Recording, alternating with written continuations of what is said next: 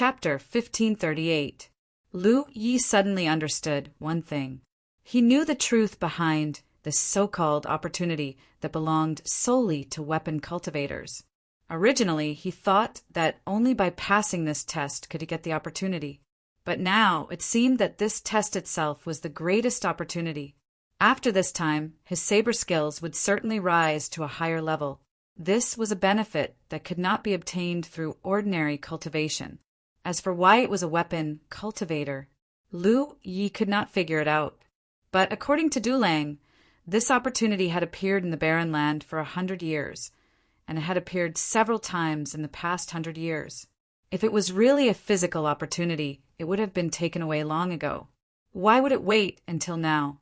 Only such a strange opportunity would be preserved. This was probably the result of the acquiescence of the powerhouses in the 4 galaxies. They left such an opportunity here, allowing the weapon cultivators in the galaxy to come and hone themselves and improve their fighting power. However, Lu Yi soon discovered something strange. The enemy opposite him seemed to have a strong learning ability. Once he found his flaws and countered them, his flaws would disappear and never appear again. Time passed slowly in the fierce battle. At first, Lu Yi could still maintain the balance between them by constantly looking for flaws. But as the other party's saber skills continued to perfect, it was difficult to find flaws. Lu Yi could no longer find any opportunities that could be exploited. The battle returned to a state of being evenly matched, and neither side could do anything to the other. But Lu Yi knew that if this continued, he would only be defeated. It could even be said that if he did not have the talent tree, he would have been defeated long ago because the wound caused by the other party's saber was too strange. Although he had the talent tree to restrain the mysterious power of the other party's saber, if he did not get rid of the other party, this battle would only be endless. He had to find a way to kill the other him.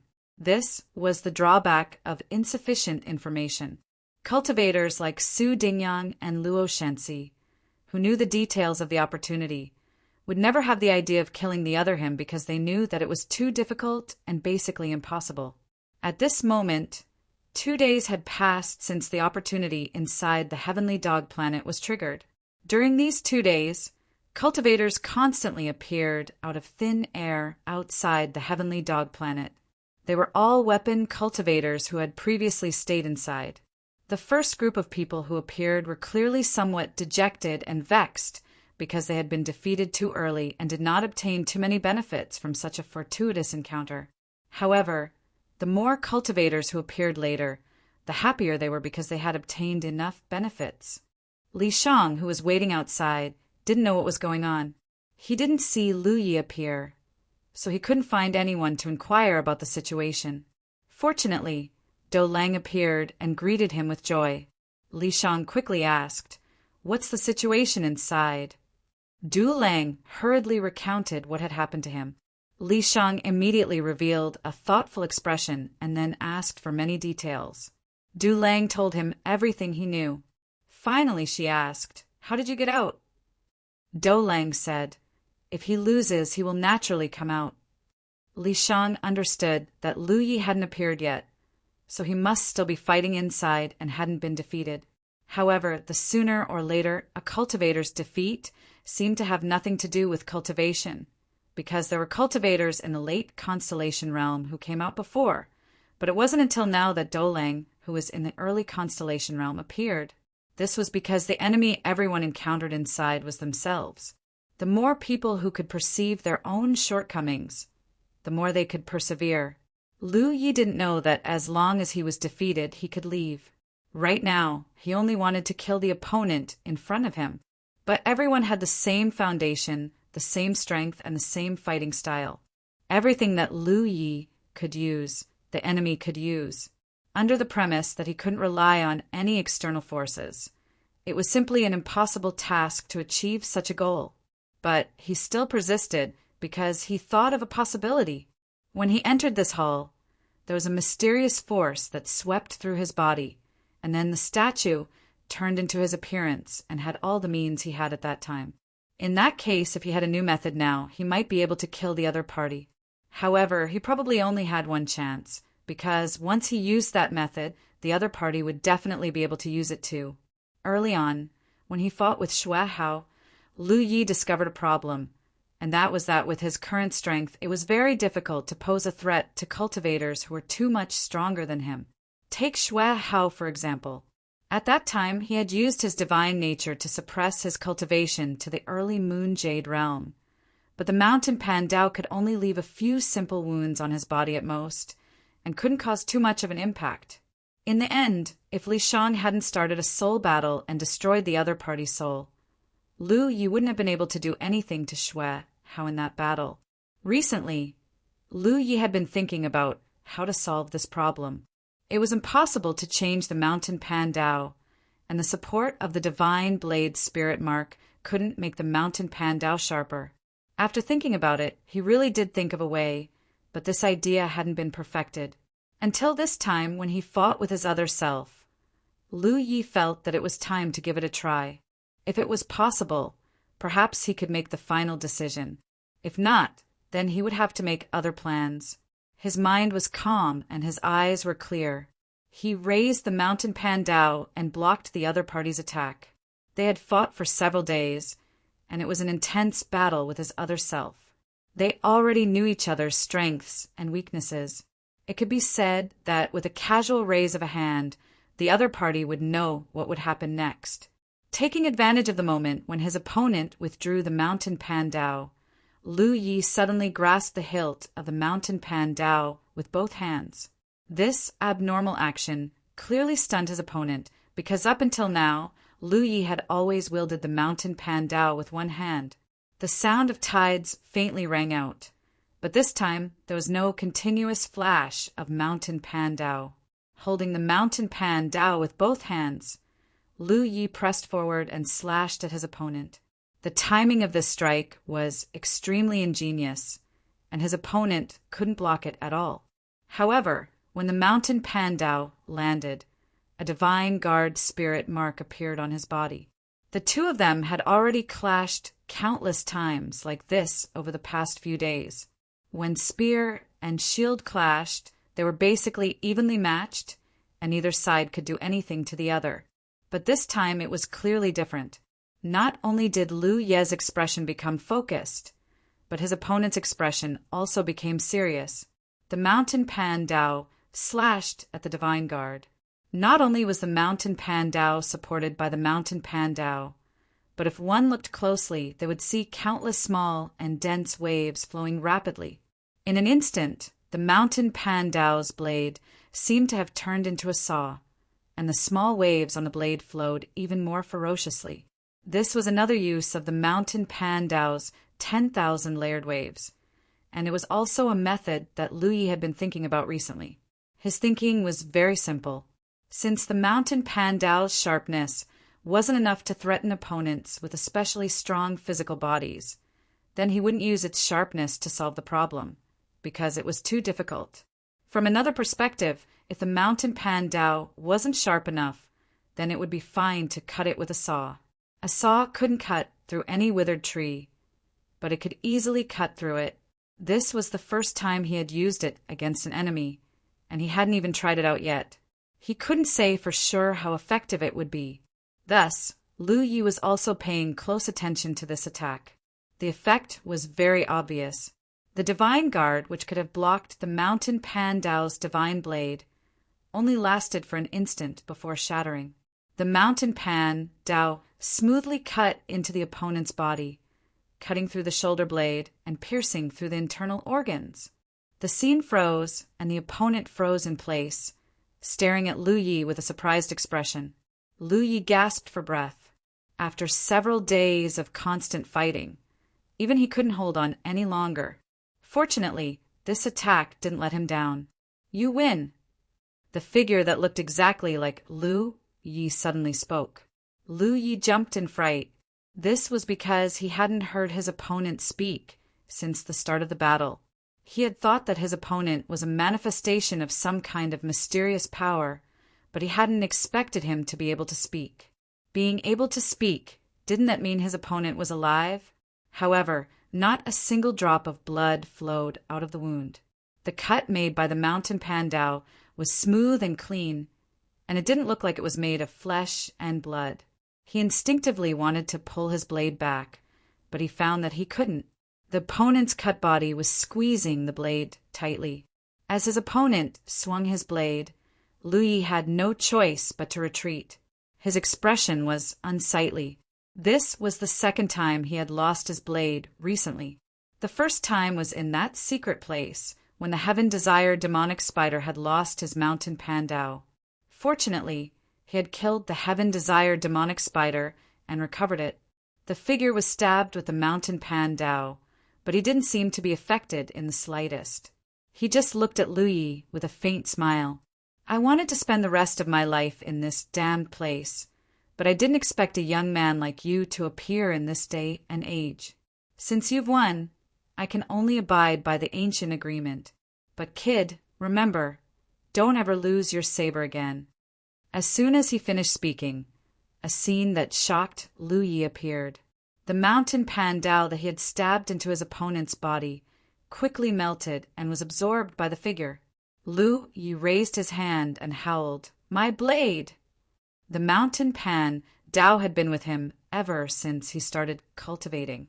He had wanted to find a piece of heavenly phoenix blue crystal to upgrade the mountain pandao into a magic treasure, but now that he hadn't found a heavenly phoenix blue crystal, the mountain pandao had actually melted. This figure, what the hell was he? Also, what did he mean by the ancient agreement? Although he was furious, Lu Yi didn't act rashly. He could feel that the figure's strength wasn't as simple as it seemed. What he had seen was probably only the tip of the iceberg. He tried to connect with the red talisman, but there was no response. Just as Lu Yi was thinking about what to do, the figure spoke again. "Kid, don't live too long. This old man has been in a deep sleep for too long. I just want to wake up as soon as possible." As he spoke, under Lu Ye's stunned gaze, his entire body began to rapidly melt away. End of chapter. Chapter 1539. Many cultivators were stationed outside of Heavenly Dog. These cultivators were either like Li Shang, who wasn't a weapon cultivator and had been kicked out at the beginning of the test, or like Du Lang, who had lasted for different lengths of time before being defeated and forced out. But even if they were defeated, due to the uniqueness of the test, almost all weapon cultivators who had participated in the test had grown to varying degrees.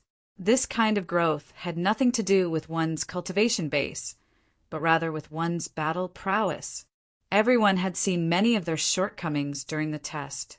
This kind of growth was rare and precious, because if these shortcomings were discovered during a battle with a strong enemy, it was very likely that they would pay a great price for it. Now that the weapon cultivators had noticed their shortcomings, they would naturally make up for it and correct it. The cultivators from the 4 galaxies hadn't left yet, not only because they were watching the show, but also because there was a hidden competition going on. Everyone wanted to see which star system's cultivators would be able to last the longest in this trial.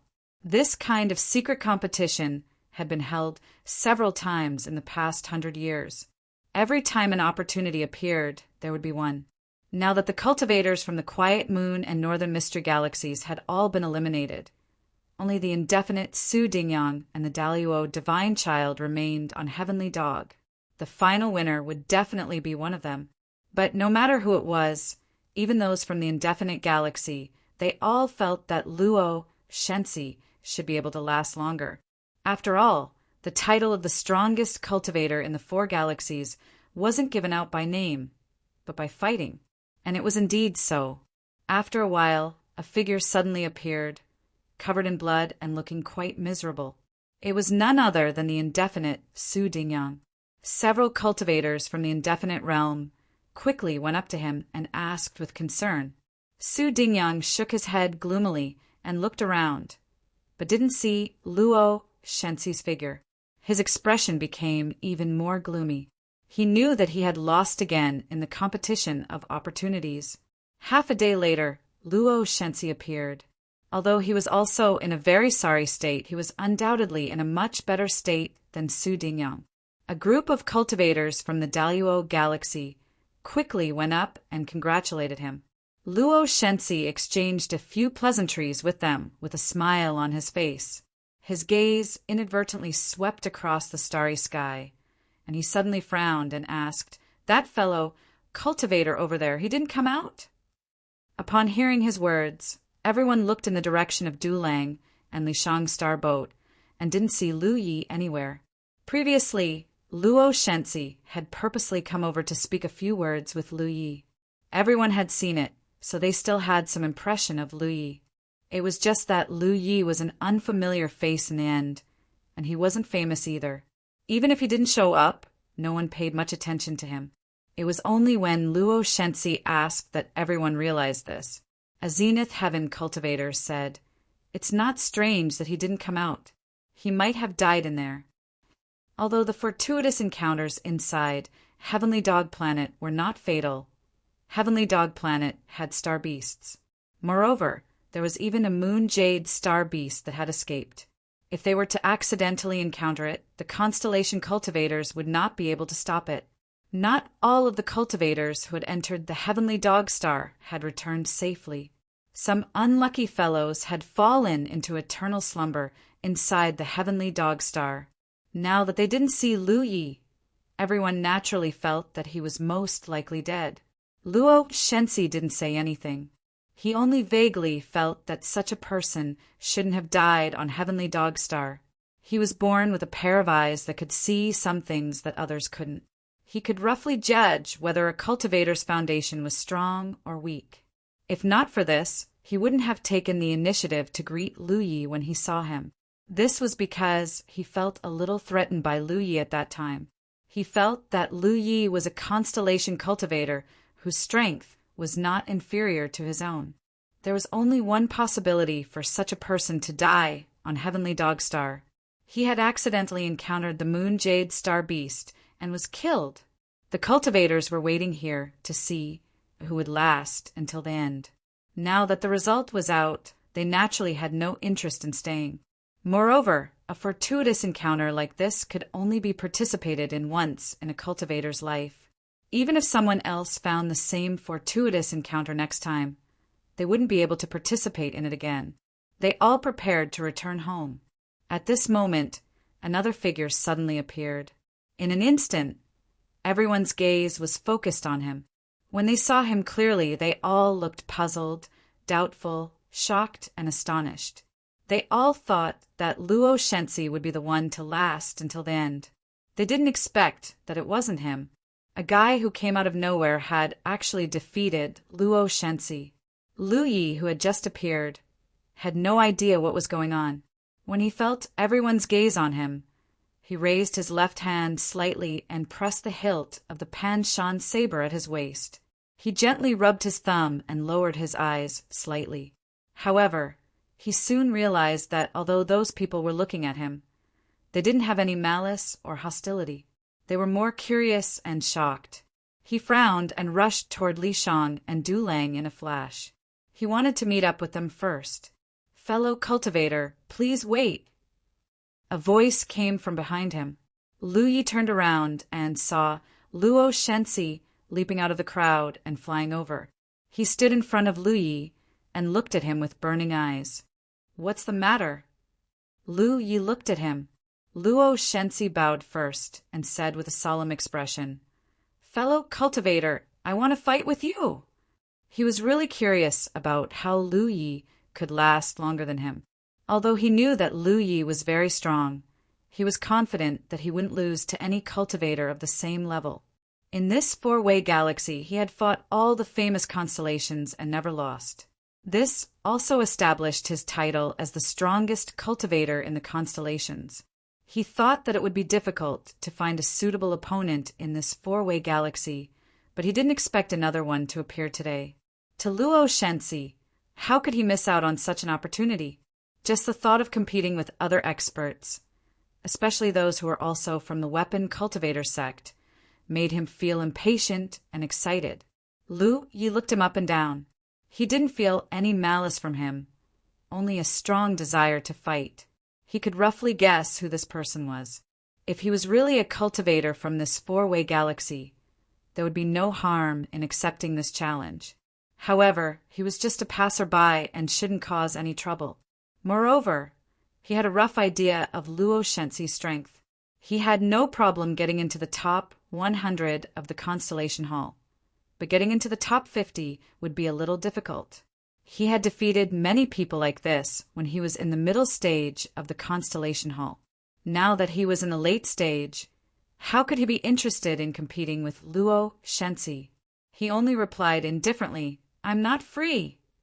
Luo Shenxi hurriedly said, "Then when are you free? You can decide the time and place." "I have no problem with that." Lu Yi walked past him and waved his hand. "We'll talk about it when I'm free." Luo Shenxi shouted behind him, "Then it's settled." Many cultivators in the four-way galaxy were dumbfounded. Although they all knew that Luo Shenxi liked to fight with strong cultivators, it was still rare to see him so eager. For a moment, they couldn't understand why Luo Shenxi would do this. Lu Yi lasted longer on Heavenly Dog than Luo Shenxi. This happened in front of everyone's eyes, but this didn't mean that Lu Yi was really strong. Some constellations lasted longer in the early stage than in the late stage. It couldn't be said that those constellations were stronger in the early stage. After Lu Yi met up with Li Shang, he summoned his astral beast and rushed into the depths of the starry sky with Li Shang and Dulong. In the next period of time, he would pass through this barren land, enter the indefinite galaxy, and then cross the entire indefinite. The road ahead was long. After Lu Yi and the others left, the cultivators gathered on Heavenly Dog quickly dispersed as well. Luo Shenxi didn't leave. He just looked in the direction Lu Yi left and asked, "Zhongyin, didn't the Grand Elder say that he was going to the indefinite realm?" A young man beside him said, "The Grand Elder did say that." Looking at the time, he should be in the middle of preparations. You know that Indefinite and Grand Luo are on good terms. They often have some dealings with each other. Luo Shenxi nodded and turned around. "Let's go home." Even someone like Luo Shenxi couldn't just barge into another galaxy.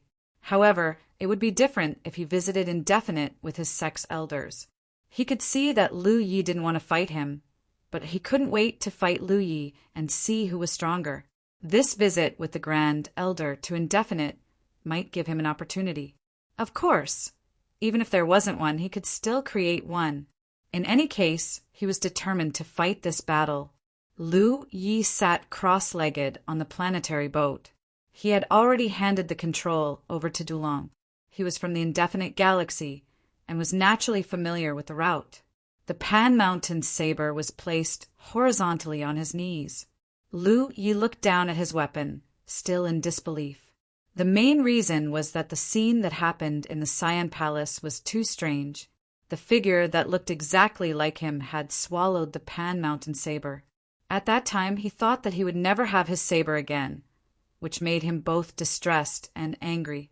Who would have thought that after the figure melted, it would turn into the appearance of the Pan Mountain saber? It looked exactly the same as the Pan Mountain saber. However, he could clearly sense that the Pan Mountain saber was completely different from the one before. Chi. This was the message that came from the new Pan Mountain saber when he came into contact with it. It was also the name of the figure. It would be more appropriate to call the Pan Mountain saber the Fong saber, but the word Pan Mountain was still engraved on the hilt. Qi were living creatures, but they weren't living creatures in the traditional sense. They couldn't be considered living creatures either. They were an extremely peculiar existence, so peculiar that Lu Yi had never heard of them before. While he was deep in thought, Li Shang's voice suddenly rang in his ears. Lu Yi, the opportunity that the Qi encountered might be a soldier. Lu Yi was surprised. He had only learned of the Qi's true identity after obtaining it. He didn't expect Li Shang to see through it, even though he hadn't participated in the test. He turned to look at Li Shang. Li Shang explained, "The soul race is a rare race, but the soldier race is even rarer. It can even be said that they are one of the rarest races in the world. That's why we know a little about them." End of chapter. Chapter 1540. Ho was indeed from the soldier race.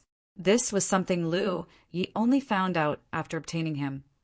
but Li Shang was able to deduce it in advance. This was probably not just the mutual understanding between rare races. Sure enough, Li Shang said, an elder in my race once knew a member of the soldier race a long time ago, so there's information about this in the race.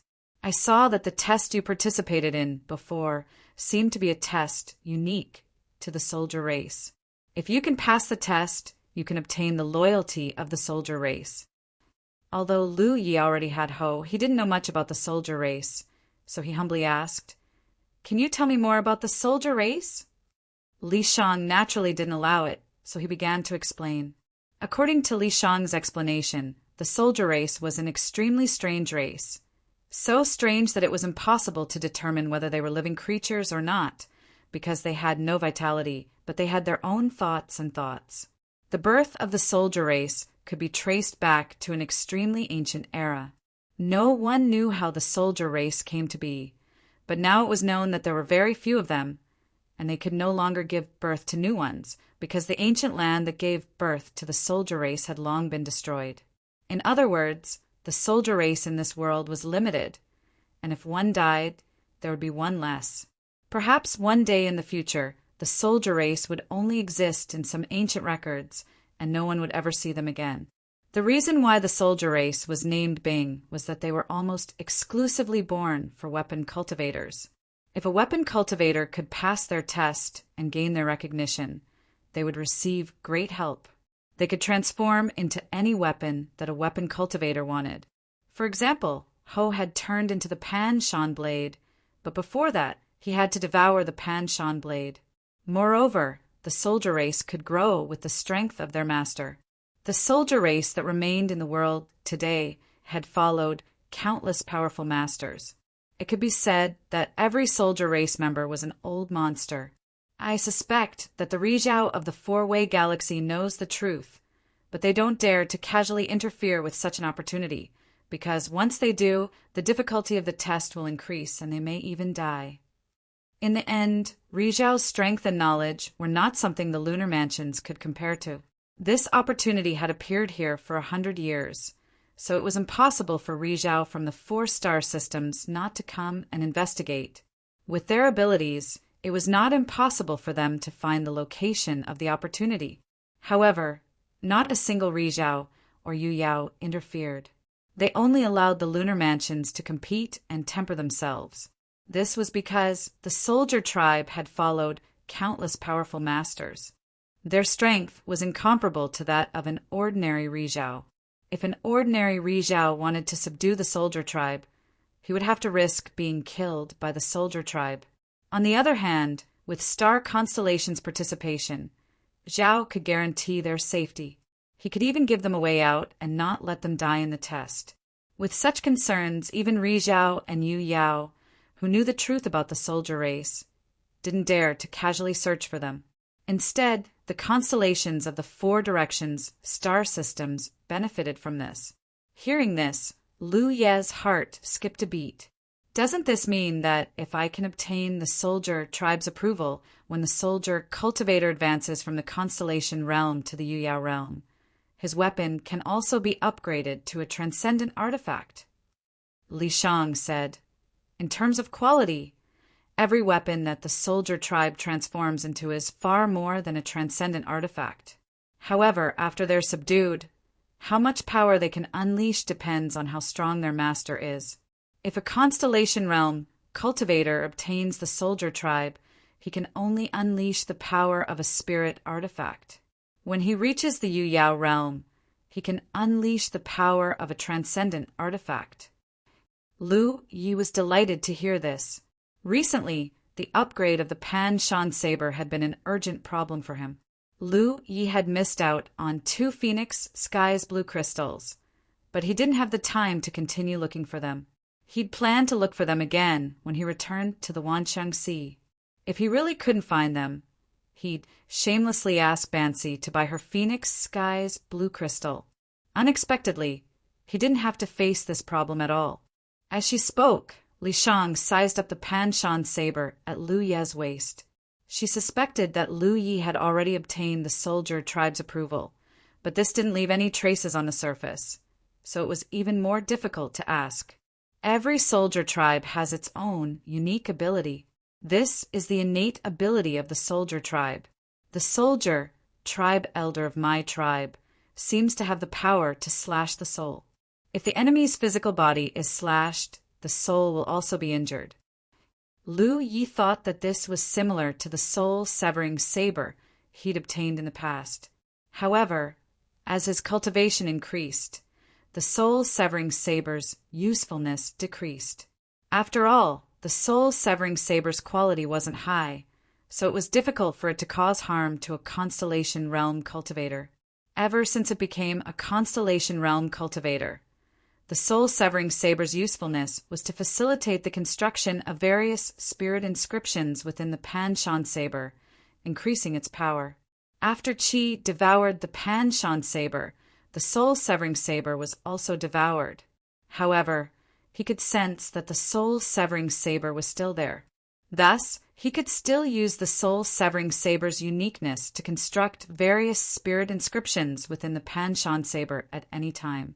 As for Qi's special ability, Lu Yi guessed that it had something to do with the strange power lingering around his wounds. That strange power could obstruct the healing of wounds. It was like countless ants biting at a wound. Not only did it obstruct the healing of the wound, but it would also continue to expand as time passed. If Lu Yi hadn't used the Talon Tree's ability to incinerate Qi's special ability, he wouldn't have been able to win this battle.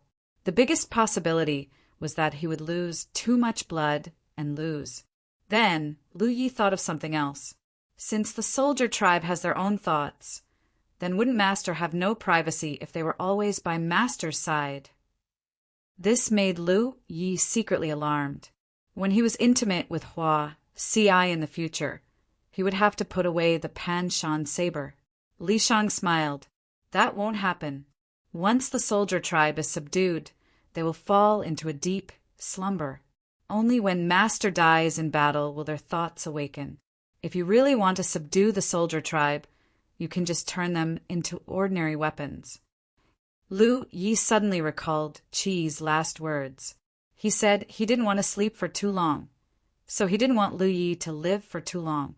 So this was what he was referring to. The soldier tribe's lifespan was almost limitless. They were the oldest race and had followed generations of masters to conquer the world. They had lived for countless years and could be said to be comparable to the reincarnation tree's lifespan. Moreover, the soldier tribe seems to have a special ability that can help their master grow. However, I don't know what kind of ability it is, Li Shang added. She didn't know, but Lu Yi could vaguely sense it. After he poured his spiritual energy and divine sense into the Pan-Shan saber, he vaguely felt a strange sensation. Just as Lu Yi was about to give it a try, Du Lang, who was steering the starboat, suddenly shouted, "Brother Lu, someone is chasing us!" Upon hearing his words, Lu Yi turned around and discovered that there was indeed a starboat chasing after them at an extremely high speed, rapidly approaching them. After seeing the starboat's appearance, Du Lang couldn't help but frown. It's a starboat from the unbounded realm. Lu Yi thought for a moment and said, "Let's see what they want." After all, they were all going to the unbounded realm. It was normal for them to go in the same direction. However, the other party obviously wasn't going in the same direction. After Lu Ye's starboat slowed down, the other party's starboat overtook them and blocked their path. There were a few familiar figures on the starboat, all of whom Lu Yi had met outside the Heavenly Dog Planet. The one in the lead was Su Dingyang. When they were far away, Lu Yi didn't notice them. Now that they were closer, Lu Yi found that there were more or less traces of Huey's strange power in their bodies. It was obviously left behind by Huey's injuries during the test. The strange power could be neutralized, but the degree of neutralization depended on the cultivator's foundation. Although Su Dingyang and the others were not weak, they obviously couldn't neutralize the strange power in a short time. At this moment, Lu Yi sensed the strange power in their bodies. He even had a feeling that he could control the eruption of the strange power with the Pan-Shan saber. If that was the case, their injuries would definitely worsen quickly. Suppressing his desire to try, Lu Yi stood on the starboat and looked at Su Dingyang and the others indifferently. Du Lang took the initiative to step forward and bowed. "Senior Marshal Brother Su, why are you blocking our path?" Du Lang didn't have a good impression of Su Dingyang. Previously, he and his senior marshal brother had been tempering themselves here while looking for opportunities. In the end, Su Dingyang had seen them and forcefully dragged them away. Later, they encountered a group of star beasts. Du Lang's senior marshal brother died in battle. Su Dingyang saw that the situation was bad and abandoned him to escape. If Lu Yi hadn't appeared in time, Du Lang would have died. However, no matter how much Du Lang hated Su Dingyang, he couldn't show it on his face. Su Dingyang didn't even look at Du Lang, treating him as if he didn't exist. His sharp eyes stared at Lu Yi. After a long while, he said, "You're not a cultivator from Qikong. Where are you from?" In a place like Qikong, Wu Ding knew how many Yuyao and star mansions there were. There was no such person as Lu Yi. Moreover, Lu Yi had defeated Luo Shensi in the Heavenly Dog Planet's test. Su Dingyang didn't think that Qikong could produce such a cultivator with its current foundation. However, Lu Yi seemed to be very familiar with Du Lang, which was somewhat thought-provoking. Lu Yi pondered for a moment. He wanted to pass through Wu Ding this time. Although he had Du Lang with him, Qikong was currently in decline and couldn't be the master of Wu Ding Galaxy. When he returned, he still had to discuss this matter with the experts of Wu Ding Realm. Therefore, he couldn't hide it from Su Dingyang. He could only reply, "I'm from Jade Conch Galaxy." Su Dingyang frowned and turned to look at the people around him. He probably wanted to know if they had heard of Jade Conch Galaxy. In the end, they all shook their heads. Su Dingyang couldn't be bothered to probe further. It was nothing more than a foreign galaxy. He said, "No matter where you're from, I want to know if you've obtained anything from Heavenly Dog Planet." When he asked this question, Lu Yi was even more certain of one thing. These star mansions from large domains knew the truth about opportunities. End of chapter. Chapter 1541. How would someone like Du Lang know anything about the soldier tribe? He probably thought that the test was an opportunity. Lu Yi thought the same at first, until Qi swallowed his Pan Shan blade. However, Su Dingyang and Luo Shensi were different. Their realms were guarded by Sunshine Realm elites. Since the Sunshine Realm elites knew about the soldier tribe, there was no reason for them not to tell their juniors and let them fight for the soldier tribe. The benefits from the test were secondary. Qi was their real goal. Unfortunately, no one had succeeded in the past 100 years. "Yes," Lu Yi answered. Su Dingyang was delighted. He asked eagerly, "Can I take a look?" Lu Yi revealed a hesitant expression, seemingly unwilling to do so, but still tossed a storage ring over to Yang Kai. Su Dingyang took the storage ring and checked it, but soon the joy on his face disappeared. He looked at Lu Yi in disbelief. "This is what you got from Heavenly Dog." The storage ring contained many Heavenly Dog Star Beast corpses, but what he wanted to see was not these. Star Beast corpses were valuable, but they were nothing to Su Dingyang. That's all. Lu Yi looked at him indifferently. Su Dingyang frowned, then looked at the Pan Shan blade at his waist. "I want to see your blade." Lu Yi shook his head. "You're also a weapon cultivator. You should know what a weapon means to a weapon cultivator. My blade can't be seen." Su Dingyang stared at him. "What if I insist on seeing it?" He didn't think that a foreign galaxy like Lu Yi would be able to subdue the soldier tribe inside the Heavenly Dog Star.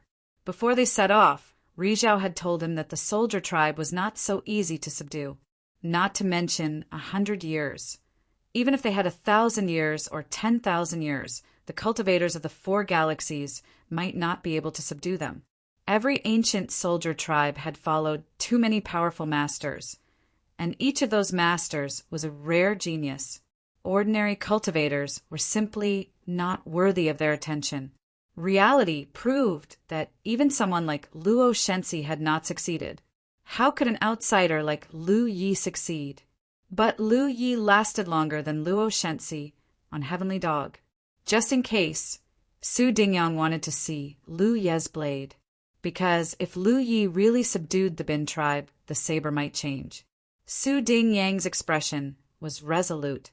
He had no intention of putting Lu Yi in his eyes. He had this kind of confidence. He was born in a realm like the unbounded realm. Although his strength was not as strong as Luo Shensi, he did not feel that he was inferior to the other constellations. The atmosphere became heavy, and the auras of the few cultivators beside Su Dingyang also gradually became dangerous. Du Lang's expression turned ugly as he said in a low voice, "Senior Brother Su, Brother Lu is my friend. He's just passing by." "Senior Brother Su." Before he could finish, a person beside Su Dingyang coldly said, "Shut up! You have no right to speak here." Du Lang still wanted to argue, but Lu Yi raised his hand slightly and stopped him. He looked calmly at Su Dingyang and the others. "Do you really want to see?" Su Dingyang said, "If it's convenient for you." "Of course, it's convenient." As soon as Lu Yi finished speaking, he had already jumped off the planetary ship and pounced forward. His saber was unsheathed, and a clanging sound rang out as saber light bloomed. Du Lang didn't even see what had happened. By the time he came to his senses, Lu Yi was already standing on the star boat opposite him. He was holding the storage ring that he had tossed to Su Dingyang with one hand and a long saber with the other. There were traces of blood on the blade of the saber. Su Dingyang and the others retreated in all directions as if they had been struck by lightning. They were all covered in blood and looked terrified. Although these people were strong, they were still a lot weaker than Luo Shensi. Even if Luo Shensi was here, Lu Yi could take him down with a few slashes, let alone Su Dingyang and the others. Su Dingyang and the others hurriedly stabilized themselves. The shock in their eyes had not yet dissipated. They all looked at Lu Yi in disbelief. They finally understood why Luo Shensi valued Lu Yi so much. At that time, everyone thought that Luo Shensi was deliberately mystifying things. Now, they knew that Luo Shensi was indeed extraordinary when it came to judging people. Lu Yi looked at Su Dingyang and asked indifferently, "Have you seen it?" Su Dingyang's face was pale. Obviously, he had not recovered from the shock of that terrifying slash. If Lu Yi had wanted to take his life, he definitely would not have been able to block it. He nodded instinctively. Only then did Lu Yi sheath his saber.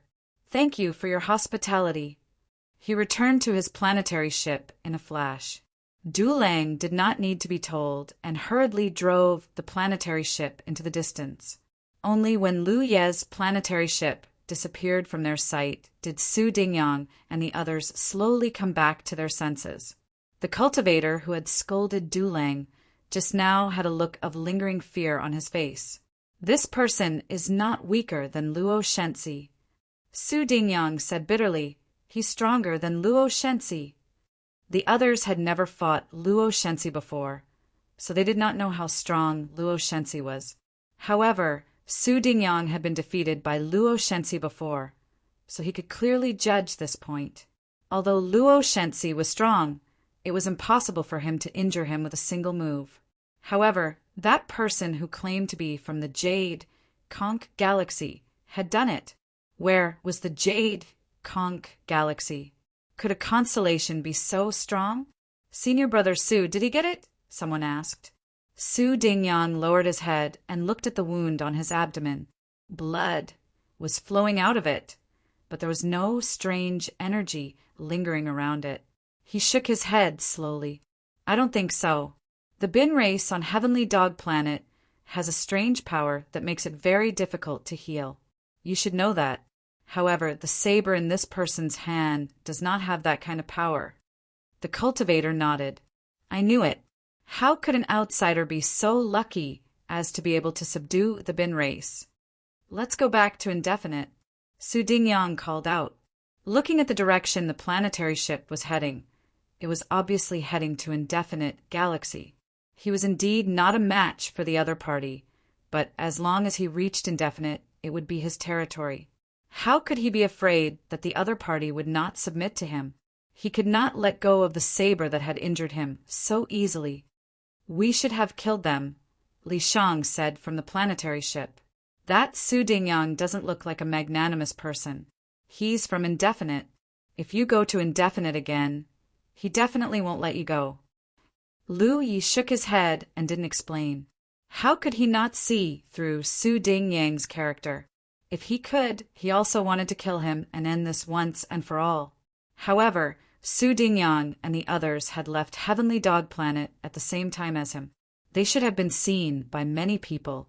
If Su Dingyang and the others died, even if there was no evidence, the experts of Indefinite Realm would not let them go. That would be detrimental to what he was going to do next. He did not want to have any conflicts with the Indefinite Realm. Instead, he wanted to build a good relationship with them and reach some cooperation. However, it was not that easy. After all, he was only a constellation. His strength was too weak in the Starry River. It was very difficult for him to be qualified to talk to the experts of Indefinite on equal terms. Su Dingyang had only wanted to see his saber because he wanted to know if he had subdued the Bin race. He had injured a few of them, but did not leave behind any strange energy. This way, he would be able to clear his name. Su Dingyang and the others probably didn't know that he could control Hui's strange energy. It was a characteristic of Hui itself. As its master, he could control it as he pleased. The starboat sailed on without any disturbances. Occasionally, Do Lang would avoid star beasts, glancing at Lu Yi from time to time with envy in his heart. Back then, they were both divine sea experts and had participated in the battle of divine sea experts of the Alpha Origin stage. However, after so many years, he was only at the early stage while Lu Yi was already at the advanced stage. The difference between their cultivation bases was like heaven and earth. The key point was that the strength that Lu Yi displayed was too unbelievable. Su Dingyang was already an extremely outstanding star constellation of this generation in the unbounded realm. He was also in the late stage of cultivation like Lu Yi, but in the end he was injured in a single exchange, and the people who were injured along with him were his fellow disciples. If he had such potential, he would not have to worry about not being strong enough to save the Chi Sky continent in the future. But in the end, it was just a fantasy. He knew his own situation. Now that the Red Sky realm was in decline, the foundation of the realm was gone, and the talents were withered. He was afraid that in a few years, the Red Sky realm would be reduced to a mortal realm. At that time, there would be no more cultivators in the realm. Every time he thought of this, he felt an inexplicable heartache. With Do Lang steering the star boat and Li Shang protecting him, Lu Yi did not need to worry about anything. He immersed his consciousness into the Pan Mountain saber and slowly poured his spiritual power into it. Inexplicably, he had already appeared in a large green hall. The green hall was the place where he had fought with Hui earlier. At that moment, a figure stood not far away from Lu Yi. That figure was not a hoe, because it was slender and looked valiant. It was a woman. The woman was extremely beautiful, with a pair of sword-like eyebrows that reached her temples. However, she was clearly not human because of the 2 furry ears on her head. She looked like a rabbit that had turned into a demon. She's probably a monster, Lu Yi thought to himself. At this moment, the woman who looked like a rabbit demon stood quietly in place with a long saber in her hand. Her hands were placed on the saber's hilt, and there was not the slightest trace of her aura. Her long saber looked similar to Lu Ye's Pan Mountain saber, but it was heavier. When Lu Ye looked at her, her eyes slowly opened. In a split second, 2 golden lights bloomed from her eyes. Lu Ye couldn't help but tense up. For some inexplicable reason, she felt as if she wasn't facing a rabbit, but a fierce tiger. With a clang, the rabbit demon slowly unsheathed her saber and said, "Baijan, Qing Li of the monster race." She was indeed a cultivator of the monster race. Qing Li should be her name. As for Baijan, Lu Yi guessed that was her origin. She was either a star system or a realm. However, Lu Yi did not have much time to think. As soon as she unsheathed her saber, Qingli pounced at him like a rabbit. Lu Yi hurriedly raised his saber to meet her. But before he could do anything, the saber light bloomed. Then it seemed like an ancient beast was opening its bloody mouth and biting at him with its fangs bared. End of chapter. Chapter 1542. On the star boat, Lu Yi opened his eyes with a pained expression. This was the result of having one of his divine consciousnesses destroyed. However, he didn't look tired at all. Instead, his eyes glowed with excitement. He realized that subduing the qi would bring him far more benefits than he had expected. Not to mention the fact that the hoe was a soldier. It could grow as its master grew stronger. It could save Lu Yi from all sorts of problems when it came to upgrading the Pan Shan blade in the future. The hoe itself was a huge treasure, a treasure waiting to be exploited by Lu Yi. Li Shang had mentioned before that soldiers seemed to have the ability to help their masters grow. However, she didn't know what this ability was. Lu Yi had sensed it back then, but when he was about to investigate, Su Dingyang and the others caught up with him. So he didn't have time to investigate. Until the battle just now, since ancient times, the qi had followed many powerful masters. Without exception, these masters were all soldier cultivators. Naturally, many of them used the saber. Each of these cultivators could be said to be a peerless genius. Their achievements were far beyond what ordinary cultivators could compare with.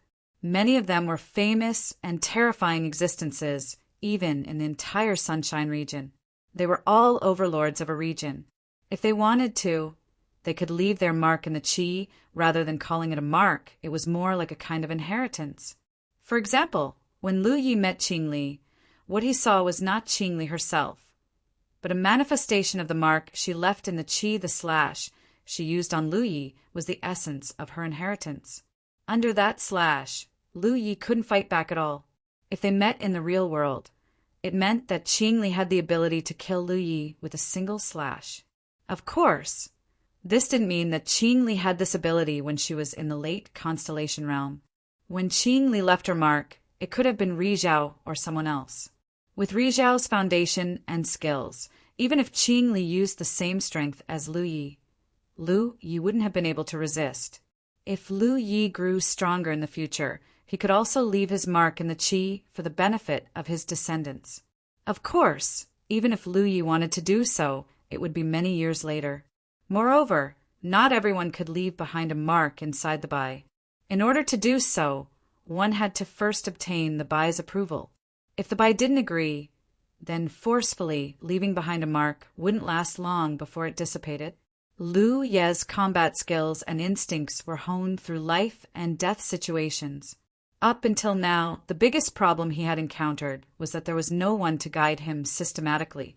In the beginning, the Jade Blood sect was in decline. The sect master was a Dharma cultivator and a body cultivator. Second senior sister was a medical cultivator, and fourth senior brother was a sword cultivator. There was no one who could teach him at all. However, third senior brother had given him some saber techniques before they met. However, Lu Ye's strength grew too fast and soon exceeded the limit of the 9 regions' cultivators, so there was no one to teach him. Previously, the Constellation Hall had given Lu Yi the inheritance of the 10,000 tidal waves, which made Lu Yi very happy. This was because he finally had something that was different from the Tyrant Saber technique. However, it was still unable to solve the fundamental problem that he had to face. As his cultivation level gradually increased, his saber techniques should also grow correspondingly. It was no longer enough to rely solely on the tempering of life and death situations. The imprint inheritance within the panther was what he urgently needed at the moment. Qingli was only the first. There were countless imprint inheritances hidden within the panther. As long as Lu Yi could defeat the imprints left behind by the powerhouses, he would be able to see the essence of their inheritances and absorb their nutrients to promote his own growth. Suppressing the excitement in his heart, Lu Yi was not in a hurry to try again. Instead, he recalled the slash that Qing Li had just made. Without a doubt, that slash was not just a simple slash. It was the condensation of an entire saber technique system. Qing Li had condensed all of her saber techniques into that one slash. It was just like how the three forms of the tyrant saber were not just the three forms. If one simply cultivated the three forms and imitated them, they would not be able to comprehend the subtleties of the tyrant saber technique. The power that Qing Li had used back then was completely the same as her own power. It could be said that there was no difference at all. However, he was still killed by a single slash. This meant that Qing Li's saber techniques were far superior to his own. This did not make Lu Yi depressed. Instead, it made him excited. This was because he saw the possibility of his own growth. After pondering for a long time, Lu Yi once again focused his mind and entered the green hall. He looked up and saw that Qing Li still looked the same as before. Her hands were placed on the hilt of her saber, and she stood there with the support of her saber. However, she quickly opened her eyes. Once again, Lu Yi saw two spots of golden light blooming. This time, unlike the last time, Qing Li did not announce her name or origin. Instead, she attacked directly. Lu Yi thought that he would be able to hold on for a little longer. However, after Qing Li attacked, he realized that he was wrong. He could still vaguely see a bloody mouth opening up to bite him. Then his mind retreated from the green hall. It was truly a fiend with its fangs bared. Lu Ye's divine consciousness was destroyed again. This little damage to his divine consciousness did not affect him. If he wanted to recover, he could use the spirit refining grass. After thinking about it for a long time, Lu Yi entered the green hall for the third time. Time passed. Lu Yi sat on the star boat with the Pan Mountain saber across his knees. He poured his spiritual energy into the saber from time to time. Occasionally, he would take out spiritual jades or spirit refining grass to refine them. To outsiders, he seemed to be cultivating. Li Shang was increasingly certain that Lu Yi had subdued the Bin tribe. Otherwise, there was no reason for him to behave so strangely along the way. However, after interacting with Lu Yi for a long time, she gradually realized that he was extraordinary. She had a vague feeling that one day in the future, Lu Yi would definitely have a place in the vast starry sky. Being able to make friends with such a weak person seemed to be a good thing. Traveling through the starry sky was extremely boring. Although the scenery in the starry sky was beautiful and spectacular, after a long time, it became insignificant. However, this kind of boring travel was something that every cultivator had to experience. The starry sky was too vast, and there was no way to arrive at a destination casually.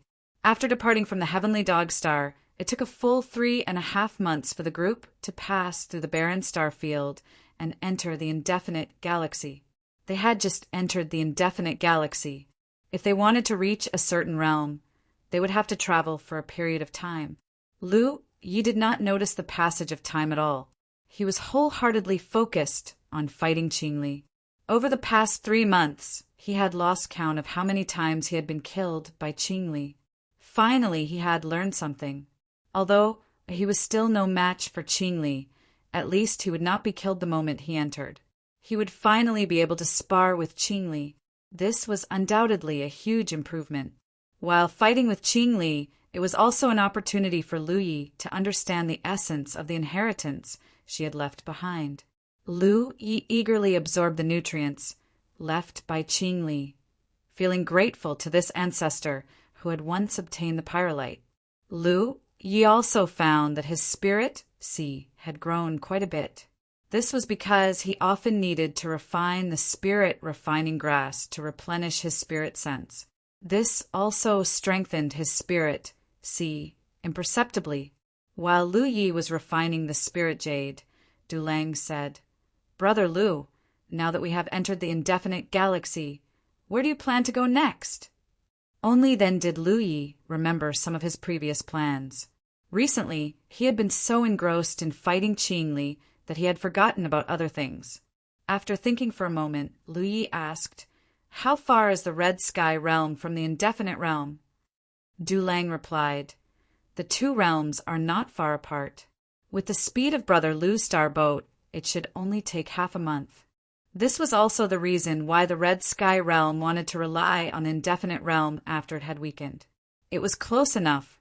If it was too far away, the Red Sky realm would not rely on the Indefinite realm. There were other realms in the galaxy that they could choose from, but they were not as powerful as the Indefinite realm. Then let's go to the Red Sky realm first. Allow me to pay a visit to the seniors of your realm. It was not easy to form a partnership with the Sunshine of the Indefinite realm. Lu Yi did not have the qualifications to communicate with the experts of the Sunshine realm. In the eyes of the Sunshine realm, who had lived for countless years, Lu Yi was just a child. Therefore, Lu Yi thought that perhaps he could borrow the strength of the Red Sky realm as a springboard. The Red Sky realm was weak, and their realms were weak. No matter what the Indefinite realm thought, the Red Sky realm would definitely not refuse if they knew that they could go to the Wanxiang Sea. After all, they were the ones who could not wait to change. Therefore, Lu Yi planned to negotiate with the Yu Yao of the Red Sky realm first, and then have the Yu Yao of the Red Sky realm introduce the experts of the Indefinite realm. If everything went smoothly, it should not be difficult to form a partnership with the Indefinite realm. Du Lang was clearly very happy to hear Lu Ye's words. He immediately steered the star boat and flew towards the Red Sky continent according to the star chart. The environment of the indefinite galaxy was undoubtedly different from that of the barren star field.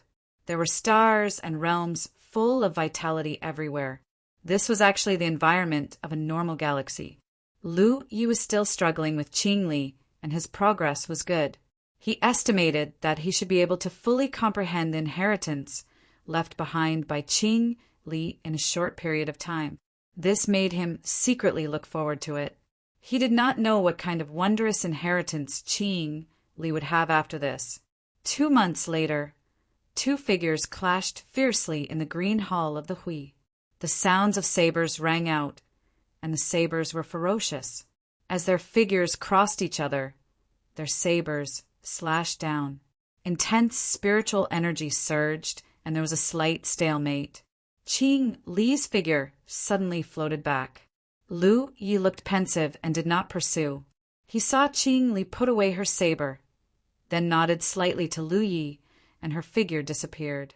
Lu Yi understood that he must have comprehended the essence of the inheritance left behind by Qing Li and passed her test. After nearly half a year of struggle, he gradually grew stronger after being slashed again and again.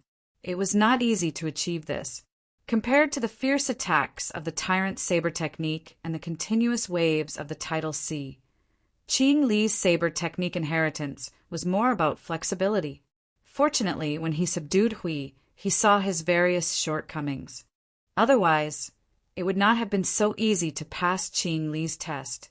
End of chapter. Chapter 1543. Almost at the same time that Qing Li's figure disappeared, another figure appeared in front of Lu Yi. When he looked closely, he could not help but feel surprised, because the figure that appeared after Qing Li was actually a member of the Ghost Clan. Compared to many other clans that had similar figures to humans, the Ghost Clan's characteristics were very obvious. This was because their exposed skin was covered with strange ghost tattoos.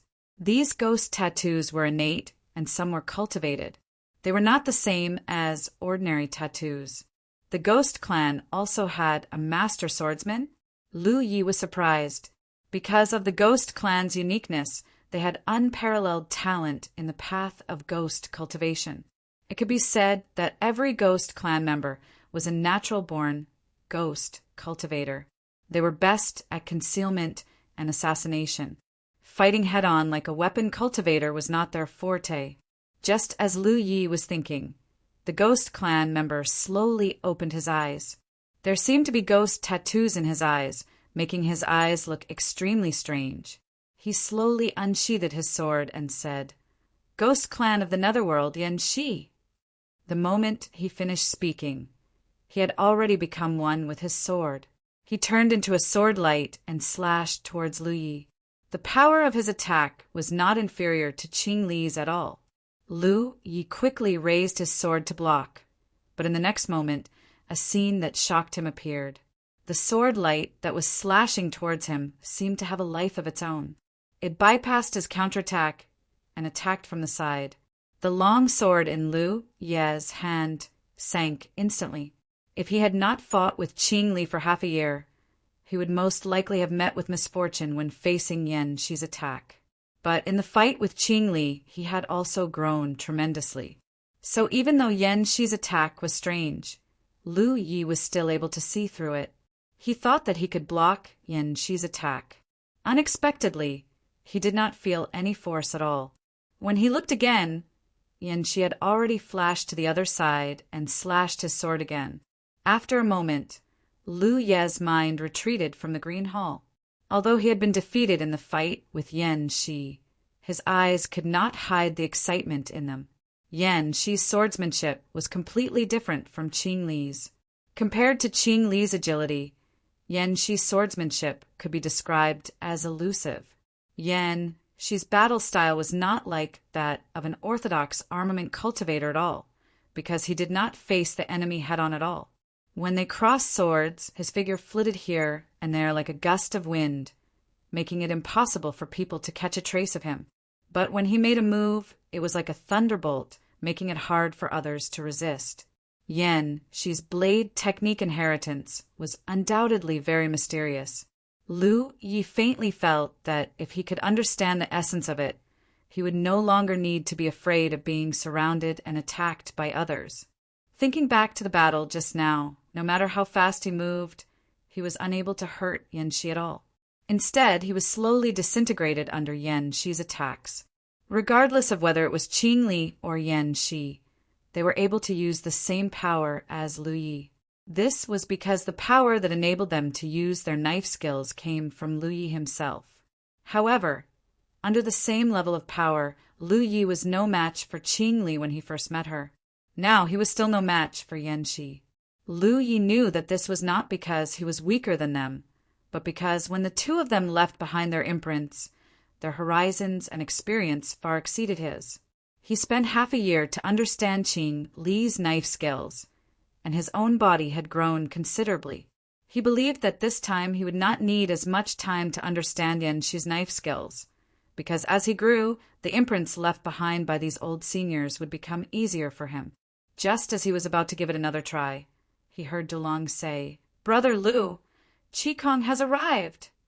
Hearing this, Lu Yi looked up and saw a realm appear in front of him. Looking from afar, it was a mix of blue and yellow, and the entire realm seemed to be stained with streaks of stripes. The current Lu Yi could not be considered a greenhorn. After traveling in the galaxy for so many years, he had seen many realms, big and small, but he had not seen what a top realm looked like. As such, he could roughly tell whether a realm was strong or weak just by looking at it from afar. Needless to say, Qi gave him a bad feeling, like a terminally ill old man. This was undoubtedly a sign that a cultivation realm was approaching its end. With the help of the insight spiritual inscriptions, under careful observation, the energy in the galaxy did not show any signs of being absorbed by Qi.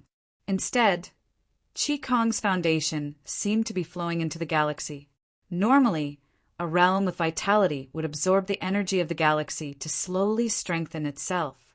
As the realm's foundation strengthened, the realm's level would gradually increase. However, this process was generally very long and could easily take millions of years. There were not many growth-type realms like Jiuzhou that could take the initiative to absorb the foundation of other realms to improve themselves. Qi had already shown signs of approaching its end 1,000 years ago, and today, this process was getting faster and faster. Generally speaking, there would be cultivators patrolling and guarding the nearby space of a large realm to prevent the invasion of foreign enemies or star beasts. But Qi seemed to be completely unguarded. Along the way, Lu Yi did not see many cultivators from Qi at all. Occasionally he would see them, but they were in a hurry. Du Lang steered the star boat into Qi continent, and they did not encounter any inspection or investigation. When they entered a place where a sect was located, Yu Yao's divine sense faintly probed, but she quickly withdrew it. This was undoubtedly the sect where Dulang came from. There were not many cultivators above the constellation in Qikong now, and Dulang's status here was not low. After some arrangements, he settled Lu Yi and Li Shang down, and then said, "Brother Lu, I will go and report to Master. If Master summons you, I will inform Brother Lu." "Of course." Lu Yi nodded. "When in Rome, do as the Romans do." This was Dulang's territory, so he naturally had to listen to his arrangements. After Dulang left, Lu Yi looked at Li Shang. "Do you want to hide?" After all, Li Shang was from the Soul clan, so it was not convenient for him to expose himself in front of outsiders.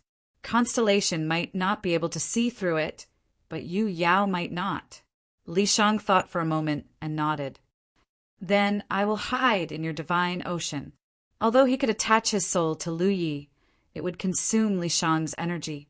There was no need to hide in his divine ocean. Lu Yi opened his divine ocean, and Li Shang entered. It was unknown when Dulang would reply, but Lu Yi was not in a hurry. He continued to fight with Yan Shi in the Blue Hall. At the same time, in a large hall, Dulang stepped in and walked in front of an old man who was sitting cross-legged. He respectfully bowed and said, "Master!" The old man did not respond, so Dulang waited quietly. After a long time, the old man slowly opened his eyes and glanced at Dulang. He sighed softly. "I already know about your senior, Martial Brother Yu. His fate is as it should be.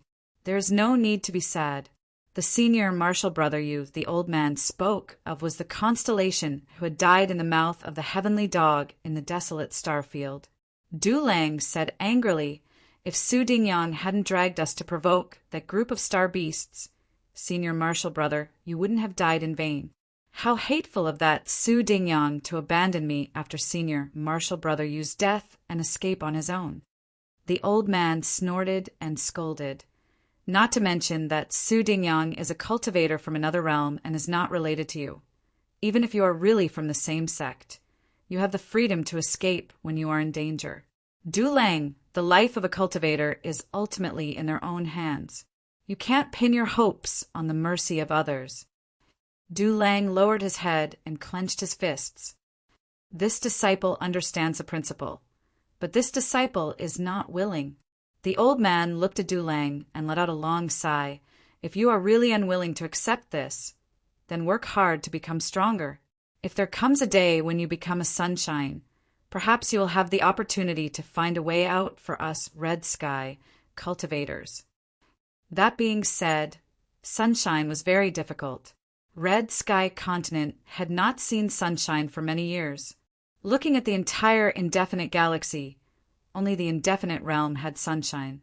Changing the topic, the old man asked, "How did you escape?" Dulang hurriedly said, "This disciple was lucky.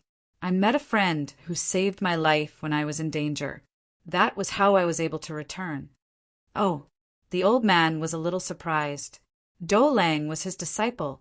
He basically knew who he knew and who he had befriended. There were not many people who could be called friends by Dulang. The old man could not help but wonder who had saved him. "Master, you have seen that person before," Dulang said. The old man raised his eyebrows. "Is it that Qin kid from the eroding cloud realm?" The eroding cloud realm was also a realm of the indefinite galaxy. The old man knew that Dulang had a good relationship with a constellation with the surname Qin in the eroding cloud realm. If there was one of Dulang's few friends who could save Dulang in that situation, it would be this Qin kid. It's not Senior Martial Brother Qin. Dulang shook his head. "Master, do you still remember when you took me to participate in the battle of the Divine Ocean at the Reincarnation Tree?" The old man pondered for a moment. The scene back then was still vivid in his mind. He was surprised. "You couldn't have met Lu Iya of the Nine Heavens, right?" During the battle of the Divine Ocean, Dulang had only stayed in the Alpha Origin stage for a month before coming out. The old man knew that Dulang had only met one person inside, and that was Lu Iya of the Nine Heavens. The master and disciple could have left earlier, but they had stayed because Du Lang wanted to see how long Lu Ye could last. As a result, he saw the birth of a miracle. Lu Ye of the Nine Heavens had won first place in the battle of the Divine Ocean with an absolute advantage. Du Lang suddenly mentioning the battle of the Divine Ocean made the old man's mind extremely sharp. Du Lang said excitedly, "Master is right. The one who saved me was Lu Ye of the Nine Heavens. Why would he go to the desolate star region?" The old man was surprised. Although he did not know which galaxy the Nine Heavens realm was in, it was definitely not one of the 4 galaxies. If it was, the old man would have heard about it long ago. Disciple doesn't know. Du Lang shook his head. He was also very curious about why Lu Ye was in the desolate star region, but this was not something he could inquire about casually. The old man said, "If I remember correctly, that young man was only an 8th order divine ocean cultivator back then. One minor realm lower than you, right?" "Yes," Du Lang nodded. The old man said, "Such a character is bound to achieve great things in the future.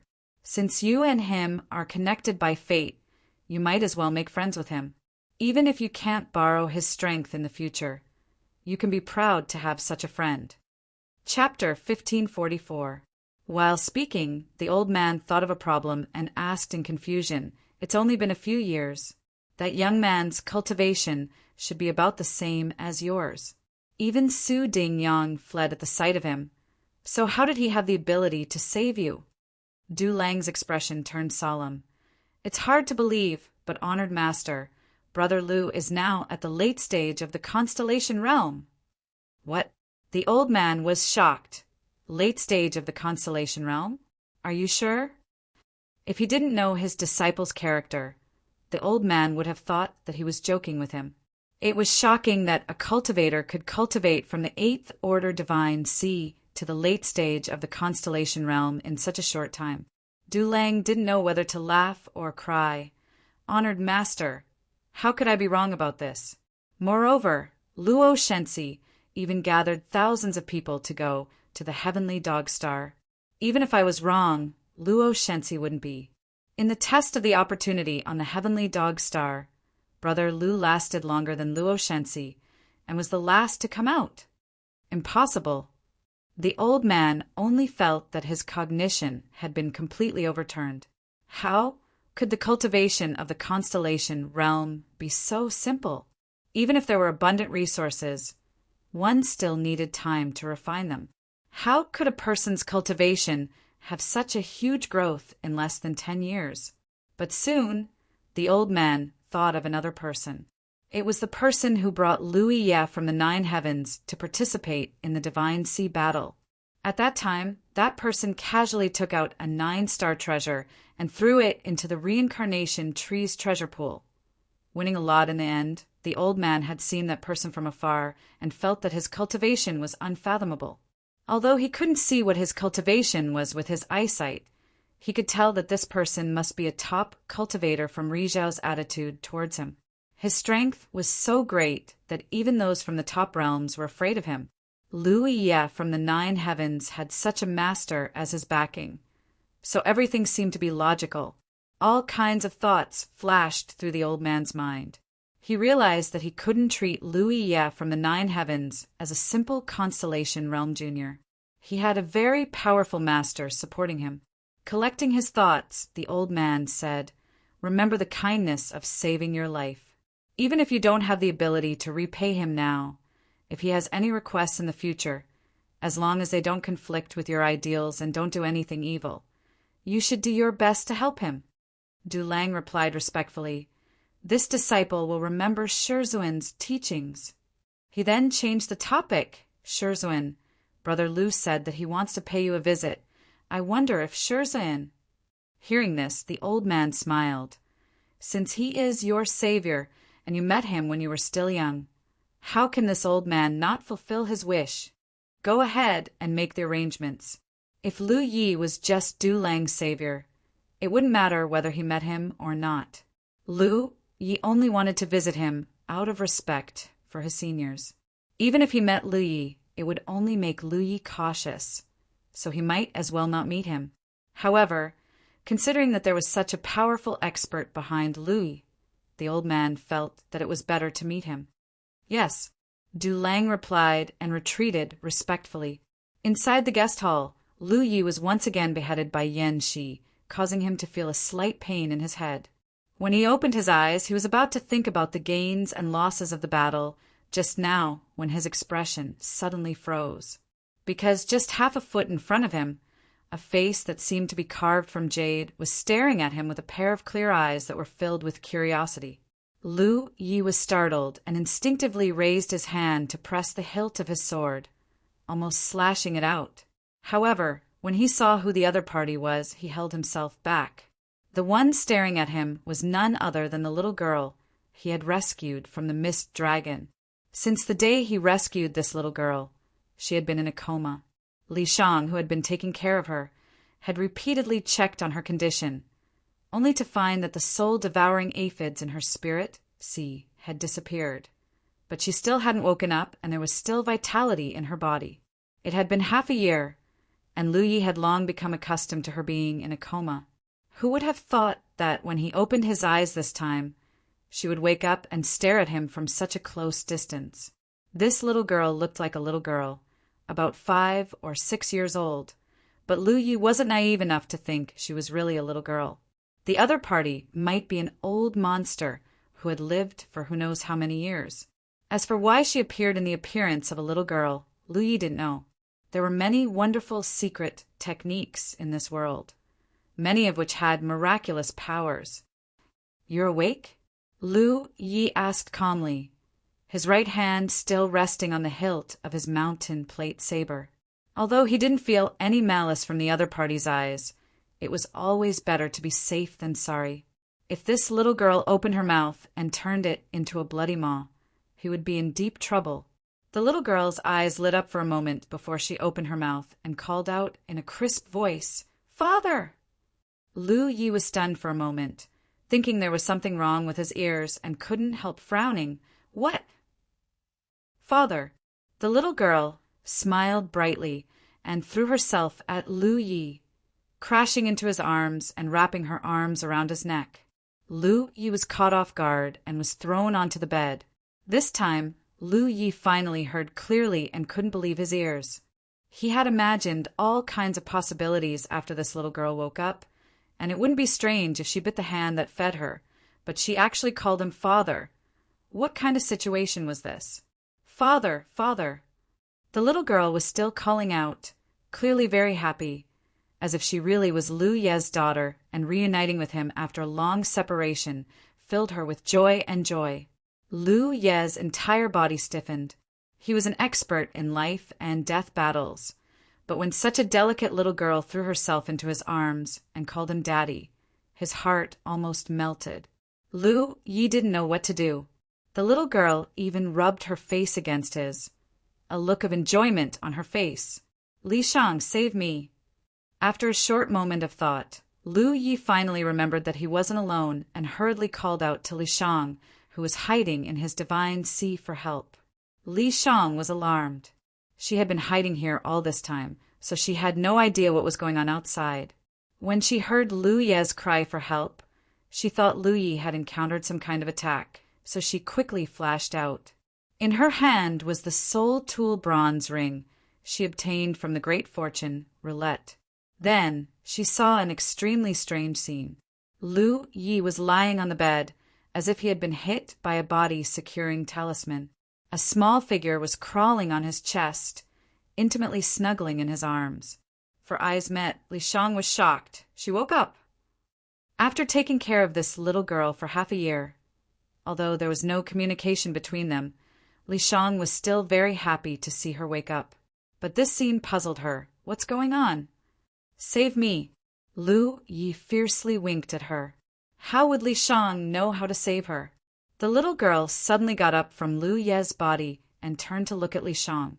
She was startled for a moment before she threw herself at Li Shang. Opening her pink arms, she bumped into Li Shang's chest and shouted, "Mother!" Li Shang also stiffened, the corners of her eyes twitching a few times as she looked at Lu Yi. "What did she call me?" Lu Yi got up and quietly walked to the side, tidying up his clothes without saying a word so as not to stir up trouble. "Mother!" The little girl shouted again. This time Li Shang finally determined what she was shouting about. Not knowing whether to laugh or cry, she said, "Girl, you've got the wrong person. I'm not your mother." This time it was the little girl's turn to stiffen. Then she looked up at Li Shang with her clear eyes. Her eyes became watery at a speed visible to the naked eye. Then tears began to flow down her cheeks like pearls from a broken necklace. She pitifully asked, "Mother, you don't want me any more." "I'm not your mother." Li Shang weakly defended herself. She was a soul race. How could she give birth to a human? It would have been better if she didn't say this. But as soon as she said this, the little girl burst into tears, crying like she was heartbroken, as if she had encountered the most grievous thing in the world. Li Shang was dumbfounded, quickly turning to look at Lu Yi, wanting to get some help from him. Lu Yi scratched his head, thinking for a moment. Then suddenly his eyes lit up and he nodded to Li Shang, indicating that this little girl's brain was damaged. Because the little girl had been tortured into a coma by the soul-devouring aphids before. When Lu Yi entered her divine sea to investigate, he found that her divine sea had dried up. Only her soul avatar was wrapped in a layer of inexplicable strength, allowing her to survive. He didn't know how long she had been tortured by the soul-devouring aphids. But no matter who this little girl was before, it was likely her mind had been damaged. At this moment, the little girl was like a newborn who had hatched from an egg. After breaking the shell, the first thing she saw was her parents. Lu Yi felt that this should be the reason why the little girl called him and Li Shang father and mother. Otherwise, there was no way to explain the situation in front of him. Li Shang also woke up, looking at the little girl crying in her arms, knowing that at this time she couldn't seriously explain anything, so she quickly coaxed her. After all, she had taken care of this little girl for half a year, so her feelings for her were deeper than Lu Ye's, and she was a woman, so her thoughts were much more delicate. After a while of coaxing, the little girl stopped crying, perhaps because she was tired from crying, or perhaps because of the problem with her divine sea. She snuggled into Li Shang's arms and fell asleep. But even if she was asleep, she still sobbed from time to time, as if she had suffered grievances in her sleep. Li Shang put her on the bed and covered her with a quilt, then looked at Lu Yi. "What do we do now?" How could Lu Yi know what to do? He had never been a father before. Originally, he planned to wait for the little girl to wake up and let her come and go freely. But who would have thought that she would recognize him as her father and mother? See if there is anything wrong with her body. Lu Yi stood in the distance and pointed to Li Shang, fearing that the little girl would suddenly wake up and recognize him as her father. Li Shang saw through his thoughts and couldn't help rolling her eyes, carefully examining the little girl's body. A moment later, Li Shang frowned. Strange. "What's wrong?" Lu Yi asked. "She really doesn't seem to have cultivated." Li Shang's face was puzzled. When the little girl was unconscious, Li Shang checked her more than once. But at that time, she only thought that the little girl had suffered a serious injury that caused her body to be a little abnormal. But now that she had woken up, she still couldn't see any trace of cultivation. She was like a real mortal. End of chapter. Chapter 1545. Both Lu Yi and Li Shang knew that this little girl couldn't be a mortal because she had her own spirit sea and could traverse the starry sky with her physical body.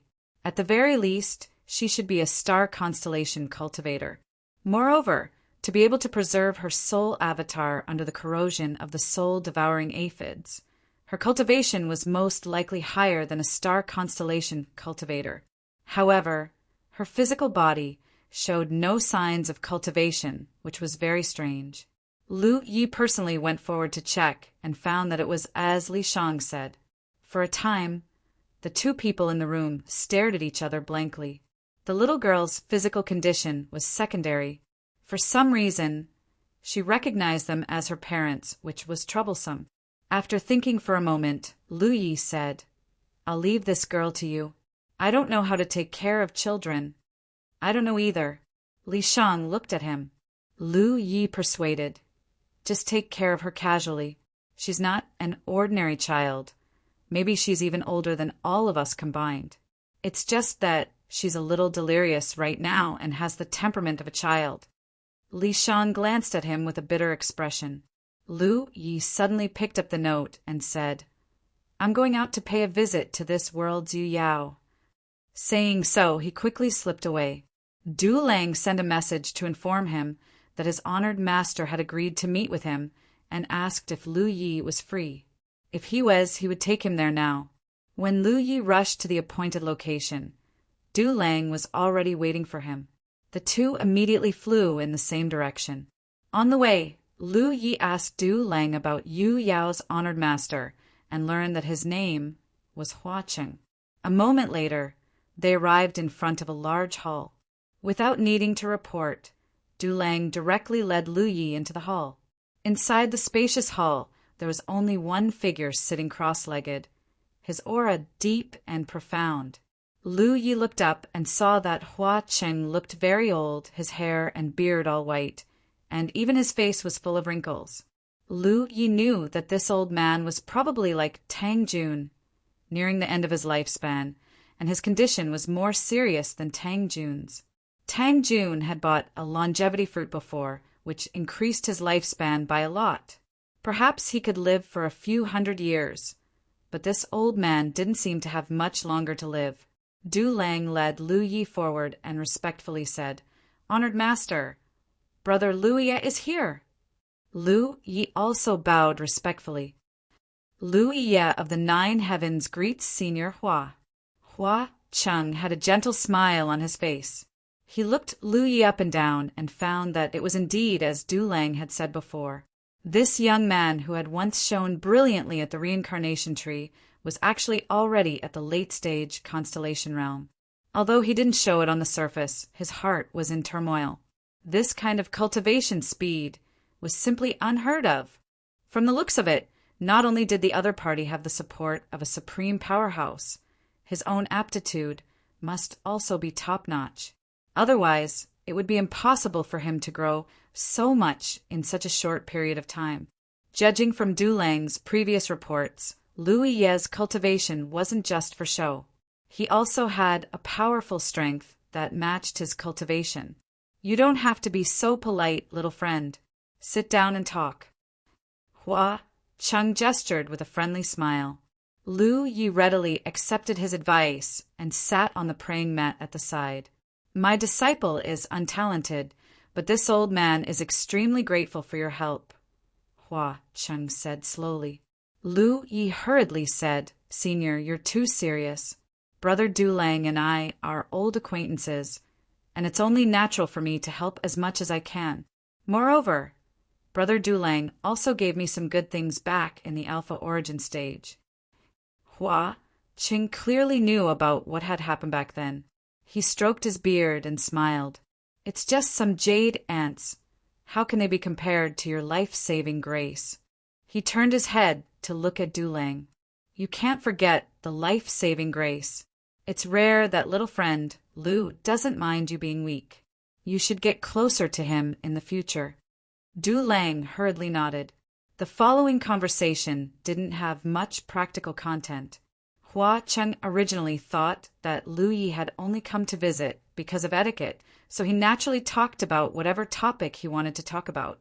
Unexpectedly, after chatting for a while, Lu Yi suddenly said, "Senior, this junior has come to ask for a favor." Hua Cheng smiled. "Little friend, feel free to speak your mind. If this old man has the ability to help, I will not refuse."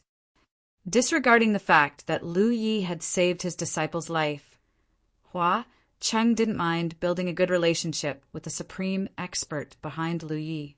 Lu Yi pondered for a moment and didn't mention anything. Instead, he asked, "Has Senior heard of the Wanxiang Galaxy?" Hua Cheng was taken aback. He then nodded and said, "This old man has also traveled the starry sky when I was young, so I've naturally heard of the Wanxiang Galaxy. It's said to be the central galaxy of the starry sky." Du Lang obviously didn't know about the Wanxiang Galaxy.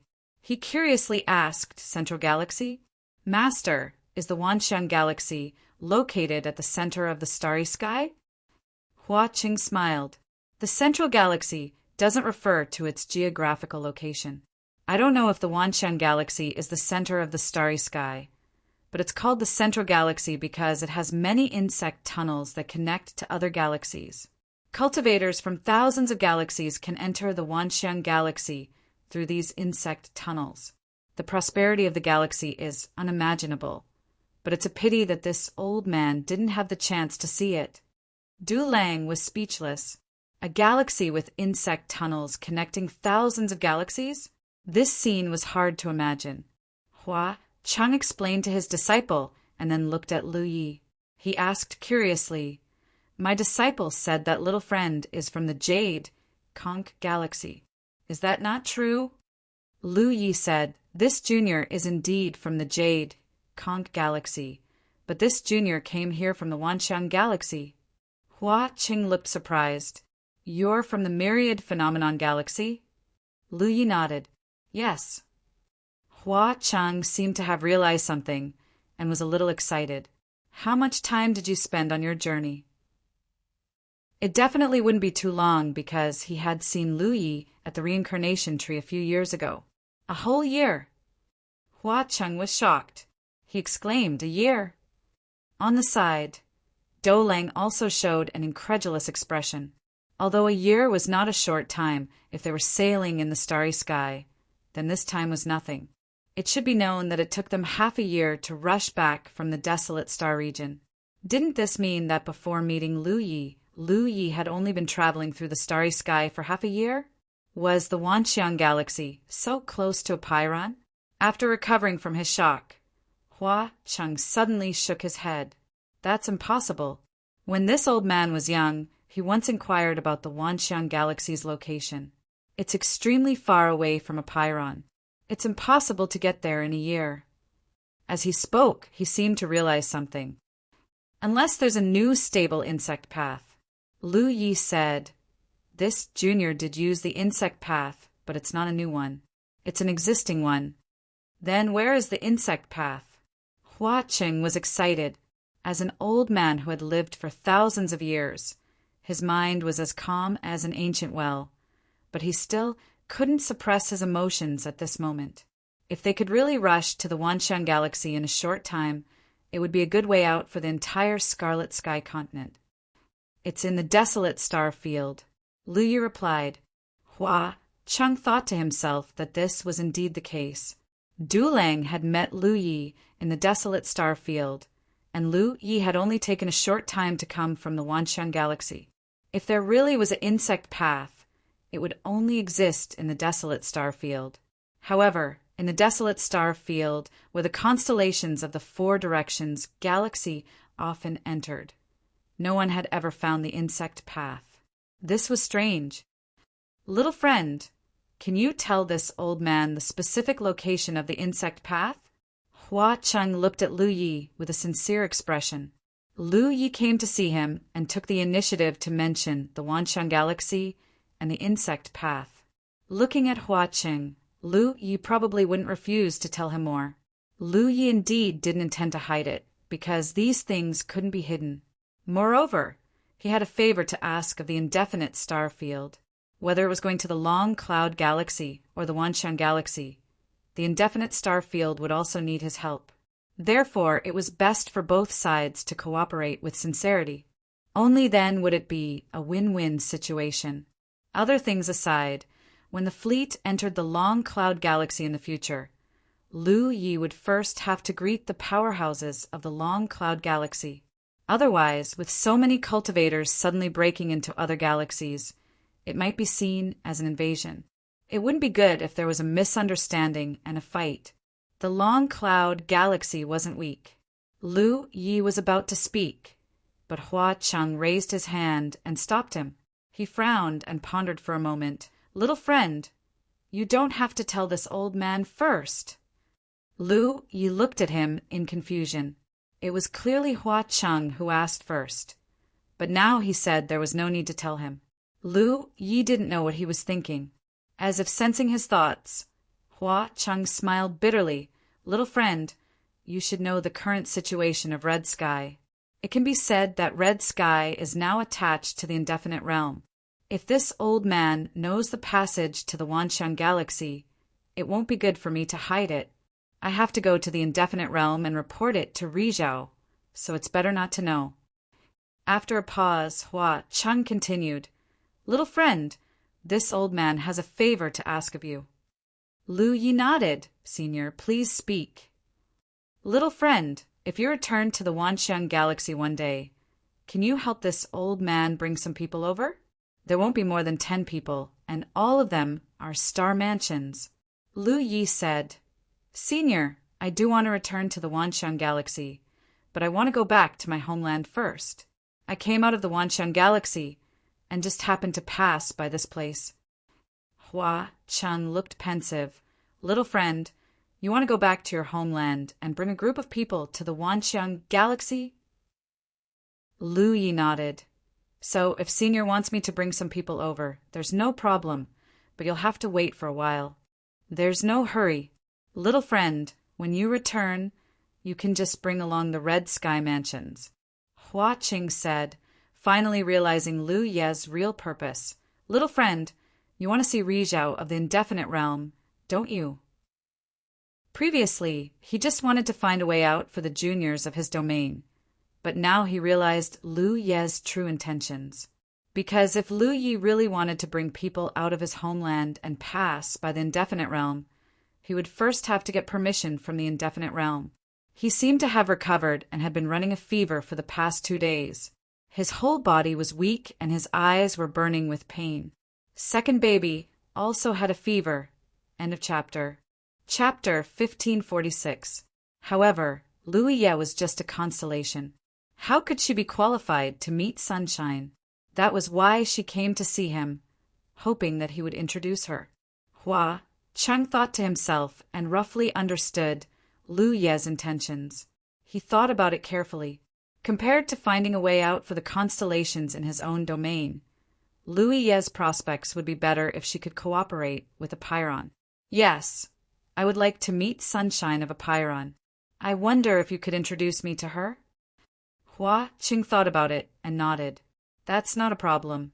I believe that a Pyrrhon would be very interested in this too. Little friend, you should go back and prepare. Tomorrow we will go to a Pyrrhon together." "Thank you, Senior." After a while, Lu Yi and Du Lang left the main hall together. Du Lang was obviously very interested in the Wanxiang galaxy. He asked a lot of questions about the Wanxiang galaxy.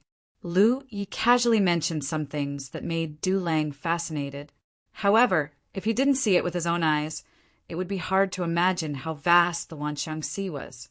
During this period, each spiritual island was prosperous, and there were countless cultivators. Do Lang only left reluctantly after sending Lu Yi back. When he returned to his residence, the little girl was still asleep. Li Shang sat quietly by her side and looked after her. Lu Yi sorted out his thoughts. It would not be easy to bring someone from Jade Conch to the Wanxiang Sea. A Pyrrhon was only the first obstacle. When he returned to the 9 states, he would have to deal with the Jade Conch domain.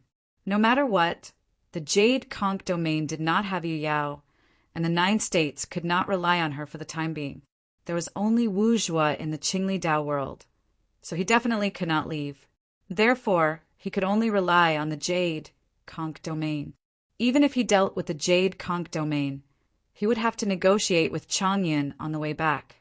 The road to happiness is strewn with setbacks. "Shall we give her a name?"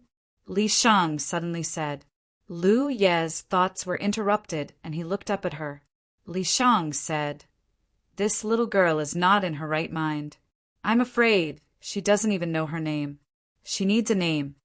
"What do you want to name her?" Lu Yi asked. Li Shang thought for a while.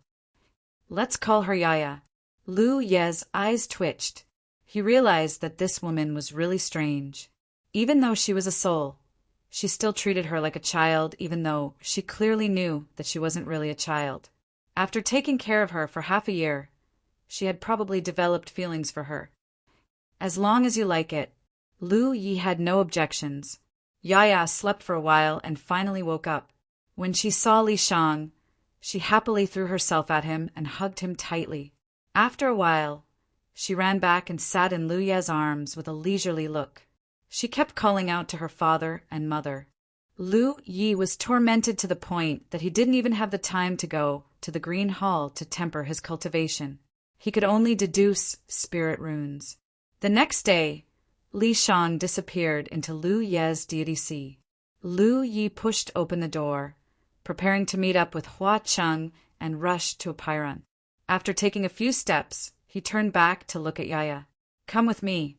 After this trip to a Pairon, he probably wouldn't return to Crimson Sky, so he had to bring Yaya along. Yaya didn't move. She only raised her lotus-like arms and shouted crisply, "Daddy, hug!" The corner of Lu Ye's eyes twitched, and he looked at her silently. Yaya just maintained that posture.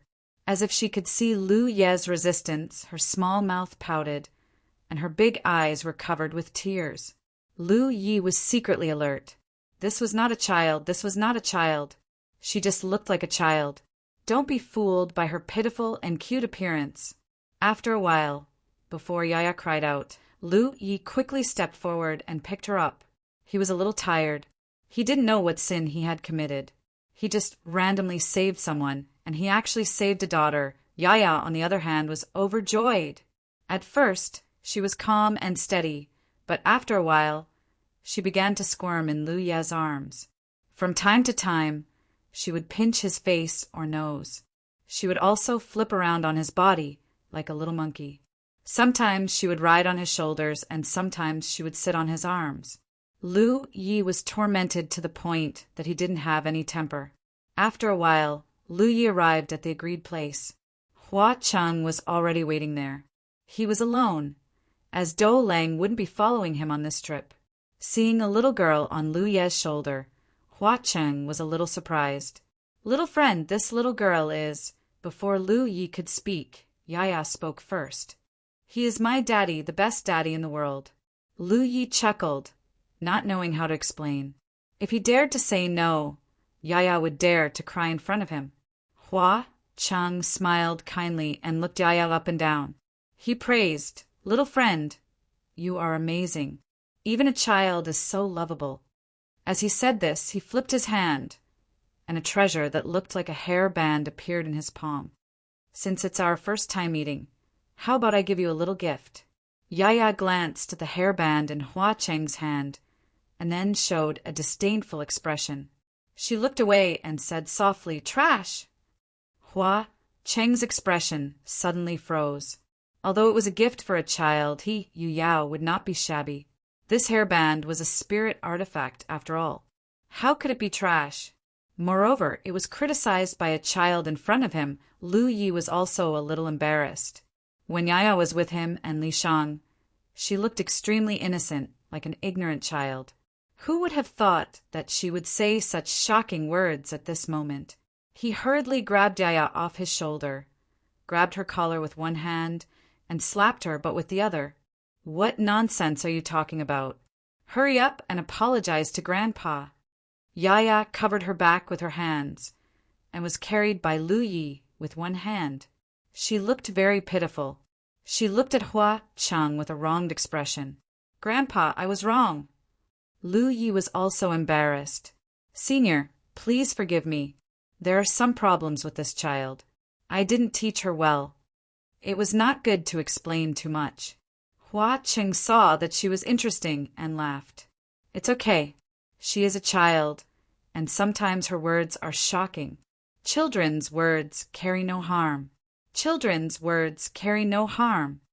However, he did not say anything about giving a gift. He put away the hairband and summoned a star boat. After Lu Yi and Yaya stood on it, the star boat soared into the sky and into the clouds. It would take Lu Yi about half a month to get to Indefinite from the Red Sky Realm. However, Hua Cheng's speed was obviously faster. It should take less than 10 days. Yaya could not stay idle during the journey. She ran around on the star boat, looking at this and that. Occasionally, she would see something beautiful in the starry sky and would ask Lu Yi to share it with her. Lu Yi felt a headache coming. He lamented that children were really difficult to raise. After a long time, Yaya was tired. She ran to Lu Ye's side and sat in his arms. She found a comfortable position and fell asleep. One day later, Lu Yi, who was refining spiritual jades and cultivating, clearly felt that the star boat had slowed down. He looked up and saw a stream of light approaching at high speed. Hua Cheng said, "It's indefinite star boat. It seems that she is going to the red sky realm, but I don't know why. Young friend, please wait for a moment." Lu Yi nodded slightly. After a short while, the star boat arrived in front of them. Hua Cheng looked over and recognized one of the people on it. He cupped his fists and said, "So it's fellow Taoist Kong. Are you going to the red sky realm?" A middle-aged man with a dignified expression on the star boat looked over. This man was the fellow Taoist Kong that Hua Cheng had mentioned. He was also a late-stage Yao cultivator. However, unlike Hua Cheng, who was old and weak, Kong Cheng was in the prime of his life. Even in the indefinite realm, his status was not low. He was a powerhouse with a high chance of reaching the sunshine realm. Kong Cheng clasped his hands behind his back and said calmly, "I'm going to the red sky realm." Hua Cheng was surprised. What is fellow Taoist Kang's business? Under normal circumstances, indefinites Yao would not go to a place like the red sky realm.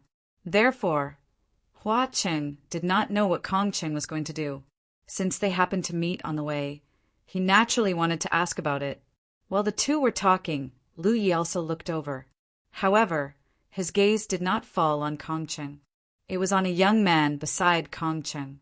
It was Su Dingyang. Lu Yi had a vague feeling that Su Dingyang was coming for him. He had injured Su Dingyang and the others in the barren star field, so he could not kill them all. It seemed like Li Shang was right. Trouble was coming. However, Lu Yi did not expect Su Dingyang to be so impatient. He should have just returned to the indefinite realm not long ago. But he had already brought a late-stage Yao cultivator to the indefinite realm. When their eyes met, a cold glint flashed in Su Dingyang's eyes. On the star boat, Kong Cheng looked at Lu Yi and said calmly, "It's nothing important. I just heard that cultivators from other galaxies have invaded our galaxy. I was worried, so I came to take a look." Hua Cheng was surprised. "Invaded? Why do you say that?" Lu Yi was indeed a cultivator from another galaxy, but he was just passing by. He was far from invading. Hua Cheng knew a little about Kong Cheng's temperament. He was a very proud person. Even if Lu Yi had some conflicts with Su Dingyang, it was not enough for him to make such a big fuss. After all, it was not appropriate for the elders to interfere in the affairs of the younger generation. Therefore, Hua Cheng did not understand what Kong Cheng was trying to do. He could not possibly stand up for Su Dingyang, could he? In fact, Kong Cheng had come personally because of Lu Yi, but not because of Su Dingyang as Hua Cheng thought. He had the same philosophy as Hua Cheng. The younger generation should solve their own problems. If the elders interfered, the younger generation would appear incompetent. However, he had heard about Lu Yi from Su Dingyang and realized that Lu Yi was a talent. Therefore, he had some ideas. Although this generation of the indefinite realm was not bad, there were no outstanding talents. On the Grand Luo side, there was Shensi Luo, who suppressed all the other galaxies. Su Dingyang was not bad, but he was still overshadowed by Shensi Luo. If he could recruit Lu Yi and make him work for the indefinite realm, he might be able to change the situation. Kong Cheng was confident that he could recruit a wandering galaxy from an unknown galaxy. As for the invasion, it was just an excuse to make it easier for him to act personally and show the indefinite realm's power. End of chapter. Chapter 1547. If this foreign cultivator was truly extraordinary, Kong Cheng wouldn't even mind arranging a marriage for him. After all, he had to keep this person no matter what. If it weren't for this, why would he, a late moon jade realm cultivator, come to Red Sky Realm in person? He only brought Su Dingyang along so that he could identify the person. Su Dingyang had no idea what Kong Cheng was thinking. He only thought that Kong Cheng had come to stand up for him. He was rather surprised, wondering why the senior of his had changed his mind. "Fellow Taoist Kong, I'm afraid you've misunderstood. Hua Cheng hurriedly explained. This young friend Luye is indeed from the Jade Conch galaxy. However, he's just passing by. Moreover, he's an old acquaintance of my disciple Dulang. That's why he stopped by Red Sky Realm. Whether it's a misunderstanding or not, I have my own considerations. Kong Cheng looked at Lu Yi indifferently. I was going to Red Sky Realm, but since we've met here, it'll save me some trouble. Sect Master Hua, I'll be taking this kid with me. With that, he reached out and grabbed Lu Yi. Hua Cheng was shocked. He couldn't understand how things had developed to this point. He hurriedly shouted, "You can't!" Although he had originally planned to bring Lu Yi to the unbounded realm, being taken away by Kong Cheng like this was a completely different matter from him personally sending Lu Yi over. With that said, he waved his sleeve and raised his palm to meet Lu Ye's attack. As their dermic powers collided, a meteorite the size of a house nearby shattered. Hua Cheng's star boat swayed for a while before it finally stabilized itself. Kong Cheng, on the other hand, didn't move at all. Even though they were both late Moon Jade Realm cultivators, there was clearly a huge gap between their strength. His face darkened as he stared at Hua Cheng. Are you going to stop me? He was just worried that he wouldn't have a chance to show Indefinite's power, but Hua Cheng had taken the initiative to do so. This was exactly what he wanted. Therefore, he didn't hold back anymore.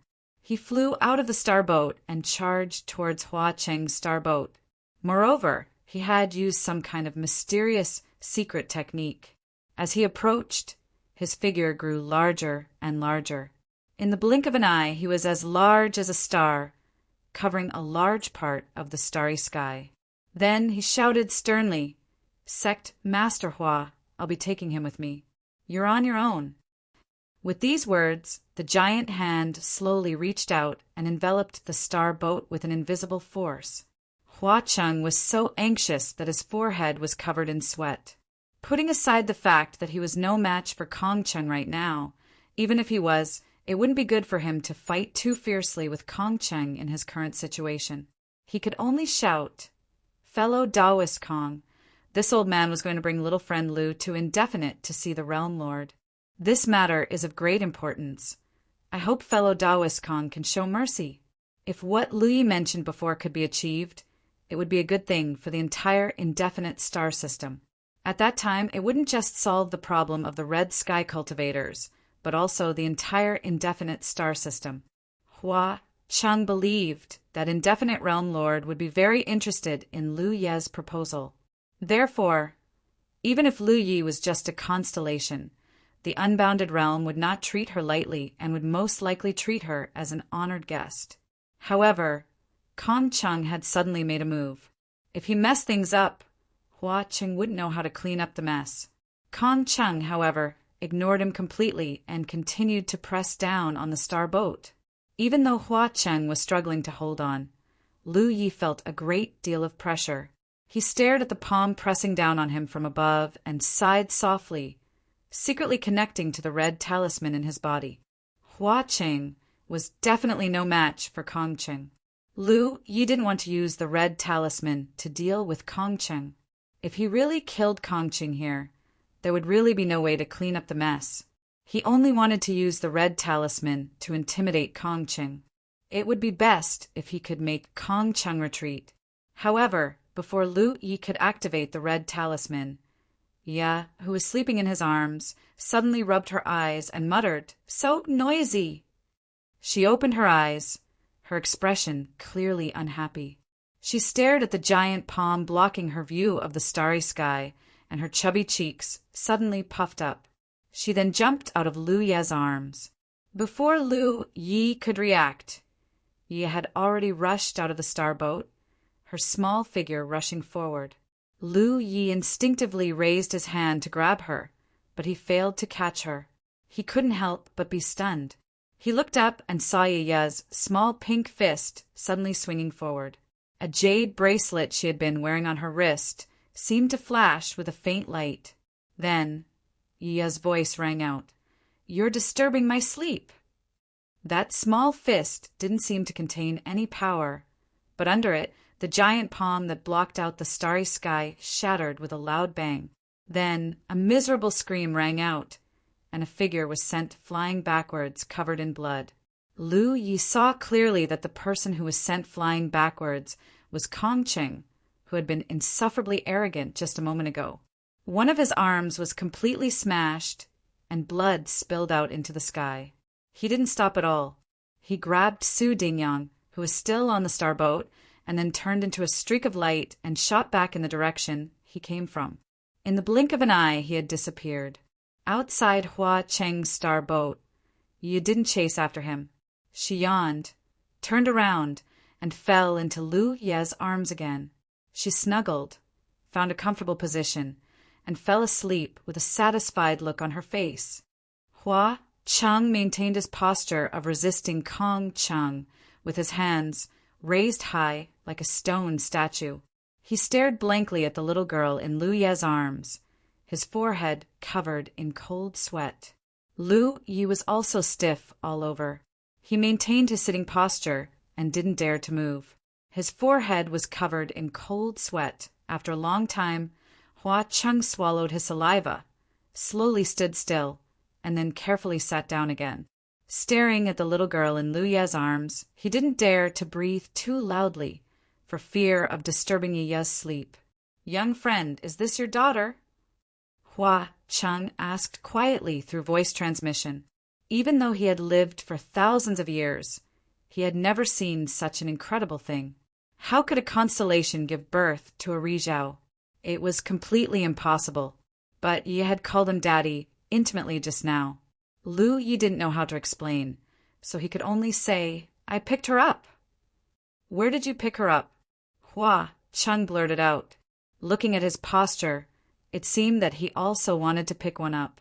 Lu Yi didn't speak again, just looking down at Yi. He had realized before that Yi was not an ordinary little girl, and guessed that her cultivation might not be as simple as a constellation, but he really didn't expect her to be a Rizhao. The moment she punched, the unique aura that belonged to Rizhao was very obvious. Although it was fleeting, Lu Yi still felt it clearly. But the strange thing was that neither he nor Li Shang found any trace of cultivation on Yi.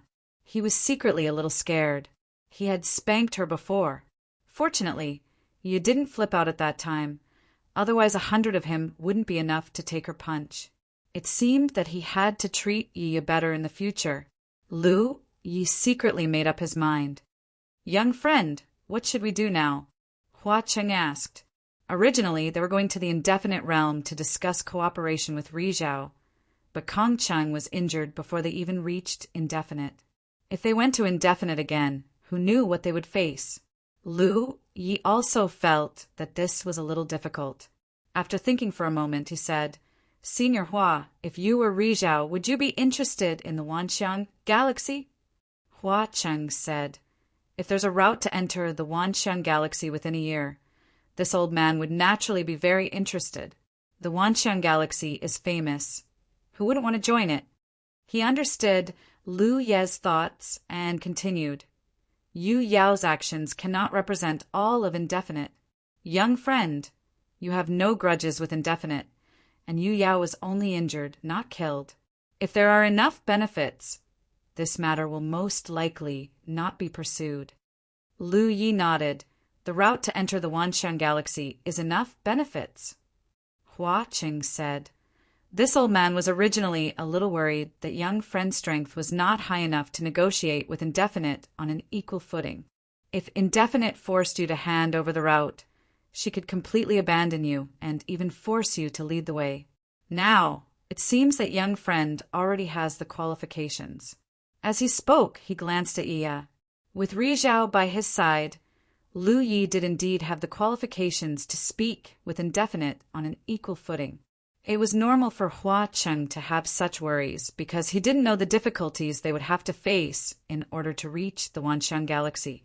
Setting aside the mist dragon, Lu Yi needed to hold a torch made from the reincarnation tree's trunk to lead the way. Even passing through the mist dragon and entering the insect path to reach the Long Cloud Galaxy would require someone to negotiate and allow a large number of cultivators to pass through. Even if everything went smoothly, it would be very difficult to gain a foothold in the Wanxiang galaxy without a foundation. Indefinite was not weak, but there were many galaxies like Indefinite in the Wanxiang galaxy. Few of these galaxies had their own spiritual islands. If there was no one to help them, their days in the Wanxiang galaxy would be difficult. That was why Lu Yi had never been worried that Indefinite's experts would use force against him. After all, if this matter was settled, Indefinite would need his help in many ways. As long as he could meet Indefinite Rizhao, Lu Yi was confident that he could convince him. Now that he had Yi, he was even more confident. Then, let's continue forward. Lu Yi said, Indefinite couldn't avoid the route given by the reincarnation tree, so this matter had to be resolved. Hua Qing nodded and steered the planetary boat forward. Yi had been sleeping all along the way. Lu Yi wasn't sure if it was because of the punch she had unleashed earlier, or if it was for some other reason. He found an opportunity to tell Li Shang, who was hiding in his divine sense ocean, about Yi's previous performance. Li Shang was obviously shocked when he heard it. However, both of them felt that no matter how powerful Yi was, her temperament was still that of a child's. This definitely had something to do with her mind being destroyed. They just didn't know if she would fly into a rage one day when she recovered her mind and remembered that she had called the two constellations Father and Mother. This scene was chilling just thinking about it. A few days later, a realm appeared in front of them. They had arrived at the Indefinite Realm. Looking from afar, the Indefinite Realm was obviously much larger than the Red Sky Realm, and its foundation was deeper. A realm that could give birth to Rizhao was undoubtedly a top-notch, large-scale realm. It wasn't that the realm had given birth to Rizhao, but that Rizhao's birth had raised the realm's height. However, a large-scale realm was still a large-scale realm. If it wasn't at the level of a top-notch realm, it wouldn't be able to give birth to spiritual jade veins. End of chapter. Chapter 1548. Before the star boat even got close to a Pyrrhon, Lu Yi noticed that someone was secretly spying on them from afar. Kong Cheng must have told a Pyrrhon about what had happened to him after he fled back to a Pyrrhon. Hua Chang grumbled inwardly when he saw that the person spying on them was a Yao cultivator. He could only pray that everything would go smoothly from here on out. If things didn't go well, and they fell out with each other, regardless of what would happen to Lu Yi and the others, Qi Kong wouldn't have an easy time in the future. Qi Kong's situation wasn't good to begin with. He could only rely on a Pyrrhon to survive. If he was accused of colluding with the enemy, there would be no way out for him. They continued forward until they were close to the unbounded dimension, and a row of figures blocked their path. Surprisingly, the one in the lead was Kong Cheng. Kong Cheng's face was somewhat pale, obviously due to the injuries he'd sustained a few days ago. However, he'd already regrown his broken arm. This wasn't a difficult task for Yu Yao. All they needed to do was pay a certain price. Apart from Kong Cheng, there were 5 other Yu Yao. They were both men and women, and all of them had powerful auras. Clearly, they weren't all of a Pyrrhon's Yu Yao. Along the way, Lu Yi and Hua Qing had inquired about a Pyrrhon's background and learned that there were 3 Rizhao in total. However, 2 of them were always traveling outside and rarely showed themselves. Thus, there was only 1 Rizhao in the Pyrrhon realm. He was also the realm master of a Pyrrhon, and his name was Jiang Shang. Hua Cheng steered the star boat to a stop about 5 kilometers away from the Yu Yao. This distance was within reach for the Yu Yao. Hua Cheng was secretly nervous as he looked at the other party. He didn't know what a Pyrrhon's attitude was. He exchanged a glance with Lu Yi and walked out of the star boat. Yi had already woken up. She was sitting on Lu Ye's neck, grabbing his hair with both hands. She had a leisurely expression on her face, and her 2 short legs were swinging in front of Lu Ye's chest. Numerous pairs of eyes instantly gathered on the seemingly inconspicuous Yi. Clearly, they all knew about Yi's Rizhao. Led by Kong Cheng, the 6 Yu Yao bowed in unison. "Honored guest, your arrival brings light to my humble realm. We respectfully welcome your arrival." Seeing this, Lu Yi raised his eyebrows, knowing that the situation was not developing in a bad direction. Even though one of Kong Cheng's arms had been crippled by Yaya, he was still the one who had offended her first. If Yaya had been willing to take his life back then, he would not have been able to survive. Losing only one arm was already a great gain for him. In the starry skies, the consequences of offending a Rizhao were very serious. Kong Cheng was only at the late Moon Jade realm, so he could still be considered reasonable. How could he dare to care about such things? Taking 10,000 steps back, even if he holds a grudge in his heart, if he asks Rizhao of this world to take action, who knows who is stronger and who is weaker? Moreover, once the Rizhao people started fighting, it would not be easy to clean up the mess. No one wanted to see the Rizhao people fighting each other in this galaxy. After considering all kinds of things, Kong Cheng could only pretend that nothing had happened. As for whether the childlike Sunshine Elite would take it to heart, Kong Cheng had no idea. That was why Hua Cheng had been on tenterhooks for the past few days. He didn't know what a Pyron's attitude would be, but Kong Cheng was even more nervous. Now that a Pyron had made her stance clear, it was time for Lu Yi to make his stance clear. Lu Yi understood tacitly and cupped his fists. Lu Yi of the 9 heavens greets fellow Taoists. In terms of age and cultivation, it was not a problem for him to address them as senior, but he was ultimately acting on behalf of Jade Conch. Even if his cultivation was not high, since Iya was above him, he could not show any weakness. The several Moon Jade realm cultivators were taken aback when they heard this, and one of them frowned. Lu Iya of the 9 heavens? Are you the Lu Iya who participated in the battle for the reincarnation tree and the divine sea a few years ago? Many people from Qi Kong's side had participated in the battle of the divine sea back then, and a Pyron had naturally participated as well. She was the one leading the team, but the divine sea expert she brought with her didn't survive and died in the Alpha Origin stage not long after the battle of the divine sea began. She was not in a hurry to leave and waited until the Alpha Origin realm closed before leaving. So, while others might not know of Lu Iya of the 9 heavens, she had heard of him. After returning, she told the Moon Jade realm cultivators about him, and they were all amazed. After all, an 8th order divine sea cultivator was able to emerge victorious in such a battle. It was truly extraordinary. Indeed. Lu Yi responded in a neither servile nor overbearing manner. The woman looked him up and down, secretly shocked by the speed at which Lu Yi's cultivation had risen, but also somewhat relieved. No wonder you were able to suppress Luo Shensi. As she spoke, her divine sense also surged, apparently secretly transmitting a message to the Moon Jade realm cultivators around her.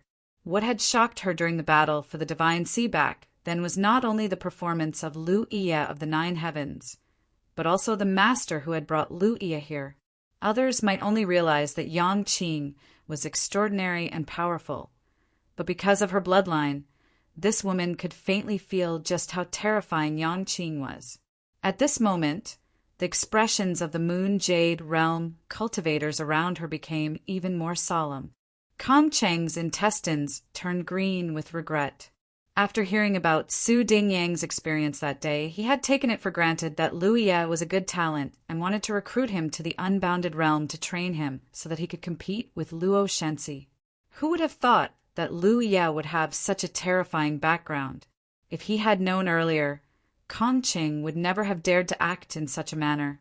From the looks of it, there were at least 2 Rizhao standing behind Lu Iya of the 9 heavens. One was the one who had brought him to the reincarnation tree, and the other was the little girl riding on his shoulder. This was what they knew. Who knew if there were more? The realm of the 9 heavens must be an extremely powerful top realm. How could the Unbounded Realm covet such a person? If they really forced him to stay, they might get into trouble. Because of Yaya's existence, the Unbounded Realm cultivators did not dare to act rashly. Now, after the woman's transmission, the Moon Jade realm cultivators took this matter more seriously. Lu Yi said, I have taken the liberty to visit this time because I have something important to discuss with your realm. I wonder if it would be convenient for you." Kong Qing no longer had the cold and aloof look from before. A smile bloomed on his face. "Since you have something important to discuss, please come in for a chat."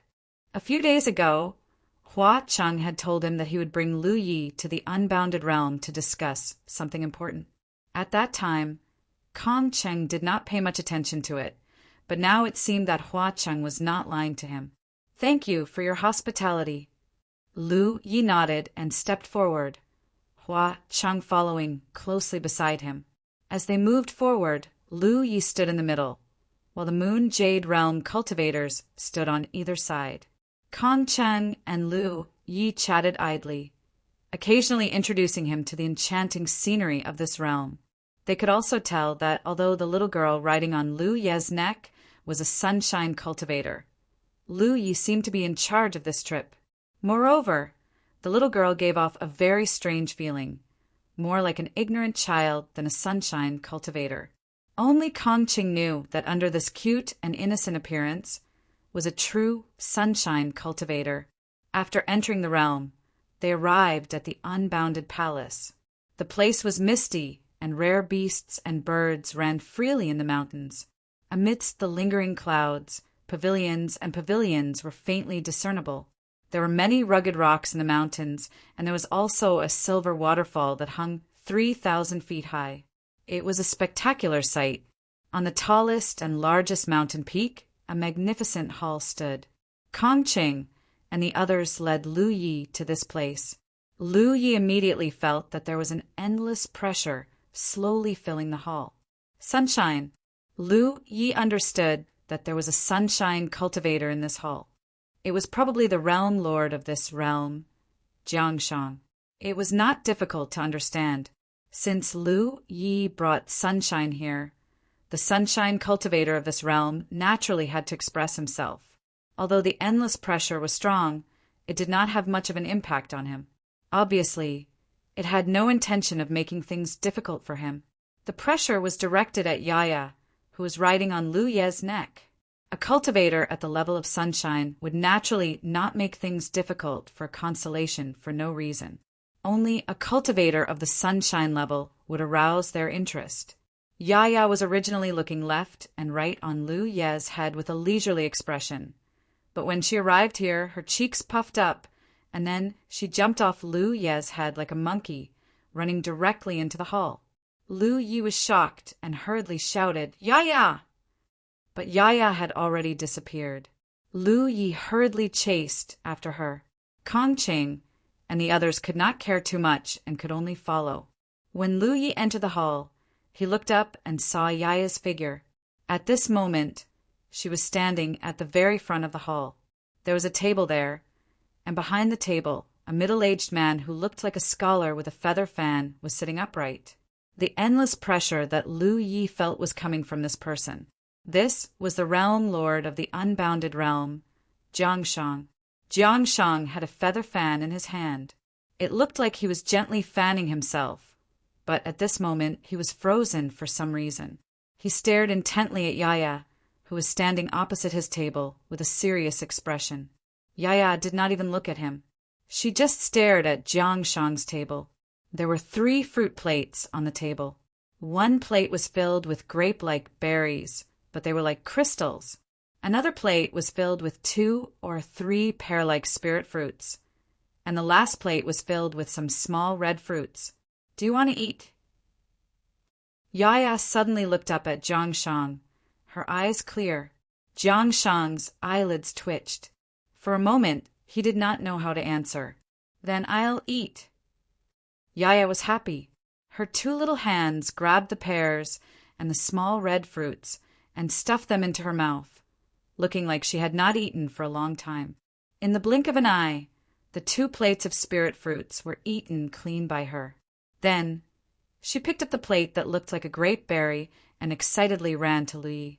She raised it up as if she was presenting a treasure. "Daddy, delicious!" The corner of Lu Ye's mouth twitched.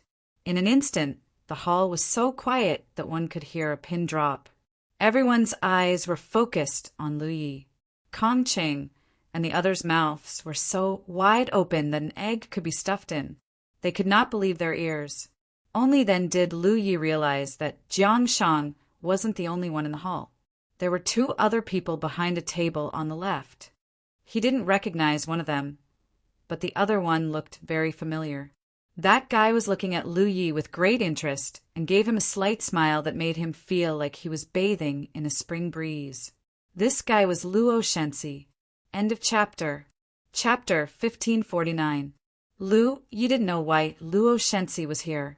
He was from the Daluo star system, so logically speaking he shouldn't be here. However, when he saw Yu Yao beside Luo Shenxi, Lu Yi understood that Luo Shenxi had probably come with his family's elders.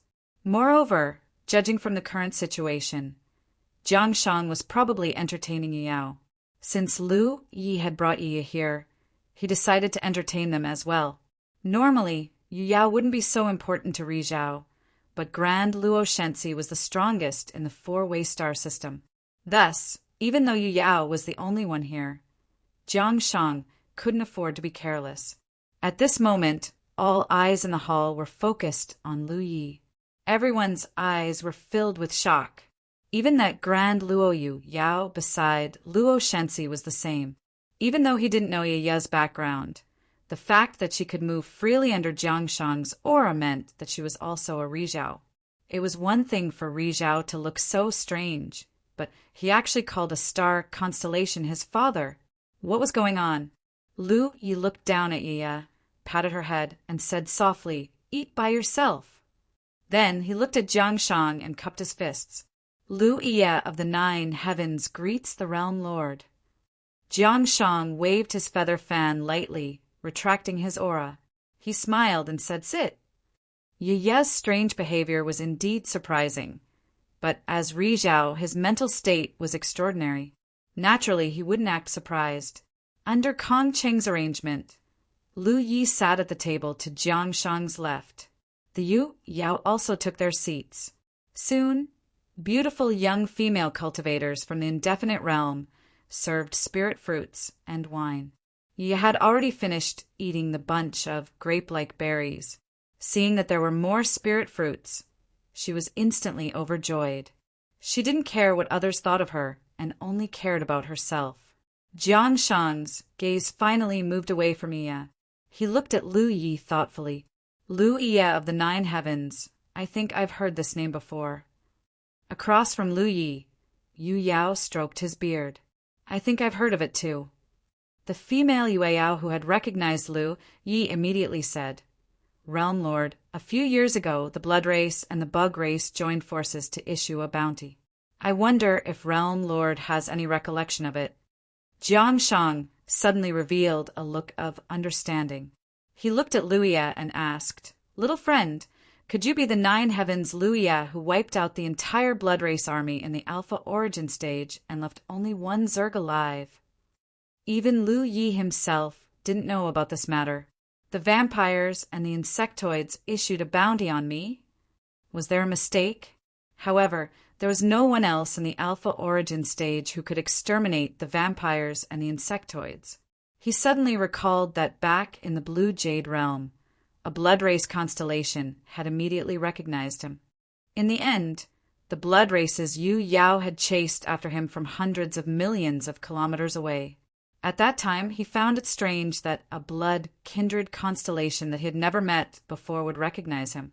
However, if the blood kindred had already noticed him and even issued a bounty for him, then it was understandable. Back then, in the Alpha Origin stage, he had wiped out the entire Blood Race Divine Sea Army, and only one Zerg Divine Sea Expert had survived. That Zerg Divine Sea Expert must have left behind an image of him without his knowledge. "Little friend, you don't know?" Jiang Shang looked at him with a smile. Lu Yi shook his head. "This is the first time I've heard of it." Jiang Shang joked. "The bounty issued by the 2 races is very generous.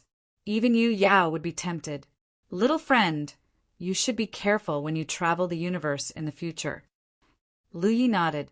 "Thank you for your reminder, Realm Lord." If it was in the past, he would indeed have to be careful. However, he had Yaya by his side now, so there was nothing to be afraid of. If someone really came looking for trouble, Yaya would teach them a lesson. Luo Shensi looked at him excitedly. So Brother Lu has such a glorious past. No wonder you're so amazing. From the looks of it, he seemed to be even more interested in Lu Yi. On the other hand, Yu Yao, who was beside Luo Shensi, looked puzzled. Based on the time, the last divine sea battle had happened only a few years ago. At that time, Lu Yi of the Nine Heavens was only at the divine sea level. How could he be at the late constellation stage now? This cultivation speed was a little shocking. She faintly guessed that this Lu Yi of the Nine Heavens was not the same person as the Lu Yi of the Nine Heavens. Jiang Shang spoke again. Little friend, the Nine Heavens realm you came from shouldn't be in the nearby galaxies, right? Lu Yi replied, the Nine Heavens realm is located in the Jade Conch galaxy. Jade Conch. Jiang Shang pondered for a moment, then shook his head. I've never heard of it. Even though the Jade Conch galaxy wasn't too far away, it radiated in all directions. Although Jiang Shang had traveled to many galaxies, as long as he hadn't been to the Jade Conch galaxy, he naturally wouldn't have heard of it. Little friend, are you traveling here? Jiang Shang asked again. It's not traveling. I'm returning to the Jade Conch galaxy and passing by this place. Jiang Shang was full of praise. When I was your age, I only dared to travel around the galaxy. Little friend, you've traveled hundreds of millions of miles. You're young and promising. I had no choice, that's all. Lu Yi sighed. I accidentally passed through a bug path in this galaxy and went to an unfamiliar galaxy. It wasn't easy for me to find the way home. So I set out on my return journey.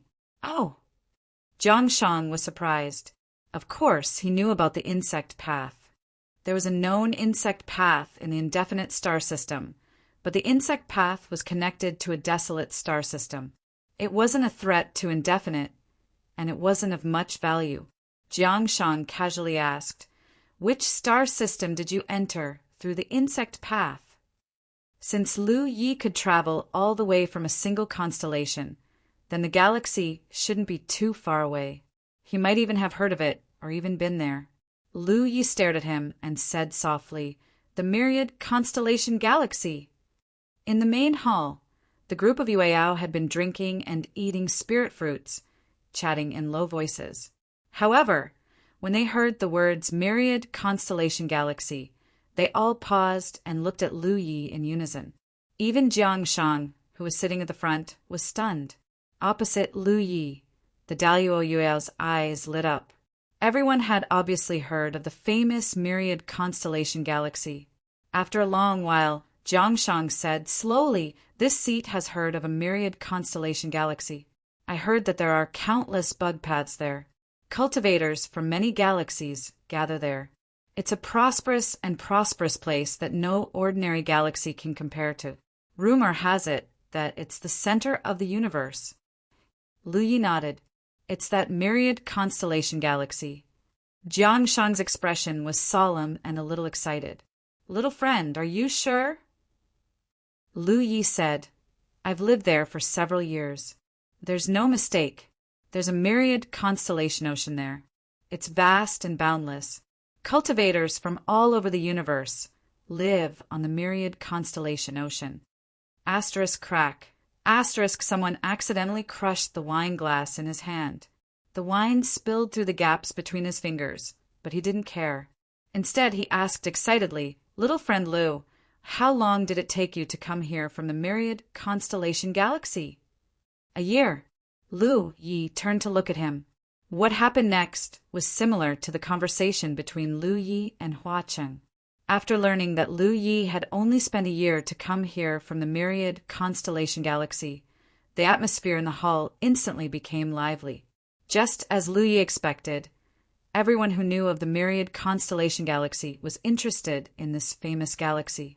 No one was willing to be complacent. With such a good opportunity to interact with cultivators from other galaxies, no one wanted to miss it. If they could blend in, they might be able to get a piece of the pie. When they learned that there was a bug path in the desolate star field that could connect to the outside world, Yueyao became even more excited. Dalio Yueyao asked, "Little friend, can you tell us the specific location of the bug path?" He was a guest. Logically speaking, it wasn't his place to ask. However, this matter was too important. He couldn't wait to know the specifics. Lu Yi didn't hide anything. He said, "The bug path is inside the mist dragon." His words were like a bucket of cold water, drenching the fire in everyone's hearts. Naturally, everyone knew about the mist dragon. They had all traveled and explored the desolate star field before. But the mist dragon's strangeness was something they could not contend with. Not to mention Yu Yao. Even Rizhao would not be able to find his way inside. Since ancient times, countless experts had been lost inside the mist dragon. Jiang Shang looked pensive. "Little friend, since you were able to walk out of the mist dragon, you must have your own way, right?" Lu Yi nodded. "This junior is untalented, but with the guidance of the reincarnation tree, I do have my own way." The guidance of the reincarnation tree. Everyone's eyes widened. As the most famous treasure in this part of the universe, who hadn't heard of the reincarnation tree? It was an ancient artifact that was born along with this part of the universe. It had guided countless cultivators. It could be said that anyone who was chosen by the reincarnation tree wasn't mediocre. The fact that Lu Yi was able to receive guidance from the reincarnation tree was intriguing. To tell you the truth, the star chart I used to travel from the Wanxian galaxy to the Jade Conch was also given to me by old Shu. Otherwise, with my insignificant experience, how could I know the way home? Lu Yi continued to use the reincarnation tree as a banner, but what he said was also the truth. Everyone was relieved after hearing his words. It turned out that the reincarnation tree was involved. They were wondering why such a young star constellation dared to travel from the Wanxian galaxy to the Jade Conch. Jiang Shang sorted out his thoughts and said, "So, little friend, leaving the Wanxian galaxy, entering the mist dragon through the bug path, and coming here is only part of the route." "Yes. I heard from Kong Cheng and the others that little friend came here to discuss something important." "May I know what you want to discuss with me?" "This junior wants to borrow the path." Lu Yi looked at him. Borrow the path? Everyone was puzzled. Jiang Shang smiled and said, "Little friend, you're just passing by. You have no ill intentions towards this galaxy, so it's naturally no problem for you to borrow the path." Not to mention that Lu Yi came to greet him. Even if he didn't, it wouldn't be a big deal. Since ancient times, there had been many galaxies that didn't belong to the indefinite galaxy that passed by. As long as they didn't cause trouble, no one would care about them. However, Lu Yi shook his head and said, "Realm Lord, you don't understand. I don't want to borrow the path for myself. Let's put it this way. I plan to bring a group of people out after returning to the Jade Conch. When that time comes, we'll definitely pass by your galaxy, so I'll have to ask for your convenience." Chapter 1550. Only then did Jiang Shang understand Lu Ye's intentions. It was reasonable. If even he was interested in the Wanxian galaxy, others would naturally be interested as well. Moreover, Lu Yi had a star chart that led to the Wanxian galaxy. If he could take the cultivators from his galaxy to the Wanxian Sea, it would benefit his fellow countrymen. Jiang Shang didn't agree immediately. Instead, he asked, "How many people do you want to bring with you?" If it was just 1 or 2 people like Lu Yi, it wouldn't be a problem at all. The indefinite galaxy had stood tall in the starry skies for so many years, so it naturally had its own means of dealing with such situations. But if there were too many people, then they would have to discuss it properly. Otherwise, if a misunderstanding arose, it would be difficult for everyone to clean up the mess. Lu Yi shook his head and said, "I don't know the exact number of people. However, please be at ease, Realm Lord. When the time comes, the people I'll bring will not be sunshine. If it's Yu Yao, there will not be more than 2 people. The rest will be constellations." There was no sunlight in the Jade Conch realm at all. Even if he wanted to, he wouldn't be able to bring Yu Yao here. There were definitely not many Yu Yao here. It would already be good enough if he could bring 2 Yu Yao from the Jade Conch realm. Jiangshang nodded. Since that's the case, there's no problem. Then he changed the topic. However, I have a request. Jiangshang nodded. But I do have a request. Sector Lord, please speak. Jiangshang looked at him and smiled. When you pass by our galaxy, I hope you can bring along a group of cultivators from our galaxy. Lu Yi had already guessed that he would have such an idea, so he didn't refuse. He immediately nodded and said, No problem. On the other side, Yueyao coughed softly. Little friend Lu, my Daluo galaxy is also interested in this matter. I wonder if you can make things convenient for us. Bring along the people from my Great Net galaxy. Originally, he had come to visit Jiangshang for another matter.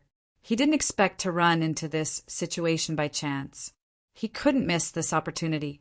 This was probably his only chance to enter the Wanxiang star system. If he missed this opportunity, there wouldn't be another one. Therefore, even though he wasn't familiar with Lu Yi, he could only thicken his skin and mention it. Afraid that Lu Yi would refuse, he hurriedly added, Of course, if you agree, I, Big Luo, will give you a gift as thanks. Lu Yi waved his hand and said, There's no need for a thank you gift. It's something that happened along the way. If Big Luo is interested, you can first gather people and wait. Yueyao's eyes lit up. Young friend, you're a straightforward person. This old man thanks you. As he spoke, he raised his wine cup and offered a toast. Lu Yi raised his glass and drank. Lu Yi put down his wine cup and said, However, there is one thing that I have to make clear in advance. Although the 10,000 Elephant Sea is a sea that accommodates hundreds of rivers and cultivators from countless galaxies, and does not prohibit cultivators from the constellations from coming in and out, the 10,000 Elephant Galaxy has set some rules for the convenience of managing the 10,000 Elephant Sea. Please abide by them. Otherwise, if you break the rules when you reach the Earth domain, no one can save you. The group hurriedly sat up straight. Big Luo Yueyao said, Young friend, please speak. She looked like she was all ears. On the 10,000 Elephant Sea, the structure of the forces can be based on the domain structure or the galaxy structure. However, no force can have more than 3 Yueyao. As for Rizhao, it is even more impossible to stay on the 10,000 Elephant Sea for long. Therefore, if you want to go to the 10,000 Elephant Sea, the constellations will be the main force. Yueyao will be the minority. Jiangshang nodded and said, I seem to have heard of this rule before. This is how it should be. With so many people from so many galaxies gathered in the 10,000 Elephant Sea, if there were no restrictions, it would have been chaotic long ago. If other galaxies can abide by the rules, so can we. Is there anything else to take note of? Lu Yi shook his head and said, There's nothing special to take note of. However, the 10,000 Elephant Sea is very chaotic and does not prohibit fighting. Therefore, it is not easy to establish a foothold there. Big Luo Yueyao said, Young friend, if it's convenient for you, please tell us more about the matters over there. The group looked at him eagerly, as if they were a group of country bumpkins who had never seen the world before. Yaya seemed to have eaten her fill and fell asleep in Lu Ye's arms again. Lu Yi gently hugged her and casually talked about the various matters on the 10,000 Elephant Sea. When they heard that there were many wonderful islands on the 10,000 Elephant Sea, and that the top spiritual island could produce spiritual jade veins, the group's eyes lit up. None of the galaxies in the 4 directions were top-level domains, so they had not even seen what a spiritual jade vein looked like. For a moment, they could not help but fantasize. If they could seize a top-level spiritual island on the 10,000 Elephant Sea, wouldn't they be able to sit on a spiritual jade vein? Then it would be of great use to cultivate their own cultivators in the future. However, everyone knew that this was only a dream. There were so many top-level domains and galaxies on the 10,000 Elephant Sea, and they would not have a chance to seize a top-level spiritual island. However, even if they did not seize a top-level spiritual island, it would be enough to seize a mid-level spiritual island. Speaking of the Whitey Spirit, when everyone learned that a Whitey Spirit was worth several thousand spiritual jades, they were even more shocked. Lu even took out a Whitey Spirit on the spot. After everyone looked at it, Jiangshang ordered someone to take it and cook it. When it was served again, each of them ate a little. They could all feel the pure energy contained in the fish meat. Yu Yao praised as she ate. Whether it's the taste or the value of this fish, it is far superior to ordinary spiritual fish, as expected of something born on the 10,000 elephant sea. Little friend Lu, as you said, even if one does not have a skill on the 10,000 elephant sea, one can still make a living by fishing? Lu Yi said with a strange expression, yes, you can. However, there is a saying in the fisherman's circle, fishing will ruin 3 generations, but playing with fish will ruin a lifetime. Unless there is no other choice, it is best not to get involved. Of course, the group of Yu Yao did not know that this saying was an accusation made by countless fishermen through blood and tears. They also did not know whether they had heard it or not. When they talked about the battle for the Constellation Hall, everyone was even more shocked than before. Tens of millions of constellations had participated in a grand event. Such a scene was unimaginable. No matter how powerful a galaxy was, the number of constellations it had was limited. Tens of millions of constellations. This was a number that no galaxy could reach. With such a large number of constellations gathered together, what kind of grand event would it be? When they learned that those who ranked higher in the Constellation Palace would not only be able to leave their names on the rankings, but could even use the power of the Constellation Palace to promote Yu Yao, the group of Yu Yao became excited. The Constellation Palace did not have time to participate this time, but as long as the Constellation Palace was still there would always be a chance for their juniors to participate in the future. If they could leave their names on the rankings, not only would they be able to make a name for themselves in the galaxy, but there would also be real benefits. They could not miss out on such an opportunity. Luo Shenxi's eyes shone. May I know brother Lu's ranking on the rankings? He did not know Lu Ye's true strength, but he felt that Lu Yi was very strong. In his opinion, Lu Yi would definitely be able to leave his name on the rankings. Lu Yi slowly shook his head. I am ashamed to say this. Although I participated in the opening of the Constellation Palace, I was delayed midway and did not manage to leave my name. It was all the Constellation Palace's fault for bringing him to their palace. However, even though he did not manage to leave his name, he did not lose anything by obtaining a treasure like the minor Constellation Palace. Instead, he profited. What about me? Brother Lu, what do you think my ranking would be if I participated? Luo Shenxi asked again. Lu Yi looked apologetic. I have never fought with a powerhouse on the rankings, so I can't say for sure. In his opinion, Luo Shenxi would have no problem getting into the top 100, but that was about the limit. This was because there were too many veteran constellations participating in the Constellation Palace. However, this was his own judgment, so there was no need to say it out loud. The banquet continued. The group of Yu Yao asked about the 10,000 Manifestation Sea, and Lu Yi told them everything he knew. He told them about the magnificent wonders of space. In the end, the Yu Yao finally gave up when there was nothing left to say. However, they were still somewhat unsatisfied. They wanted nothing more than to enter the 10,000 Manifestations Galaxy and see it with their own eyes. Jiang Shang said, How long will it take for you to reach the Jade Conch Palace? Lu Yi replied, About 2 years. Jiang Shang nodded. Go for 2 years, come back for 2 years. Let's count it as 5 years. Then, little friend, it's a deal. I'll make preparations during these 5 years, and when you return, I'll follow you to the Myriad Phenomenon Galaxy. No problem. Lu Yi nodded. Deluo Yu Yao hurriedly said, I, Deluo, too. She was afraid that she would be left behind. Jiang Shang raised his cup. This is a blessing for Wu Ding.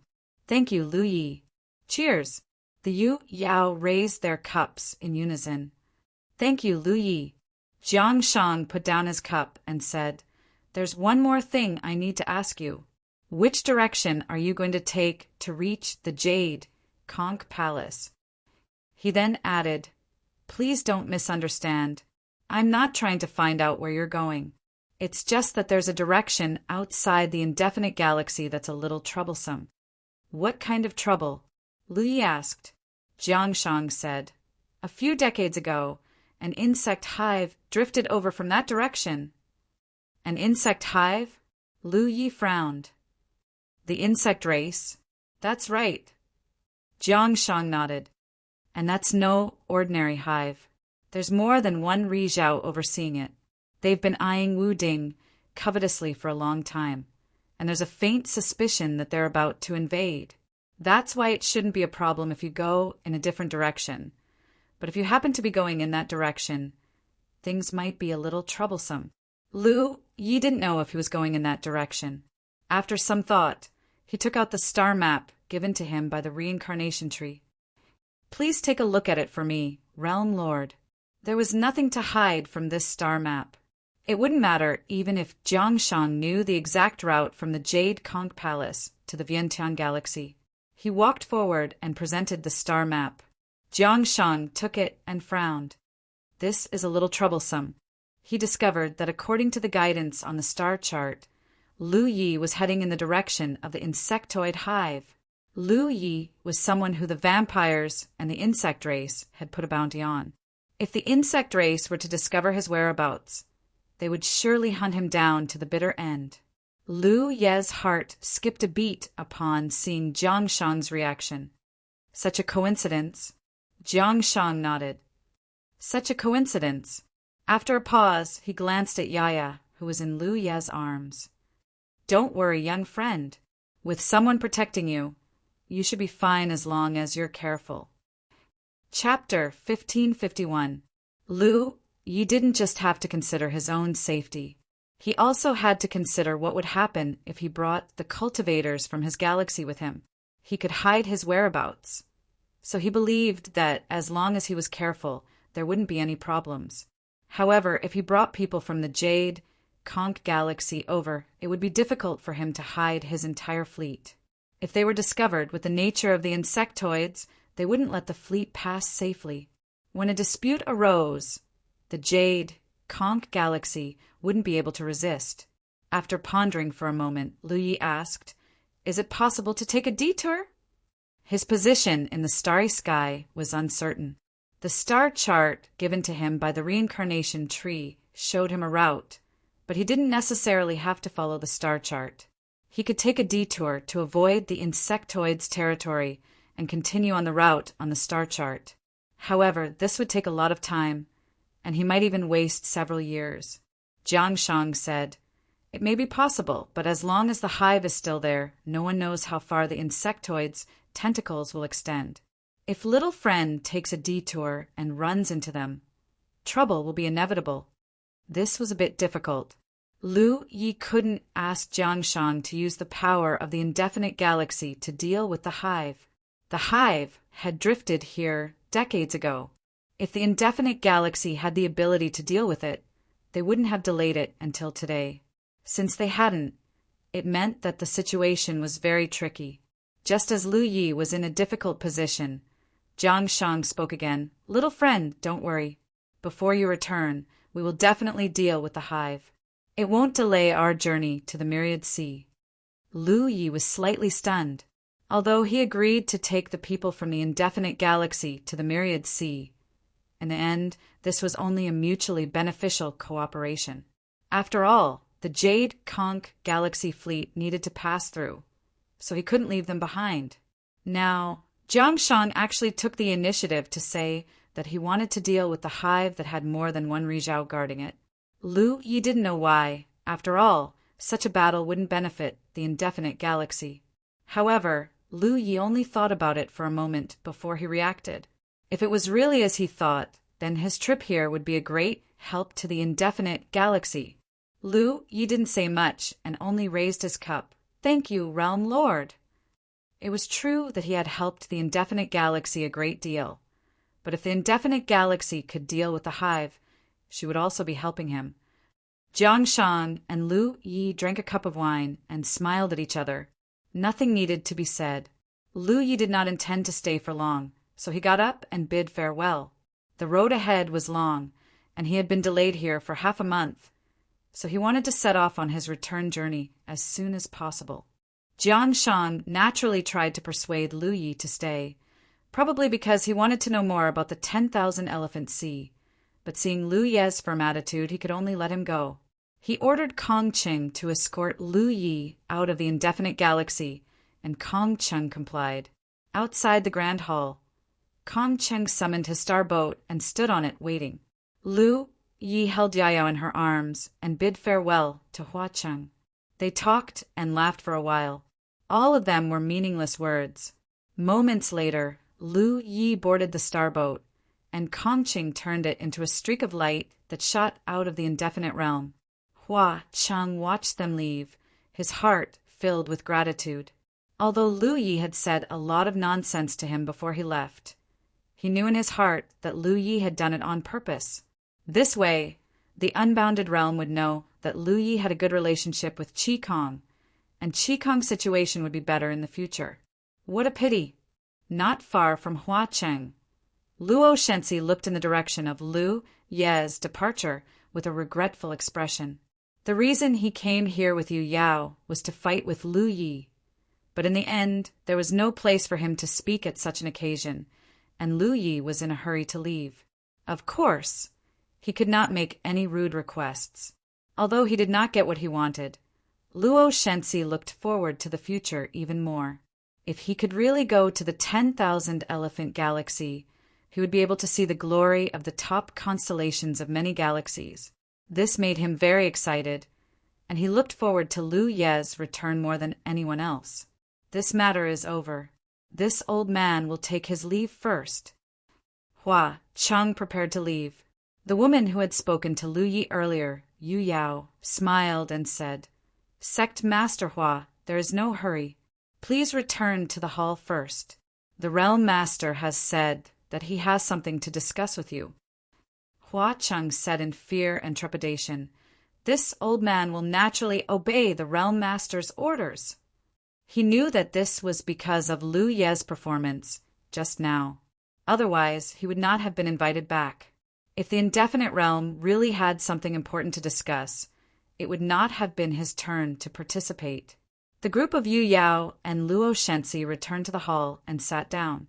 As soon as he sat down, Hua Cheng heard Yu Yao say, "This Lu Yi came at the right time. This way, the matter our two realms need to plan will not be a problem." Jiang Shang smiled and said, "That's right. This seat did not expect such a good thing to happen at this juncture. The heavens are really helping us." Yu Yao said, "Actually, the two realms are not unaware of the seriousness of the matter. It's just that the calamity is at the Indefinite Realm's doorstep. They are counting on the Indefinite Realm to come out first." Jiang Shang said, "How could this seat not know what they are planning? The Indefinite Realm alone is not enough to deal with the hive." These words were a little humble. If the Indefinite Realm really wanted to deal with the hive, she had the ability to do so. However, she would have to pay a huge price. In a single battle, the entire cultivation world of the galaxy would be crippled, and the standard of cultivation would regress by thousands or even tens of thousands of years.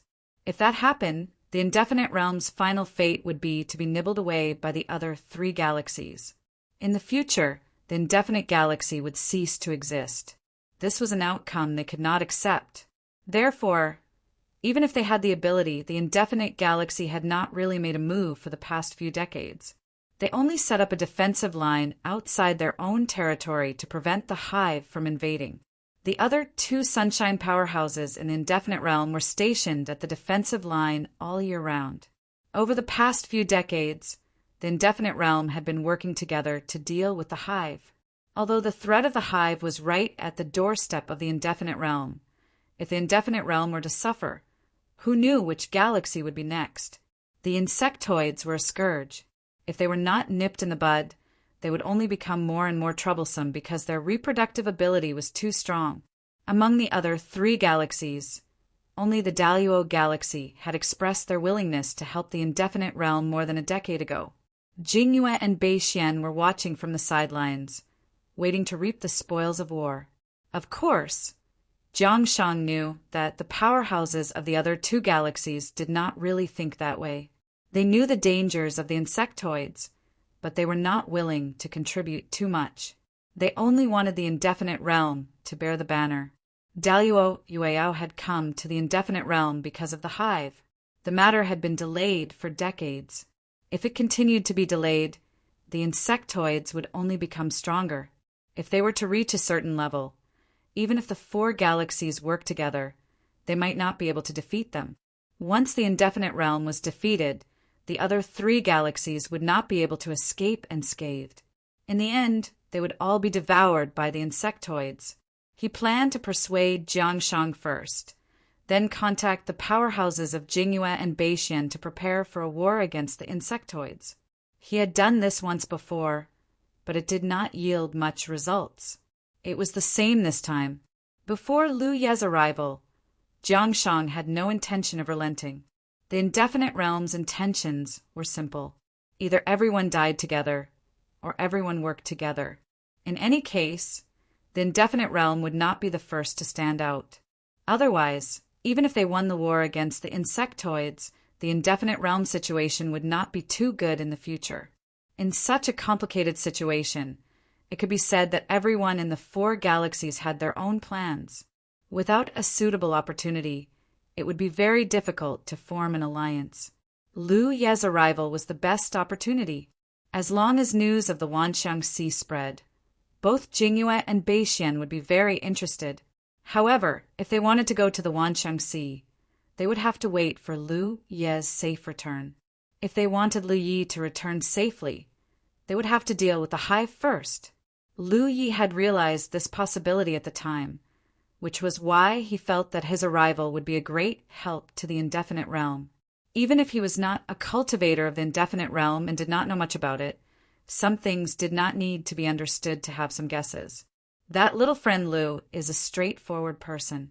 Since he's willing to take my people to the Wanxiang Sea, I believe he'll be willing to take Jingyue and Beixian's people as well. It's just a few more people. It won't be too much of a hindrance to him. Realm Lord Jiang, I'll discuss with Jingyue and Beixian. I believe they'll be very interested in the Wanxiang Sea. If they agree, then Jiangshang said straightforwardly, as long as they're willing to work hard, the indefinite realm will be fine. Then it's settled. Yueyao laughed and stood up. There's no time to lose. I'll set off now. Big Luo Yueyao hurriedly left with a confident look on her face. No wonder he was so confident. No one could resist the temptation of the Wanxiang Sea. Who would have thought that the disaster that had plagued the 4 galaxies for so many years could be resolved because of the arrival of an outsider? Lu Ye of the 9 heavens was really the 4 galaxies' lucky star. After Yueyao left with Luo Shensi, Jiangshang pondered for a moment. It was unknown what he was thinking about. After a long time, he turned to look at Hua Cheng. Sect Master Hua, I heard that little friend Lu has a good relationship with your disciple? Hua Cheng hurriedly said, Little friend Lu and my disciple met in the alpha origin stage of the reincarnation tree. As for their relationship, it seems to be quite good. Good, very good. Jiangshang praised. We cultivators will meet many people in our lives. They're bad people, good people, or noble people. If you meet them, you must cherish them. Hua Cheng repeatedly agreed. The war with the insect race is not far away. When the time comes, I'll need you and your disciple to work hard. Your disciple has just ascended to the star constellation realm and is still a little weak. If Sect Master Hua is not worried, please send him to the indefinite realm. The Heaven Enlightenment Pavilion is about to open. Hua Cheng's expression brightened and he hurriedly stood up. Thank you for your guidance, Realm Lord. My disciple will never forget your kindness. Apart from little Hua, who is still strong Everyone else in the family of 7 showed symptoms. My symptoms aren't serious. I had a fever 2 days ago, and now the most uncomfortable thing is that my brain fog has appeared again. My thoughts are a little muddled. End of chapter. Chapter 1552. The unfixed Heavenly Revelation Pavilion was a famous secret realm even in the 4 cardinal galaxies. It was especially beneficial for constellation realm cultivators. The Heavenly Revelation Pavilion only opened once every 10 years, and only 3 people could enter at a time. In the past, only the most talented constellation realm cultivators in the unfixed realm had the right to enter. This time, Do Lang actually got a spot. Hua Qing knew that this was all thanks to Lu Yi. If it weren't for Lu Yi, Do Lang wouldn't have gotten such a good thing. He couldn't help but sigh in excitement. To think that he had spent his whole life in the unfixed realm, but in the end, he didn't have as much face as a foreign cultivator. However, this couldn't be helped. Not everyone could grasp a safe route to the Wancheng Sea. Hua Cheng left the unfixed realm with a heavy heart, preparing to return to the Red Sky realm and send Do Lang over. At this moment, on the star boat that was sailing towards the outer reaches of indefinite, Kong Cheng apologized to Lu Yi with a serious expression and a smile on his face.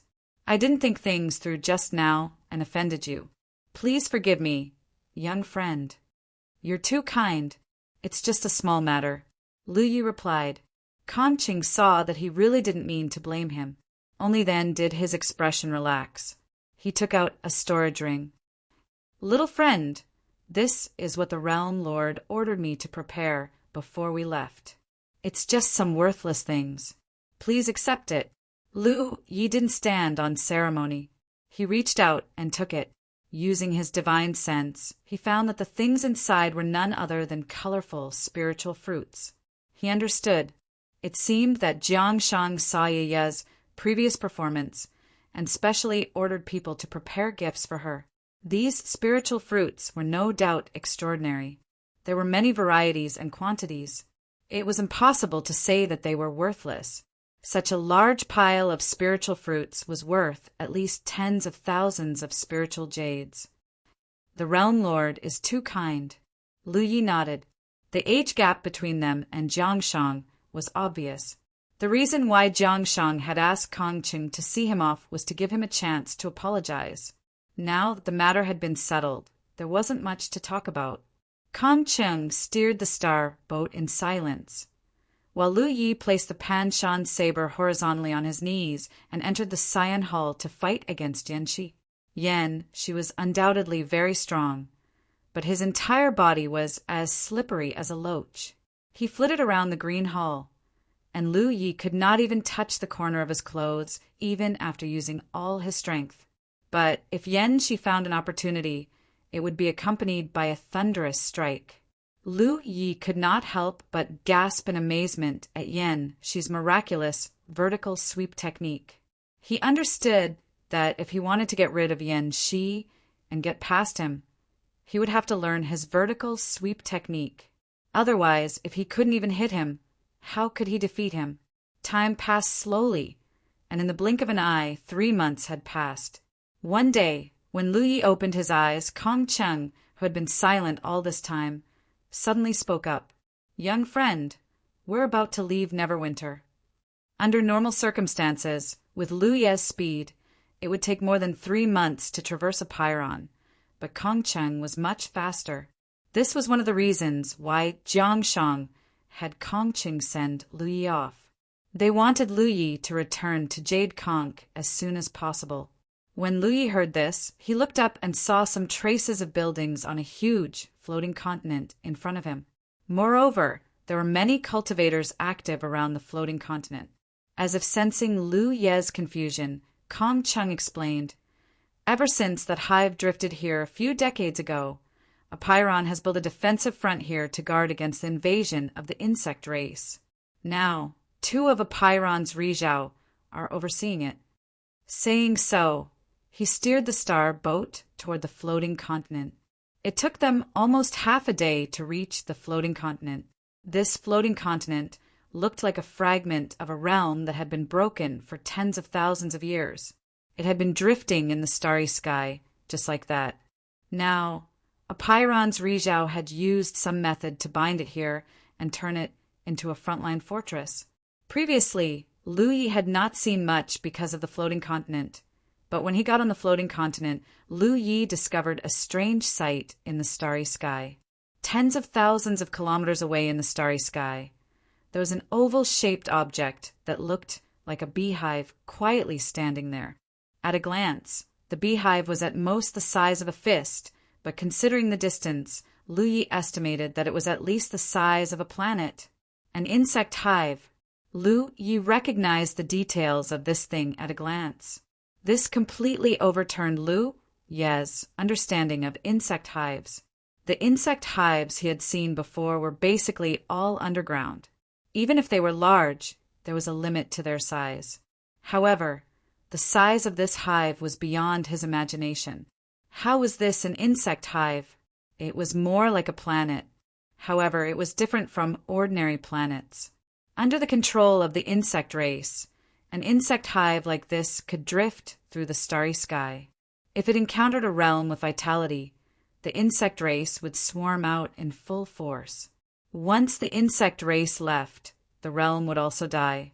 Even from a great distance, Lu Yi could see traces of a large number of insect race members entering and leaving the hive. Not only were there traces of insect race members around the hive, but they could also be seen everywhere in the nearby starry sky. In a sense, the insect race was even more dangerous than the blood race as one of the two greatest disasters in the starry sky. Due to the uniqueness of the insect hive, countless realms and planets with vitality had suffered as it roamed around. Under normal circumstances, no matter what race a cultivator was from, they would find a way to exterminate the blood tribe or the insect tribe when they encountered them in the starry sky. These two races were truly notorious and hated by everyone.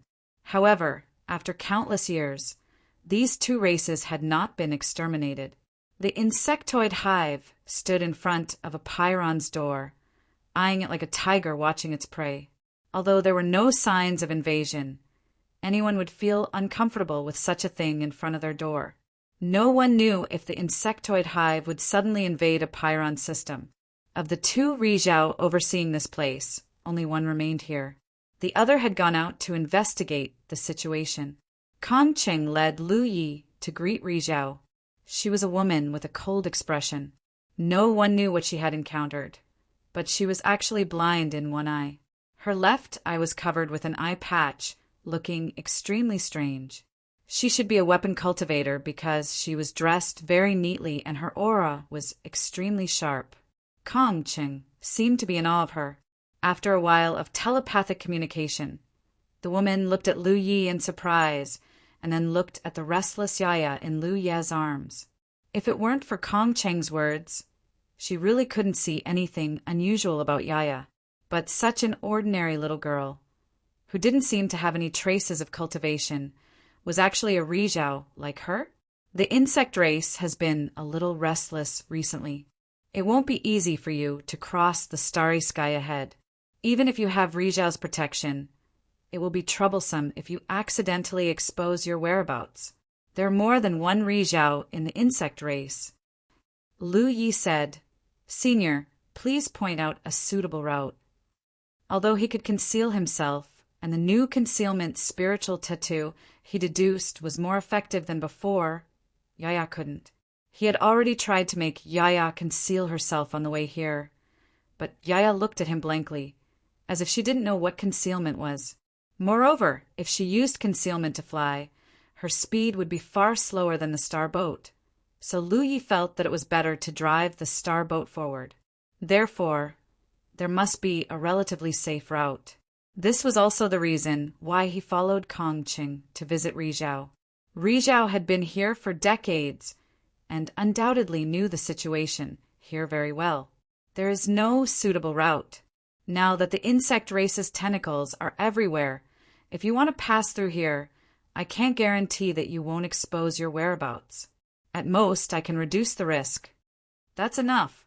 Lu Yi nodded. Rizhao didn't talk nonsense and immediately pointed out a route for Lu Yi.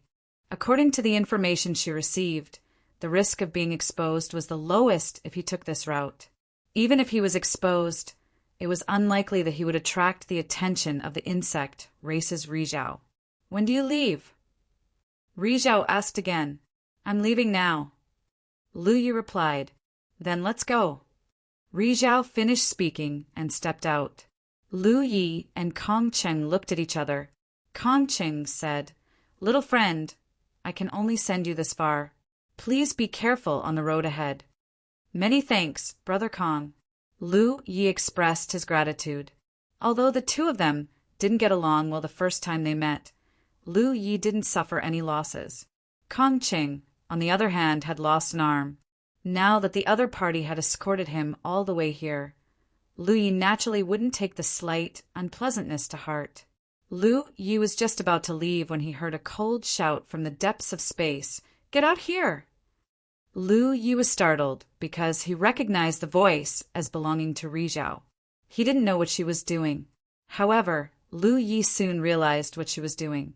Not long after her voice rang out, an extremely violent energy fluctuation came from the depths of space. Even from a great distance, one could feel the shock waves from the collision.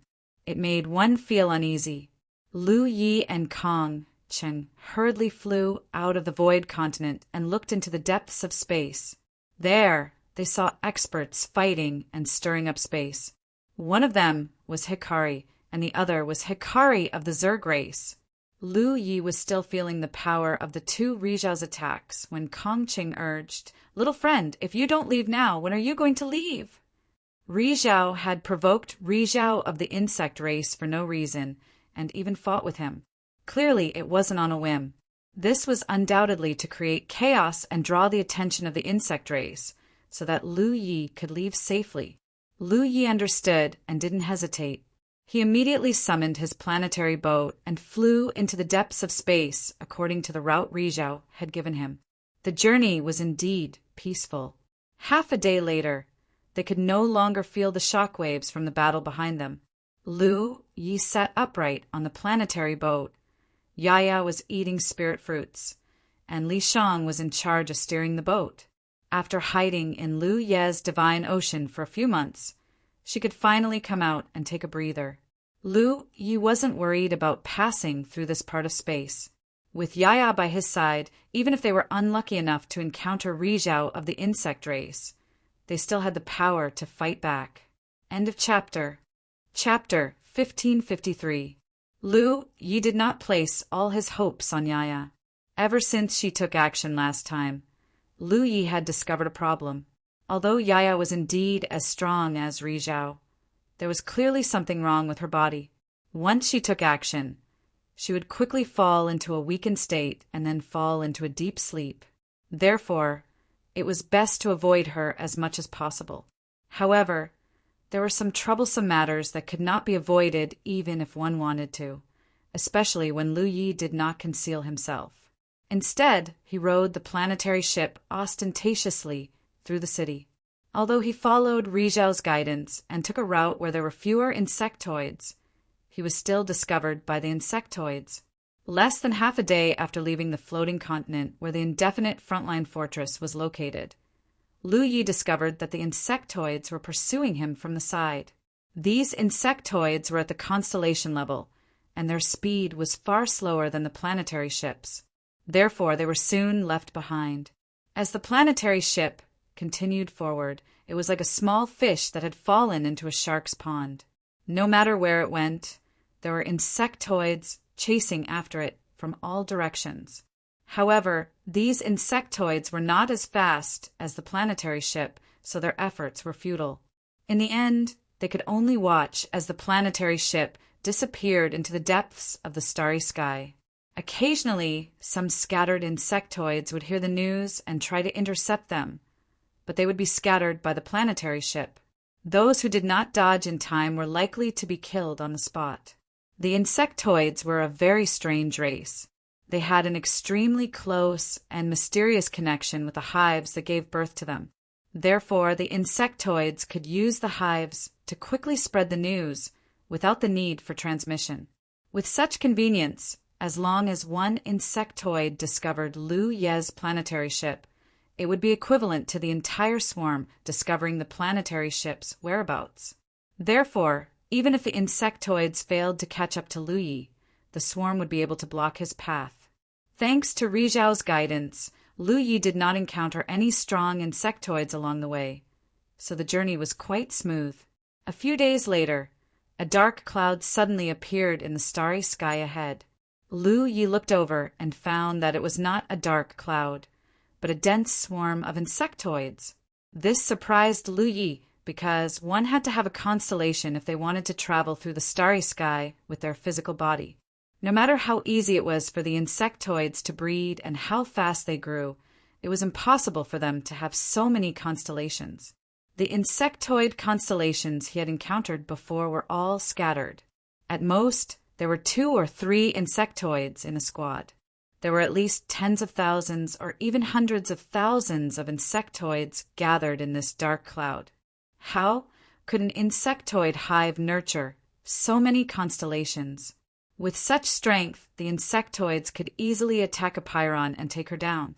As if seeing Lu Ye's doubts, Li Shang opened his mouth and said, "The insect race has a very special physique, different from all the other races in the starry skies. If cultivators of other races want to survive in the starry skies, they must have a constellation, but some special insect races don't. They are born with the ability to resist the erosion of the starry skies' energy." Lu Yi finally understood why there were so many insectoids in front of them. Not all of them were constellations. This was the same as astral beasts. Astral beasts were born with the ability to survive in space. This was their innate ability. Although he had encountered many insect races in the 9 prefectures, he had not encountered any in the starry sky, so he did not know about these things. The cloud of insectoids was pitch black, like a dark cloud. They were not far away from each other, and the planetary ship was too fast. It was too late to change course. Li Shang could only brace himself and steer the planetary ship toward the cloud of insectoids. Lu Yi picked up Yaya, who had been sitting in his arms, and put her down. He patted her head and said, "Stay here and don't move." He was afraid that if he did not warn her, Yaya would suddenly attack. Although Yaya could easily take care of the problem before her, she was still a trump card. It was better to use her at a critical moment, lest she fall into a deep sleep after attacking. Yaya held a pear spirit, fruit the size of a bowl, in her hands. She nodded obediently as she gnawed on it. She said in a muffled voice, "Yaya won't move." Lu Yi slowly got up and pulled out the Panshan saber from his waist. He looked at the approaching cloud of insectoids in silence. Suddenly, he remembered that the insectoids and the blood race had joined hands and issued a bounty for him. If the constellations of the blood race could recognize him, the insectoids might be able to as well. He then urged the Thousand Face to change his appearance so that the insectoids would not recognize him. In the next moment, the spiritual ship crashed into the cloud of insectoids. At close range, he could sense that the insectoids were indeed not constellations. Many of them were at the divine ocean level, and some were even at the true lake level. Under such a fast and violent crash, the cloud of insectoids was immediately torn open. Countless insectoids were turned into ashes in an instant. The planetary ship crashed into the cloud of insectoids recklessly, like a knife cutting through tofu. Everywhere it passed, countless insectoids were killed or injured. Lu Ye's vision darkened. He was surrounded by insectoids. Those insectoids who were not constellations were fearlessly using their flesh and blood as barriers to stop the planetary ship from moving forward. However, the effect was minimal. If there were only divine ocean and true lake level insectoids, it would not be difficult for the planetary ship to break through. However, there were not only divine ocean and true lake level insectoids in this cloud of insectoids, but also constellation stage insectoids. It was clear at a glance how to distinguish whether an insect had the strength of a constellation or not. For insects, unless they were exceptionally gifted, they would not be able to develop intelligence. Just like the insects that Lu Yi had encountered in the 9 regions, no matter how strong they would only follow their instincts. Moreover, from their appearance, they were insects of various shapes and sizes that had been magnified countless times. For example, the insects that Lu Yi had killed in the alpha origin stage were all juniors that the insect race experts had high hopes for. Each and every one of them possessed extraordinary talent and had gained sentience at the divine sea level. Their future achievements were limitless, but unfortunately, Lu Yi had almost wiped them out. The insectoids were different when they reached constellation.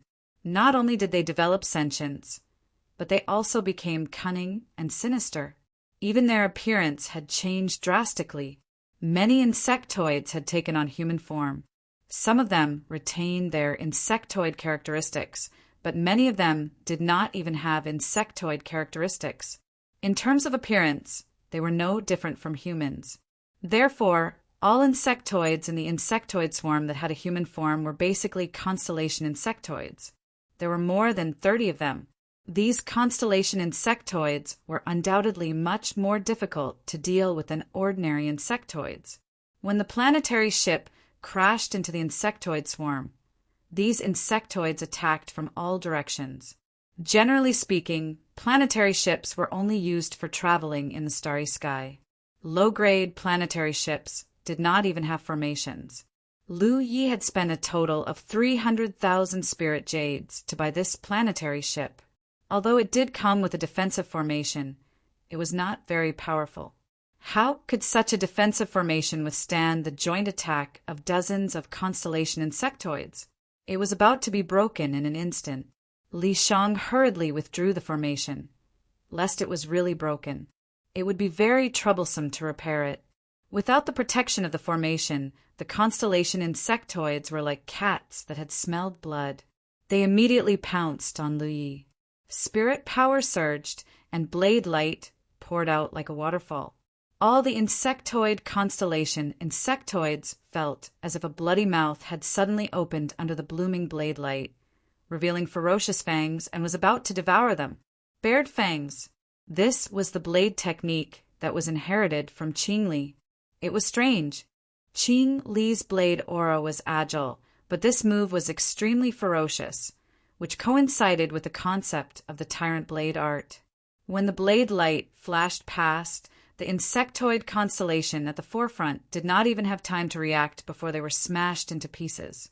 Among them was an extremely powerful late-stage constellation insectoid.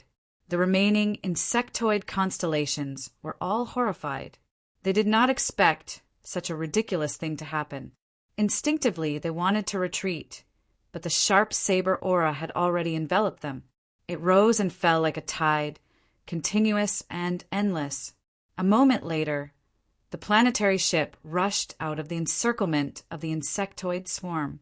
Compared to when they first saw it, the size of the insectoid swarm had shrunk by more than half. The insectoids in the true lake and divine sea realm were either dead or injured. Even more than 10 insectoids in the constellation realm were killed. The insectoid swarm did not dare to pursue, mainly because they could not catch up. They were only intercepted here after receiving the news. In terms of speed, they were far inferior to the planetary ship. In front of the insectoid swarm, the surviving insectoid constellations looked at the stream of light that the planetary ship had turned into with a horrified expression. Such a long-planned interception had actually ended with the insectoid's defeat. This was the result of only one collision. The insectoid constellations had no doubt that if the insectoid had not been in a hurry to leave, it was completely capable of killing them all. Is there such a constellation in the indefinite galaxy? An insectoid with a protruding mouth and monkey-like cheeks spoke in a deep voice. He had a pair of transparent wings on his back. No one knew what kind of insectoid he was. Who knows? But why would a constellation like him go in that direction? An insectoid was puzzled. If he was really a constellation of the indefinite galaxy, there was no reason for him to go in that direction. That was the direction that was far away from the indefinite galaxy. No matter who he is, he's dead meat. An insectoid with 6 compound eyes on his forehead snorted coldly. Although they were at a disadvantage in their interception, there were even more powerful ones behind them. That human constellation was indeed powerful, but he did not think that the insectoid would be able to pass through that obstacle. Moreover, since their side had suffered a setback, Yu Yao of the insectoid race would definitely rush over. On the planetary ship, Li Shang continued to steer the planetary ship forward. She looked at Lu Ye's back in shock, because she realized that Lu Ye's strength seemed to have increased by a lot compared to when he had departed from the Wansheng Sea. She had used the soul possession secret technique on Lu Yi several times. She could directly sense how strong Lu Yi was. She had originally thought that Lu Yi was already strong enough, but she did not expect that this was not his limit. There was still room for improvement. She had not seen Lu Yi cultivate much during this period. How could he have improved so much? At this moment, Lu Yi was sitting cross-legged with a mountain pan saber unsheathed and placed horizontally across his knees. He raised his hand and gently brushed the blade, feeling the sharpness of the blade. Li Shang's feeling was not wrong. He had become much stronger, but this strength was not due to the increase in his foundation. Since he had departed from the Wansheng Sea, he had not spent much time cultivating. Even if his foundation had improved, it would not have been by much. Moreover, he was now a late-stage constellation. There was a limit to how much he could improve. The main reason he had become stronger than before was the transformation of the mountain pan saber. It could also be said that this was a huge change brought about by external forces. End of chapter. Chapter 1554.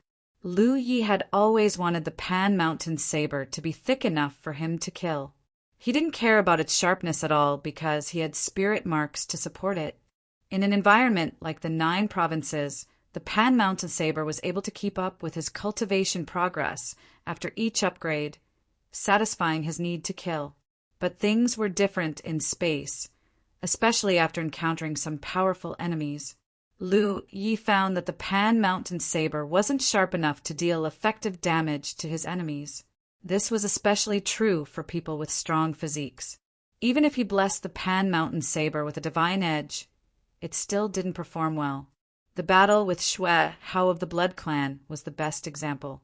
It wasn't that Lu Yi had high standards, but that cultivators couldn't always face enemies in the same realm as them. In outer space, there was bound to be enemies stronger than them.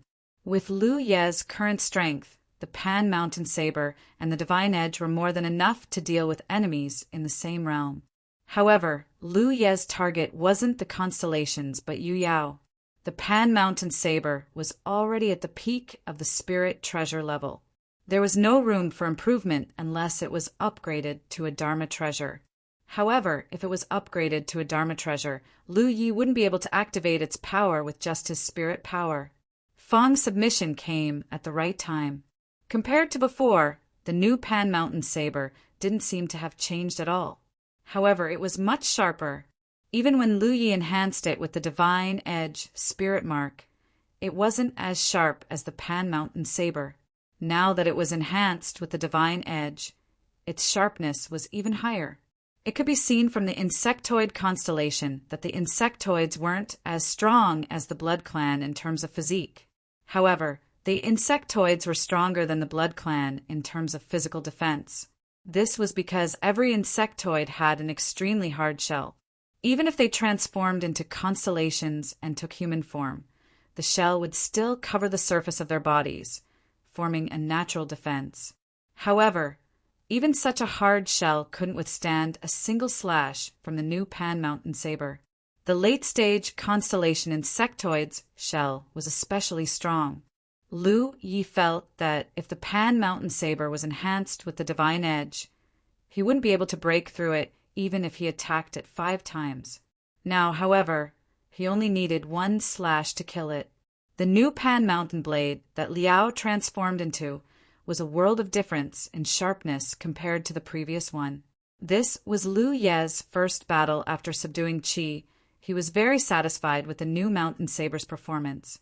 That day when he fought with Xue Hao, If he had this Pan Shan blade in his hand, perhaps Li Shang would not have needed to start a soul battle to kill him. Li Shang felt that Lu Ye's strength had greatly increased because of this. Under the same blade attack, Lu Yi could now cause much more damage than before. The star boat continued forward and didn't run into any more insectoids. However, both Li Shang and Lu Yi could feel that the insectoids had not given up yet. This was only the calm before the storm. Perhaps there was some unknown danger waiting for them ahead. Or perhaps Yu Yao or even Ri Zhao's insectoid experts had chased after them. 10 days later, the star boat, which was flying forward at a high speed, suddenly felt as if it had bumped into an invisible wall and was instantly met with great resistance. The star boat shook violently as if it had sunk into a swamp. Even though it was still moving forward, its speed was clearly slowing down. Under the great inertia, Lu Ye's body was pushed forward uncontrollably. Ya and Li Shang, who were beside him, were also pushed forward. Lu Yi reacted quickly and scooped Ya into his arms. Li Shang was even more decisive as he pounced on Lu Yi, instantly using the soul-binding secret technique. In an instant, Lu Yi felt that his strength had been greatly improved. His 5 senses became sharper, his thoughts faster, and even the flow of his spiritual energy became faster. The speed of the star boat became even slower, and in less than 3 breaths of time, it went from a high speed to a standstill. In the next moment, attacks that blotted out the sky and covered the earth shot towards it from all directions. Lu Yi jumped out of the starboat and dodged the attacks. After he steadied himself, he finally saw the situation in front of him clearly. There were many large and small meteorites in the vicinity. There were countless meteorites like this in the starry sky. However, at this moment, the figures of many star mansions of the insectoids could be seen behind these meteorites. They had been lying in ambush here, waiting for Lu Yi to pass by so that they could attack him. On one of the huge meteorites, there was a furry spider. The spider was as big as a city. It stood on the meteorite, almost occupying the entire meteorite. However, the spider's aura wasn't very strong. At most, it was at the late stage of the star mansions. Lu Yi was slightly surprised because, although the spider looked like an insectoid, it wasn't actually an insectoid but a star beast. It was probably a star beast tamed by the insectoids. Numerous spider webs that couldn't be seen with the naked eye could be seen crisscrossing in the area where the spider was. Lu Yi looked at his star boat again, and only then did he see clearly what was stopping his star boat. It was a huge spiderweb with the asteroids in the surroundings as its nodes. If one didn't look carefully, they wouldn't be able to see it. Since the star boat was sailing at a high speed, neither Lu Yi nor Li Shang noticed it. As soon as they crashed into it, they were trapped by the spiderweb. It had Yu Yao's aura. Lu Yi sized it up coldly and found that it was probably an early-stage Yu Yao. At this moment, Yu Yao was also staring at Lu Yi with cold eyes. To the insectoids, there was nothing in the universe that they couldn't kill. Apart from those who were on good terms with the blood race, all other races were their enemies. Not to mention that Lu Yi had killed many insectoids along the way. He knew that Lu Yi was only at the late stage of the star mansions. The only reason he could reach this place was because of his star boat. Now that his star boat was blocked, he couldn't do anything else. At this moment, he stared at Lu Yi and waved his hand indifferently. Kill him. As for Lu Ye's background and what he wanted to do, he couldn't be bothered to ask. At his command, many insectoid star mansions immediately pounced on Lu Yi. In Lu Ye's arms, Yaya looked angry and showed signs of wanting to attack. However, before she could, Lu Yi slapped her head and said indifferently, "Calm down." An early-stage Yao wasn't worth exposing Yaya. Moreover, in this situation, Lu Yi wanted to test out the results of his recent cultivation. With a raise of his hand, a dozen or so imperial weapons shot out in all directions, each of them powerful. However, these imperial weapons didn't have much effect. Apart from a few that injured a few insectoid star mansions, the rest were all dodged. Lu Yi held Yaya in one hand and wielded his blade in the other. Under the enhancement of Li Shang's soul possession, a faint blood-red color appeared on the surface of his body. The blood-red light shot out in an extremely abnormal trajectory, almost instantly breaking out of the insectoid star mansion's encirclement. The insectoid star mansions didn't even have time to react before one of them let out a cry of shock. Then blood spurted out and his body was cut in half. The Yu Yao insectoid who had been watching coldly from the side narrowed his eyes and stared at Lu Ye's figure in astonishment. Even he hadn't been able to grasp Lu Ye's movements in that instant.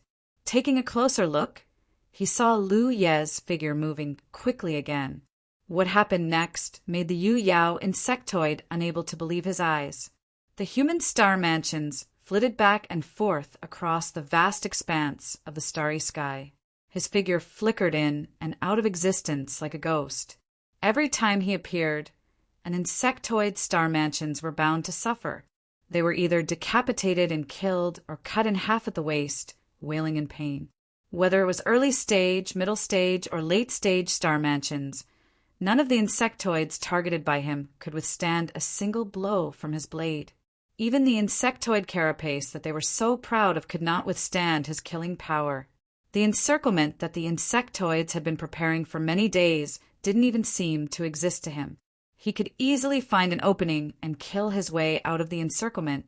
Before the insectoid star mansions could react, he could come back and kill his way through the encirclement. The Yu Yao insectoid was horrified as he watched.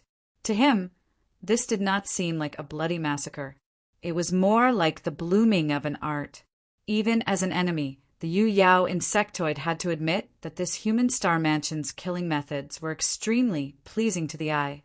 However, it was precisely this pleasing scene that caused the life force of the insectoids to wither away. It made him shudder from the bottom of his heart. While the Yu Yao insectoid star mansions were shocked, Lu Yi was elated. He had only comprehended Qing Li's bearing fangs from Qi's inheritance. So far, he had yet to comprehend the essence of Yan Shi's leaping technique, so he had not passed Yan Shi's test. Even so, he could feel the power of this leaping technique during the battle. It was useful, too useful. If it was in the past, facing such an encirclement, he would have no other way to deal with it other than to kill his way out. However, at this moment, with his immature leaping technique, the insectoid star mansions could not fight back at all. Just like when he first fought Yan Shi, the insectoids could not even see his figure. Although he had yet to comprehend the essence of the leaping technique, Lu Yi could use the imperial equipment that he had sent out beforehand to activate the void spirit patterns to move around. Therefore, compared to Yan Shi's leaping technique, which was like flowing water, Lu Ye's leaping technique was more ghostly. When he first saw Yan Shi's leaping technique, Lu Yi guessed that it was a technique used to deal with encirclements. Now that he tried it out, it was indeed effective. Destroy those imperial equipment. The Yu Yao insectoid finally saw some clues. When Lu Yi first attacked, he did not pay much attention to the imperial equipment that he had sent out. They were already in the galaxy. So who would play with imperial equipment? Now he knew that those imperial equipment were a hidden technique. He gave the order and attacked at the same time, sending the imperial equipment flying or destroying them. Then he rushed into the battlefield and pounced on Lu Yi. He originally thought that he would not need to make a move this time, but who knew that he had no choice but to make a move. Although there were many insectoids on his side, they could not withstand the onslaught of the enemy. If this continued, they would all be wiped out. End of chapter. Chapter 1555. Less than 10 breaths of time had passed since the bug tribe had attacked, and Yu Yao had joined the battle. However, more than 10 bug tribe lunar mansions had been slain in this short span of time, and the rest were shocked. Yu Yao of the bug tribe had thought that he would be able to control the situation if he joined the battle, but he was shocked to find that it was useless. Even though he had ordered the destruction of the imperial weapons scattered throughout the battlefield, the figure was still as elusive as ever, and he could not find any trace of him at all. Yu Yao of the bug tribe roared angrily. This scene made him furious. He was indeed powerful, but the enemy did not even bother to exchange blows with him. His figure flitted back and forth, weaving in and out of the bug tribe's formation as he focused on killing the lunar mansions. More and more bug tribe lunar mansions were killed. Their tough shells did not provide them with any sense of security at all. Lu Yi gradually came to a realization. Although his battle with Yan Shi was intense, it was not a true battle to the death. This was because Lu Yi knew that even if he was slain in the Green Hall, he would only lose a strand of his divine sense. Thus, he did not feel the danger of death. However, this was different. This was a true battle. Yu Yao of the Bug Tribe only saw him reaping the lunar mansions effortlessly, but in reality he was walking the line between life and death every time he flitted about. This was because any mistake could lead to his eternal damnation. Yan Shi's leaping technique was, in reality, a dangerous move. This kind of comprehension could never be experienced in the Great Green Hall. Lu Yi finally understood why he had never passed Yan Shi's test. Even though he had always felt that he had mastered the essence of his flitting technique, he was still no match for Yan Shi. Now that he had such a realization, Lu Yi was confident that he could pass Yan Shi's test. Unfortunately, the timing was not right. Otherwise, he would have really wanted to enter the Green Hall to test out his idea. This was a battle that was different from all the battles in the past. In the battles in the past, Lu Yi had mostly relied on the profoundness of the tyrant saber art to oppress his enemies with supreme might. However, in this unique battle, Lu Yi felt joy for the first time. He felt the joy of moving like the wind and casually taking the lives of his enemies. This was undoubtedly a very novel experience, and Lu Yi could not help but feel a little strange. Flitting was not just about flitting about. Flitting about was a process. If he wanted to kill his enemies, he had to rely on that instant of explosive power after flitting about. Lu Yi was not lacking in this aspect. Be it overbearing knife or Qing Li's bared fangs, they were both methods of explosive power. Even more insectoid constellations died in battle, but that insectoid Yao didn't even manage to touch a single hair on Lu Ye's head. Seeing that less than half of the insectoid constellations were still alive, he hurriedly roared, "Spread out! Hide far away!" The insectoid constellations were already in a state of panic. No one knew if they would be the next unlucky one. Now that they received the order, they immediately scattered in all directions, wanting to escape the battlefield. Lu Yi stared in one direction and gave chase. After a few leaps, he wiped out all the fleeing insectoid constellations. Lu Yi wanted to chase in another direction, but how could the insectoid Yao give him the chance to do so? She stubbornly refused to let him go. Lu Yi repeatedly tried to shake her off, but to no avail. Previously, there were many insectoid constellations acting as cover, and the insectoid Yao's hands were tied, allowing Lu Yi to roam freely. Now that there were no other insectoids around, and she was alone with Lu Yi, she naturally had nothing to worry about. Her transcendence energy surged wildly, and her blood essence surged. Her entire body was covered in a layer of bloody mist, as if she was burning. If the other party was a mid-stage Yao, Lu Yi wouldn't have thought much of it. With the difference in strength, it was useless even if he had any ideas. However, the other party was only an early-stage Yao. Lu Yi felt that he might be able to put up a fight. After making up his mind, he decided not to chase after the insectoid constellations. His figure flashed, turning into a streak of bloody light. Like a breeze, he drifted toward the insectoid Yao as fast as lightning. Seeing that Lu Yi actually dared to take the initiative to attack, Yao flew into a rage. She waited for Lu Yi to get close before suddenly throwing a punch. Powerful transcendence energy condensed on the tip of her fist, waiting for the punch to hit its target before exploding. Yao frowned. She could feel that her punch had missed Lu Yi. Instead, her arm had been slashed by the other party. Sparks flew everywhere.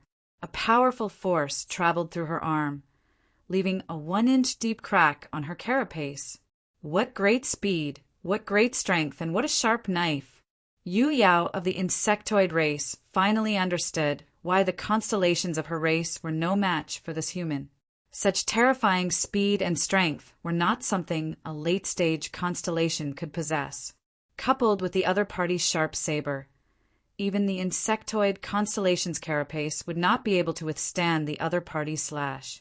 Even though she was a Yu Yao, her carapace was still damaged. However, this kind of wound didn't affect her at all. She turned her head and saw Lu Ye's figure standing a few miles away, quietly staring at her. Their eyes met. One was spitting fire, while the other was solemn. "I can fight." This was the feeling Lu Yi had after exchanging blows with the other party. After all, he was currently in the state of Li Shang's possession, so he could unleash strength that exceeded his own. However, there was still a gap between their realms, so he still had to be careful. After all, there was a qualitative difference between a constellation's spiritual power and Yu Yao's transcendence energy. Although the other party's punch hadn't landed on him, just the aftershocks of that punch had made him feel threatened. Thus, if he really wanted to fight the other party, he still couldn't fight head-on. There was no chance of victory if he fought head-on. Just the clash of their energies alone gave Lu Yi no chance of victory, unless he could get Li Shang to initiate a soul battle and destroy the other party's soul. However, Li Shang had only been able to initiate a soul battle against Xue the last time because the other party had let down his guard. That was because Xue felt that victory was already in his grasp. This time his chances weren't high. Even if Li Shang could really initiate a soul battle, Lu Yi had to face more than one insectoid Yu Yao right now. There were still many insectoid constellations watching from afar. Once the soul battle started, Lu Ye's physical body would be defenseless. He still had to rely on the leaping technique. Strictly speaking, the leaping technique was most suitable in a situation where he was surrounded. The leaping technique was about coming and going like the wind, catching the enemy off guard. Against a single opponent, the leaping technique lost its meaning because there was only one enemy. There was no way to catch others off guard. However, if he couldn't meet force with force, Lu Yi had no other choice. The mountain plate saber was sharp enough, but it only left a small mark on the other party's carapace. It didn't even leave a scratch on the other party's flesh. Lu Yi reckoned that even if he used the divine edge, he still wouldn't be able to do much to the other party. As spiritual power circulated rapidly in his body, Yu Yao could no longer hold herself back. Her figure flickered, and she charged at Lu Yi. Lu Yi raised his saber to meet her. He knew very well that he didn't have many chances to fight someone of a higher realm. He might only have one chance, so he decided to give it his all. In an instant, the two figures collided. Yu Yao punched out with both fists, and a violent surge of energy covered a large area in front of her. She had seen Lu Ye's leaping technique before, so she naturally knew how agile the enemy was. This way, she could seal off all of Lu Ye's escape routes. The barrier condensed from pure transcendence energy was like an extremely sturdy wall, blocking in front of Lu Yi. However, in the next instant, Yu Yao's expression changed. This was because the enemy who had been charging at her aggressively with saber in hand, seemingly wanting to fight her to the death, had suddenly disappeared without a trace. Yu Yao's divine sense spread out, and she instantly grasped the location of Lu Ye's aura. She quickly turned her head and saw that Lu Yi had already appeared beside her. His pitch-black saber slashed down viciously without any fancy moves. Spiritual power surged violently from the blade. This was definitely Lu Ye's full power. He had a ferocious aura that said, "Either the enemy dies or I dies." However, Yu Yao didn't seem to care at all. She simply raised an arm and held it in front of her. This saber strike looked extremely ferocious, but she had personally experienced Lu Ye's attack before, so she knew that this saber couldn't do anything to her. She could easily block it with the protection of her carapace. She clenched her other hand into a fist and punched at Lu Yi. The saber slashed down. Yu Yao was slightly surprised because she felt that this saber strike had left an even deeper scar on her carapace. Her opponent's saber seemed to have become even sharper than before. However, that was all. If the saber couldn't break through her carapace's protection, it was all in vain. Before she could finish her thoughts, Yu Yao's heart suddenly palpitated. She had a bad feeling about this. Then, she seemed to hear the sound of waves rising and falling. In front of her, Lu Ye's expression was as calm as an ancient well. He ignored the opponent's fist. In reality, he couldn't dodge, so he could only hurriedly form a few holy defenses to protect himself. The coiling mountain saber, enhanced by the divine edge spirit inscriptions, was indeed sharper than before.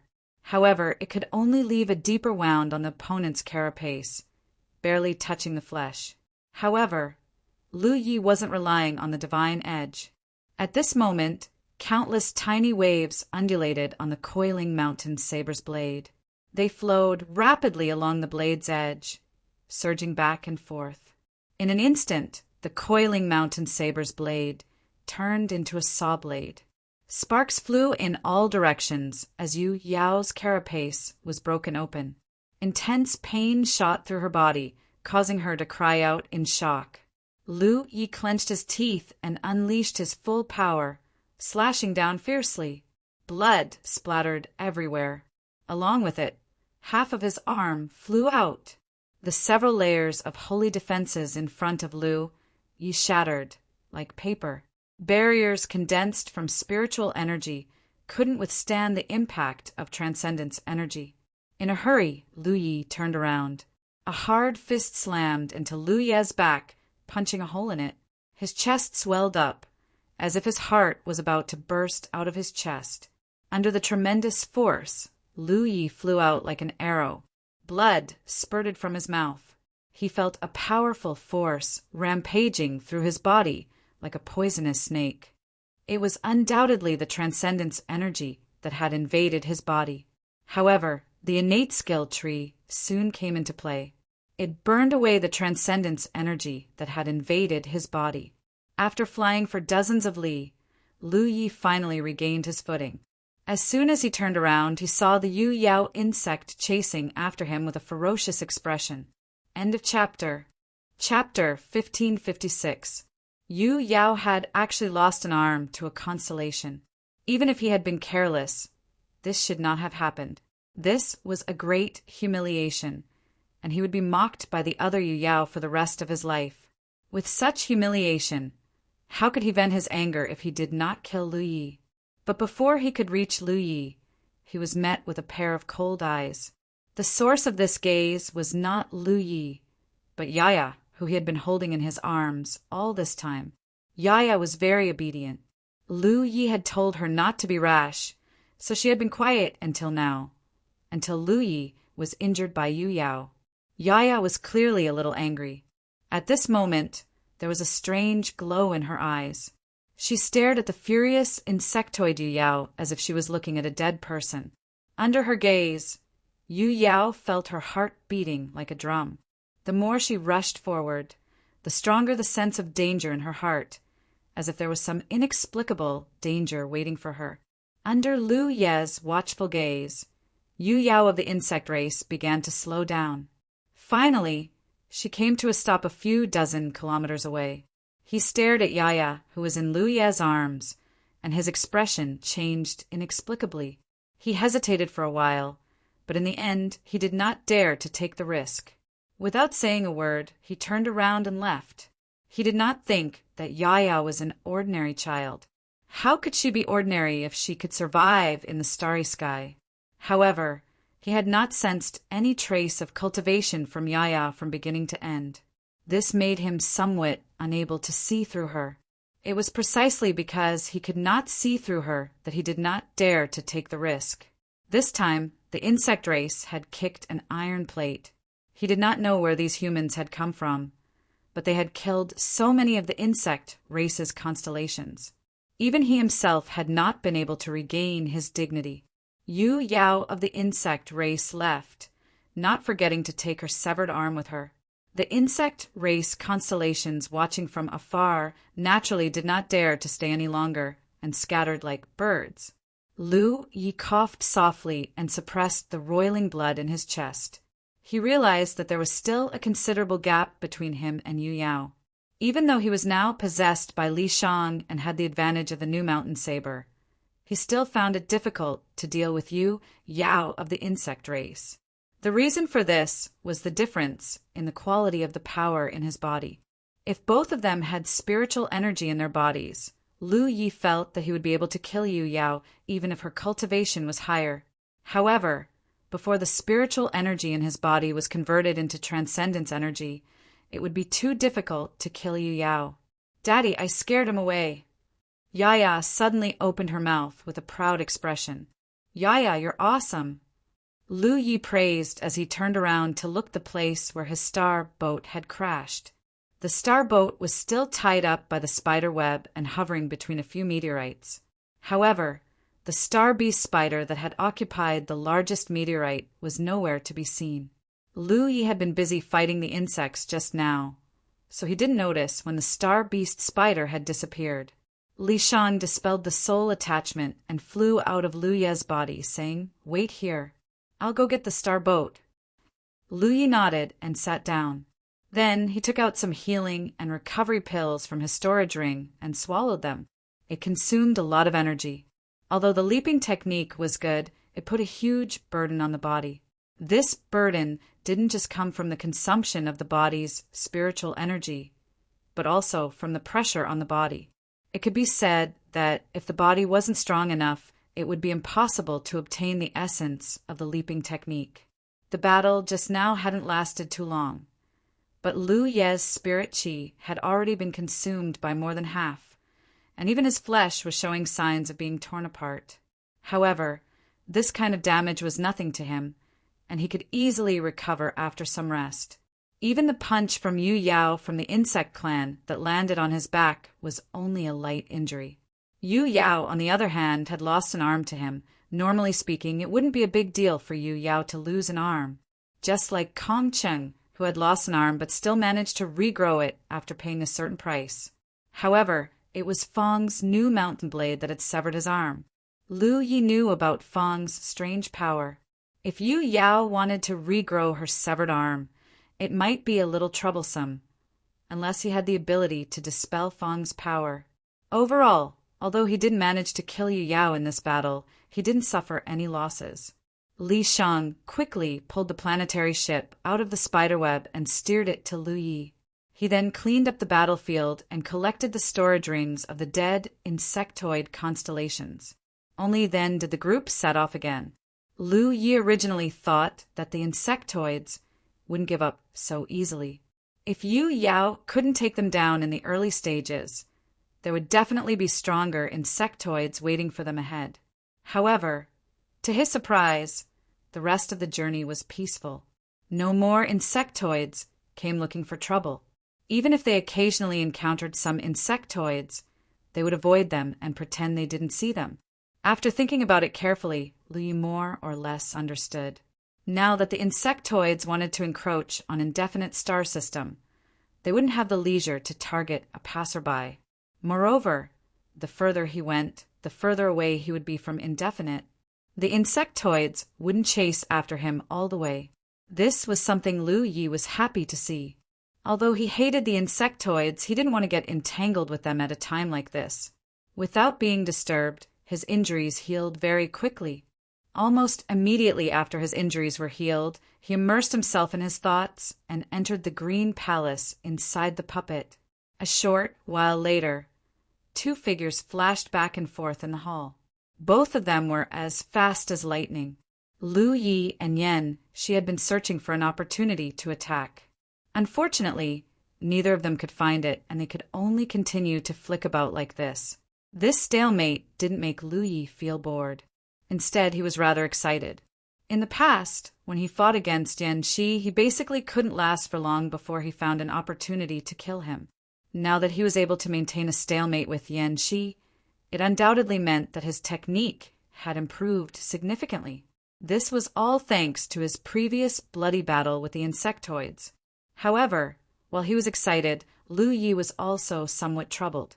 If this stalemate continued, neither of them would be able to do anything to the other. In that case, how could he pass Yan Shi's test? They couldn't compete to see who could last longer, could they? Just as he was thinking about this, Yan Shi's figure suddenly froze. Lu Yi also hurriedly stopped and looked over. He saw Yan Shi nodding slightly at him. Then his figure suddenly dissipated. Lu Yi was stunned for a moment, then immediately realized what was going on. It seemed that things weren't as complicated as he thought. In the technique, as long as one could maintain a stalemate with Yan Shi for a certain amount of time, they would undoubtedly pass his test. Just like when Qing Li's figure disappeared and Yan Shi appeared, now that Yan Shi's figure had dissipated, another figure appeared out of thin air. Lu Yi looked forward with some anticipation. The inheritance left behind by the two ancestors in skeleton had benefited him greatly, so Lu Yi wanted to know which race the next ancestor would be from and what inheritance he had left behind. The figure slowly condensed and gradually solidified, but Lu Ye's expression slowly became strange. This was because he realized that the third ancestor actually looked like an insectoid. Taking a closer look, it wasn't just similar, it was actually an insectoid. Skeleton had actually been obtained by an insectoid before. This made Lu Yi a little surprised. However, on second thought, skeleton had existed in this world for countless years. In these tens of thousands of years, who knew how many experts had obtained it? So it wasn't strange that there was an insectoid. This insectoid had the appearance of a human, but his two arms weren't normal arms, but two long swords. This design was very familiar to Lu Yi. Back in the 9 states, he had seen this design before. Among the insectoid, there was a branch that looked like a praying mantis, and the two swords were like that. This was also the weapon that the praying mantis used to kill their enemies, unparalleled in sharpness. After the insectoid appeared, he glanced at Lu Yi, and just like when Qing Li and Yan Shi first appeared, he slowly opened his mouth and said, "Insectoid Qing Mantis." This time he only reported his race and name, but didn't say where he came from. As soon as he finished speaking, Qing Mantis turned around, and a mantis sword came slashing down. Lu Yi quickly raised his sword to block, and with a clang, Lu Ye's body sank down slightly. The fight with Qing Li and Yan Shi made Lu Yi understand that no matter how great these ancestors' achievements were, or how high they stood, in this green hall inside the Fang Blade, the spirit power that they could use was almost the same as his. This was because the source of that spirit power was the spirit power that he channeled into the blade. However, it was only the spirit power that was almost the same. Their strength, speed, and reflexes were all at the standard that they had when they were in the later stages of the constellation realm. Just by looking at the strength of Qing Mantis Sword, Lu Yi knew that his strength wasn't inferior to his own, and his speed seemed to be even faster. Under normal circumstances, Lu Yi would definitely counterattack after blocking this attack, but he quickly realized that he didn't even have the chance to do so. Under the pressure of the Mantis Sword, Qing Mantis turned around. Before Lu Yi could recover from the pressure of the first strike, Qing Mantis' second strike was already coming down, and its speed seemed to be slightly faster than the first strike. Lu Ye's body shook again, and he was surprised because this strike wasn't just faster, it seemed to be stronger as well. Then his expression turned bitter because he already had a premonition of what was going to happen next. As expected, Qing Mantis kept on turning, and the two sabers crisscrossed and slashed at Lu Yi. After the first strike, there was a second strike, and there was no pause at all. In Lu Ye's perception, each of Qing Fu's slashes was stronger than the last. In just a few dozen strikes, Lu Yi was almost pressed to the ground. He didn't use Yan Shi's leaping technique because this wasn't a life and death battle with the enemy. He wanted to comprehend the inheritance that Qing Mantis had left behind. So, while he was under great pressure, he observed Qing Mantis's movements closely. The swift strikes left Lu Yi with no chance of counterattacking, and the increasing weight of the saber slowly pushed Lu Yi to his limits. Until Qing Mantis slashed down again. Lu Yi couldn't resist anymore and was sent flying out of the green hall. End of chapter. Chapter 1557. Lu Yi frowned as he felt a slight pain in his head. There was no doubt that Qing Fu's inheritance was not easy to comprehend because she used dual blades.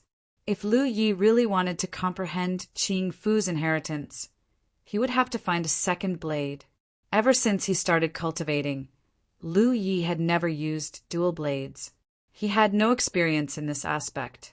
Trying it out rashly would not only not increase his strength, but would also hinder him. However, in order to comprehend Qing Fu's inheritance, he had no choice but to give it a try. If he could not pass Qing Fu's test, he would not be able to see the glory of his ancestors. However, he soon thought of another problem. He was only a manifestation of his divine sense in the Scion Hall, not his real body. He did not bring the Pan Shan blade in, but it appeared directly on his body. Even if he did find another blade, could he bring it into the Scion Hall? Although he had doubts, he still had to give it a try. He had collected many storage rings, some from the Mist Dragon, and some from the insect race cultivators that Li Shang had collected. He had been too lazy to check before, but now he could only see if there were any blade-type treasures in those storage rings. He took out those storage rings and opened them one by one. There was nothing good in the insect race cultivators' storage rings. They were all useless things. However, Lu Yi did not find many valuable treasures in the Mist Dragon's storage rings. He even gained a lot of spirit jades and spirit crystals. He really did find a blade. Lu Yi took out the blade and examined it carefully. He was slightly surprised. This blade was very long, more than half the length of the Panshan blade. It did not have a scabbard. Even if it had been in the storage ring for many years, it still did not show any signs of decay. Lu Yi tried to channel his spirit qi into it, but there was no reaction. This thing was most likely a transcendent armor-grade long blade. It was impossible to determine the cultivation of the cultivators trapped in the Mist Dragon, but he could tell by looking at Yaya that it was a starry sky wonder that even Rizhao was lost in. Therefore, it was normal for Yu Yao or Rizhao to be trapped in there. It was not surprising that they had transcendent armor-grade treasures in their storage rings. This magic treasure-level saber had a strange shape. It looked like a huge fang that had been broken from the mouth of some ferocious beast. Lu Yi looked at the saber hilt and found a symbol engraved on it. Looking at it carefully, he could vaguely make out the word fang. Teeth knife. With the two sabers in hand, Lu Yi did not tarry. He immersed himself in the azure hull once more. He looked at his left hand and froze. He hadn't brought teeth knife with him. His left hand, which had been holding teeth knife, was now empty. How was he supposed to play this game? If he wanted to comprehend Qing Fu's double blade art, he would need two blades. However, he only had one Panshan blade. He couldn't bring the second one with him. How could he comprehend it? He couldn't possibly use the Panshan saber scabbard, could he? While Lu Yi looked helpless, Qing Fu didn't hesitate to attack again. Just like the first time, she spun around and slashed down with her two swords. Her speed was getting faster and faster, and her strength was getting stronger and stronger. Lu Yi found it harder and harder to defend. He tried to use the scabbard of the Panshan saber as a second sword, but he felt that it wasn't quite right. Not long after, Qing Fu was forced out of the azure hall. Lu Yi had a headache. He was faced with an unsolvable problem. When he immersed himself in the azure hall, he could only see the Panshan saber. Without a second sword, he couldn't comprehend Qing Fu's legacy. If he couldn't comprehend it, he wouldn't be able to see the power of his ancestors. In this situation, it seemed that he would have to use the scabbard of the Panshan saber as a second sword. But when Lu Yi tried it, he realized that it wasn't a wise choice. While he was thinking, Lu Ye's eyes brightened. He seemed to have forgotten something. If he could bring that thing into the azure hall, then his problem would be solved. If he could immerse himself in the azure hall and the Pan Shan saber was reflected in it, then that thing should have been reflected in it as well. He just hadn't thought about it. Thinking of this, Lu Yi rested for a while and entered the Azure Hall again. This time, before Qing Fu could make a move, Lu Yi lowered his head and looked at his mountain pan saber. Then, with a thought, he reached out and grabbed the other saber. Soul Cutter. This was a treasure from Jiuzhou's Tianji treasury. It was a soul item, but it had the ability to meld with other weapons. It could even change its shape. Lu Yi had always used it to set up restrictions on his saber to increase the power of the Pan Shan saber. From the looks of it, the soul-severing saber could indeed materialize in this green hall. Lu Yi now had 2 sabers at his disposal. Han Sen's heart jumped. He quickly changed Soul Cutter to look like Teeth Knife. He thought that if he really mastered dual knife skills, he would need to use Teeth Knife to fight his enemies. If he could familiarize himself with Teeth Knife, he would be able to use it more effectively. As soon as he finished this, Qing Fu came to kill him. This time, Lu Yi didn't last long, but he could finally practice. He was happy. On this day, when Lu Ye's mind exited the Azure Hall, he heard Li Shang say, "The 1,000 Hills grave is up ahead." When Lu Yi heard this, he looked up and saw a large patch of pink in front of him. The pink patches were scattered all over the sky. At first glance, they looked like pink cotton candy. He didn't know when they were born, and he didn't know how long they would last. But the pink nebulae were very strange. They all looked like grave mounds. That was how the 1,000 Hills grave got its name. This was a space wonder, but it was different from most space wonders. Although it covered an area large enough to cover several galaxies, the nebula burial mounds were very scattered. Therefore, although it was a space wonder, as long as one didn't enter the nebula burial mounds and just passed by, there wasn't much danger. Yaya climbed on top of Lu Ye's head and looked at the pink nebulae. She cheered and seemed very happy. What a sight! Lu Yi looked at it quietly. The starry sky was full of different sceneries. It was very rare to see such a spectacular scene in the domain. Even someone as strong as Ri Guang could only feel his own insignificance in front of such a space wonder. However, the reincarnation tree had given Lu Yi a warning in the star chart. Although there was no special danger in the 1,000 Hills grave, he couldn't easily get close to the pink nebulae. This was because these things were very mysterious and strange. It was not something a constellation like Lu Yi could deal with. Lu Yi didn't know what was strange about these nebulae, but he wouldn't try it. Are you going home, or am I going home? Li Shang couldn't help but roll her eyes at him. Ever since they embarked on the return journey, the task of steering the star boat had basically fallen on Li Shang's shoulders. Moreover, when she was steering the star boat, Lu Yi was basically in a meditative state of cultivation. If it weren't for Yaya accompanying her, the journey would have been extremely boring. Lu Yi was embarrassed. He felt that he shouldn't have done this. After all, he was going home. It was wrong of him to treat Li Shang as a labor. He quickly took out a lot of spirit-refining grass and put it in a storage ring. He offered it with both hands. "Thank you for your hard work." Li Shang grunted and said, "That's more like it." She didn't really want to ask Lu Yi for anything, but she couldn't refuse the spirit-refining grass. It was very useful to her. She happily accepted it and felt much better. The planetary boat entered the area enveloped by the 1,000 Hills grave, passing through numerous pink nebulas that looked like grave mounds. Lu Yi did not enter the Green Palace again. Although the reincarnation tree was marked on the star map, it was better to be safe than sorry. Therefore, he felt that it was better to be cautious. Han Sen used this time to familiarize himself with Teeth Knife. If a weapon practitioner wanted to use the full power of their weapon, they had to practice it through many life-and-death situations.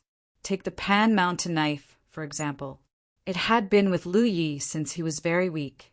It had already reached the level where Lu Yi could use the knife. So, Lu Yi could use the full power of the Pan Mountain knife. If it were any other knife, it would be a bit uncomfortable. Teeth knife was used to learn green skeleton knife skills. It wasn't Lu Ye's main knife, and he didn't have that many life-and-death situations to practice it. Plus, it was a treasure. It wouldn't be easy for Lu Yi to use it as a weapon. So Lu Yi thought of a trick. This was the most common way for weapon practitioners to get new weapons. Every now and then, he would put a drop of his own blood into the knife to familiarize himself with it. That way, when he needed to use it, he would be able to wield it like an extension of his arm. According to the star chart, it would take at least 3 months to get through the Thousand Hills grave. The journey was very peaceful because the nebulae were very scattered. The ship rarely had to change directions. If they did, they just had to avoid the tombs. 1 month had passed. On this day, while the ship was traveling, Iya excitedly pointed in a direction and said, "Dad, look!" Lu Yi looked in the direction she was pointing. At first, he didn't see anything special, but as he got closer and closer, he was shocked.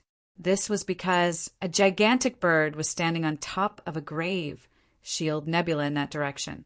The nebulae in the Thousand Hills grave were each the size of a star, but at this moment the bird was standing on top of them. It looked like it was standing on top of a bird's nest. The bird was so big that Lu Yi had never seen it before. The bird's body was green, and he didn't know if it was a star beast or not. At this moment, the green bird was using its sharp claws to pull at the pink nebula. It looked like it was looking for something. Under its pull, the pink nebula moved as if it had a life of its own. Sometimes, pink tentacles would come out of the pink nebula and attack the green bird. They were so powerful that they could destroy stars and moons. End of chapter. Chapter 1558. Lu Yi was dumbfounded.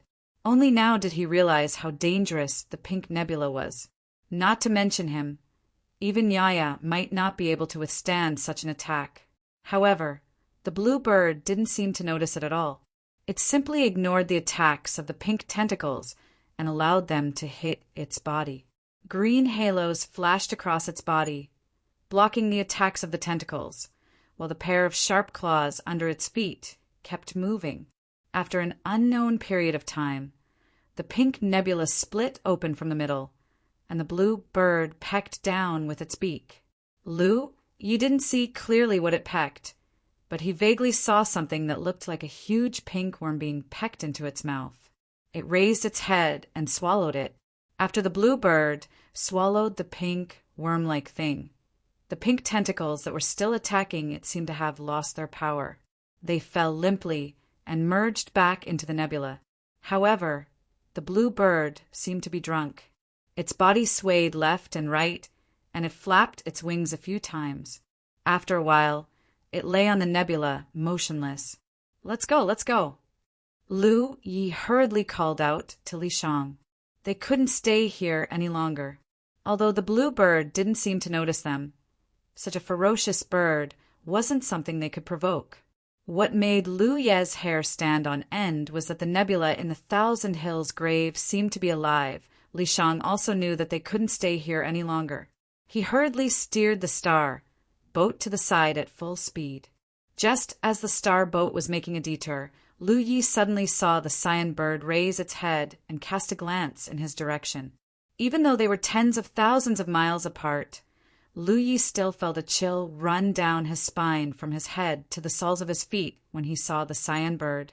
Then he saw the blue bird open its beak. Li Shang immediately cried out in alarm because an inexplicable suction force suddenly appeared around them. Under the suction force, he couldn't steer the star boat anymore. The next moment, the star boat flew towards the blue bird like an arrow leaving the bow. "It's over." Lu Ye's expression was bitter. He knew that he was really going to die this time. He had seen the blue bird's power from afar just now and knew that it was not something he could resist. Even if he asked Jaya to help, the chances were slim. With this bite, the star boat and the people on it would definitely be devoured. Why am I so unlucky? Lu Yi was puzzled. Everything had been fine along the way, but now they had to suffer a calamity. He and Li Shang were both nervous and perturbed. Yaya, on the other hand, was clapping her hands and cheering with a happy look on her face. as if she was completely unaware of the imminent doom. In less than 10 breaths of time, the starboat had traveled hundreds of thousands of miles and was sucked right in front of the bluebird. However, to Lu Ye's surprise, just as the starboat was about to fall into the bluebird's mouth, the power that was trying to devour the starboat suddenly disappeared. Just like that, the starboat floated in front of the bluebird. Looking at it from a close distance, Lu Yi could feel the magnificence of the bluebird's body. At this moment, Lu Yi couldn't see the bluebird's full appearance at all, only a pair of huge sun-like eyes blocking his vision. The bluebird seemed to be really drunk, as its eyes were somewhat hazy. It tilted its head and sized up the starboat, then looked at the 3 little people on it. Then its eyelids opened and closed, and it seemed to have lost its interest in studying them. Once again, it lay down on the nebula and closed its eyes to take a nap. Lu Yi and Li Shang didn't even dare to breathe loudly. Only when the bluebird lay down again did Lu Yi let out a sigh of relief. He knew that the bluebird had no interest in them at all, and probably only brought them here because it was curious about their starboat. Fortunately, they weren't swallowed by the bluebird. Perhaps it was because the bluebird was full, otherwise they would have died in vain. Lu Yi slowly turned his head and looked at Li Shang. He gave him a meaningful glance, and Li Shang nodded knowingly. Just as the 2 of them stealthily prepared to leave while the bluebird was taking a nap, Yaya suddenly jumped up from the starboat with a joyful cry. Lu Yi was shocked and raised his hand to grab her, but Yaya's movements were so fast that Lu Yi couldn't catch her at all. Then he saw Yaya fly to the bluebird's beak and climb all the way up. Judging from her posture, it seemed that she wanted to fly to the bird's head. Lu Ye's blood turned cold again, but soon he found that he was overthinking because Yaya's movements were quite loud, but the bluebird didn't seem to care at all. It just lay there, minding its own business. Even when Yaya stood on the bluebird's head and waved at Lu Yi, the bluebird still didn't respond. It was impossible that such a powerful bird didn't notice anything. Since it didn't respond, it meant that it didn't care about it. Lu Yi had mixed feelings. It seemed that sometimes being too weak wasn't a bad thing. At the very least, the strong wouldn't have any interest in the weak. Let's go and have a look. Lu Yi turned his head and said to Li Shang. At this point, it was useless to be afraid. As he spoke, he flashed out of the starboat and flew up with Li Shang. Soon, they arrived at the bluebird's head. Lu Yi thought that Yaya had called him up because she had found something strange, but it turned out that wasn't the case. Yaya was lying on a feather on the bluebird's head with a comfortable expression. After Lu Yi and Li Shang came up, she patted the side and motioned for Lu Yi to lie down as well. Lu Yi lay down beside her and Li Shang on the other side. Yaya was even happier, holding each of their arms and giggling nonstop. Lu Yi lay down for a while and found nothing mysterious. He stood up again and looked around.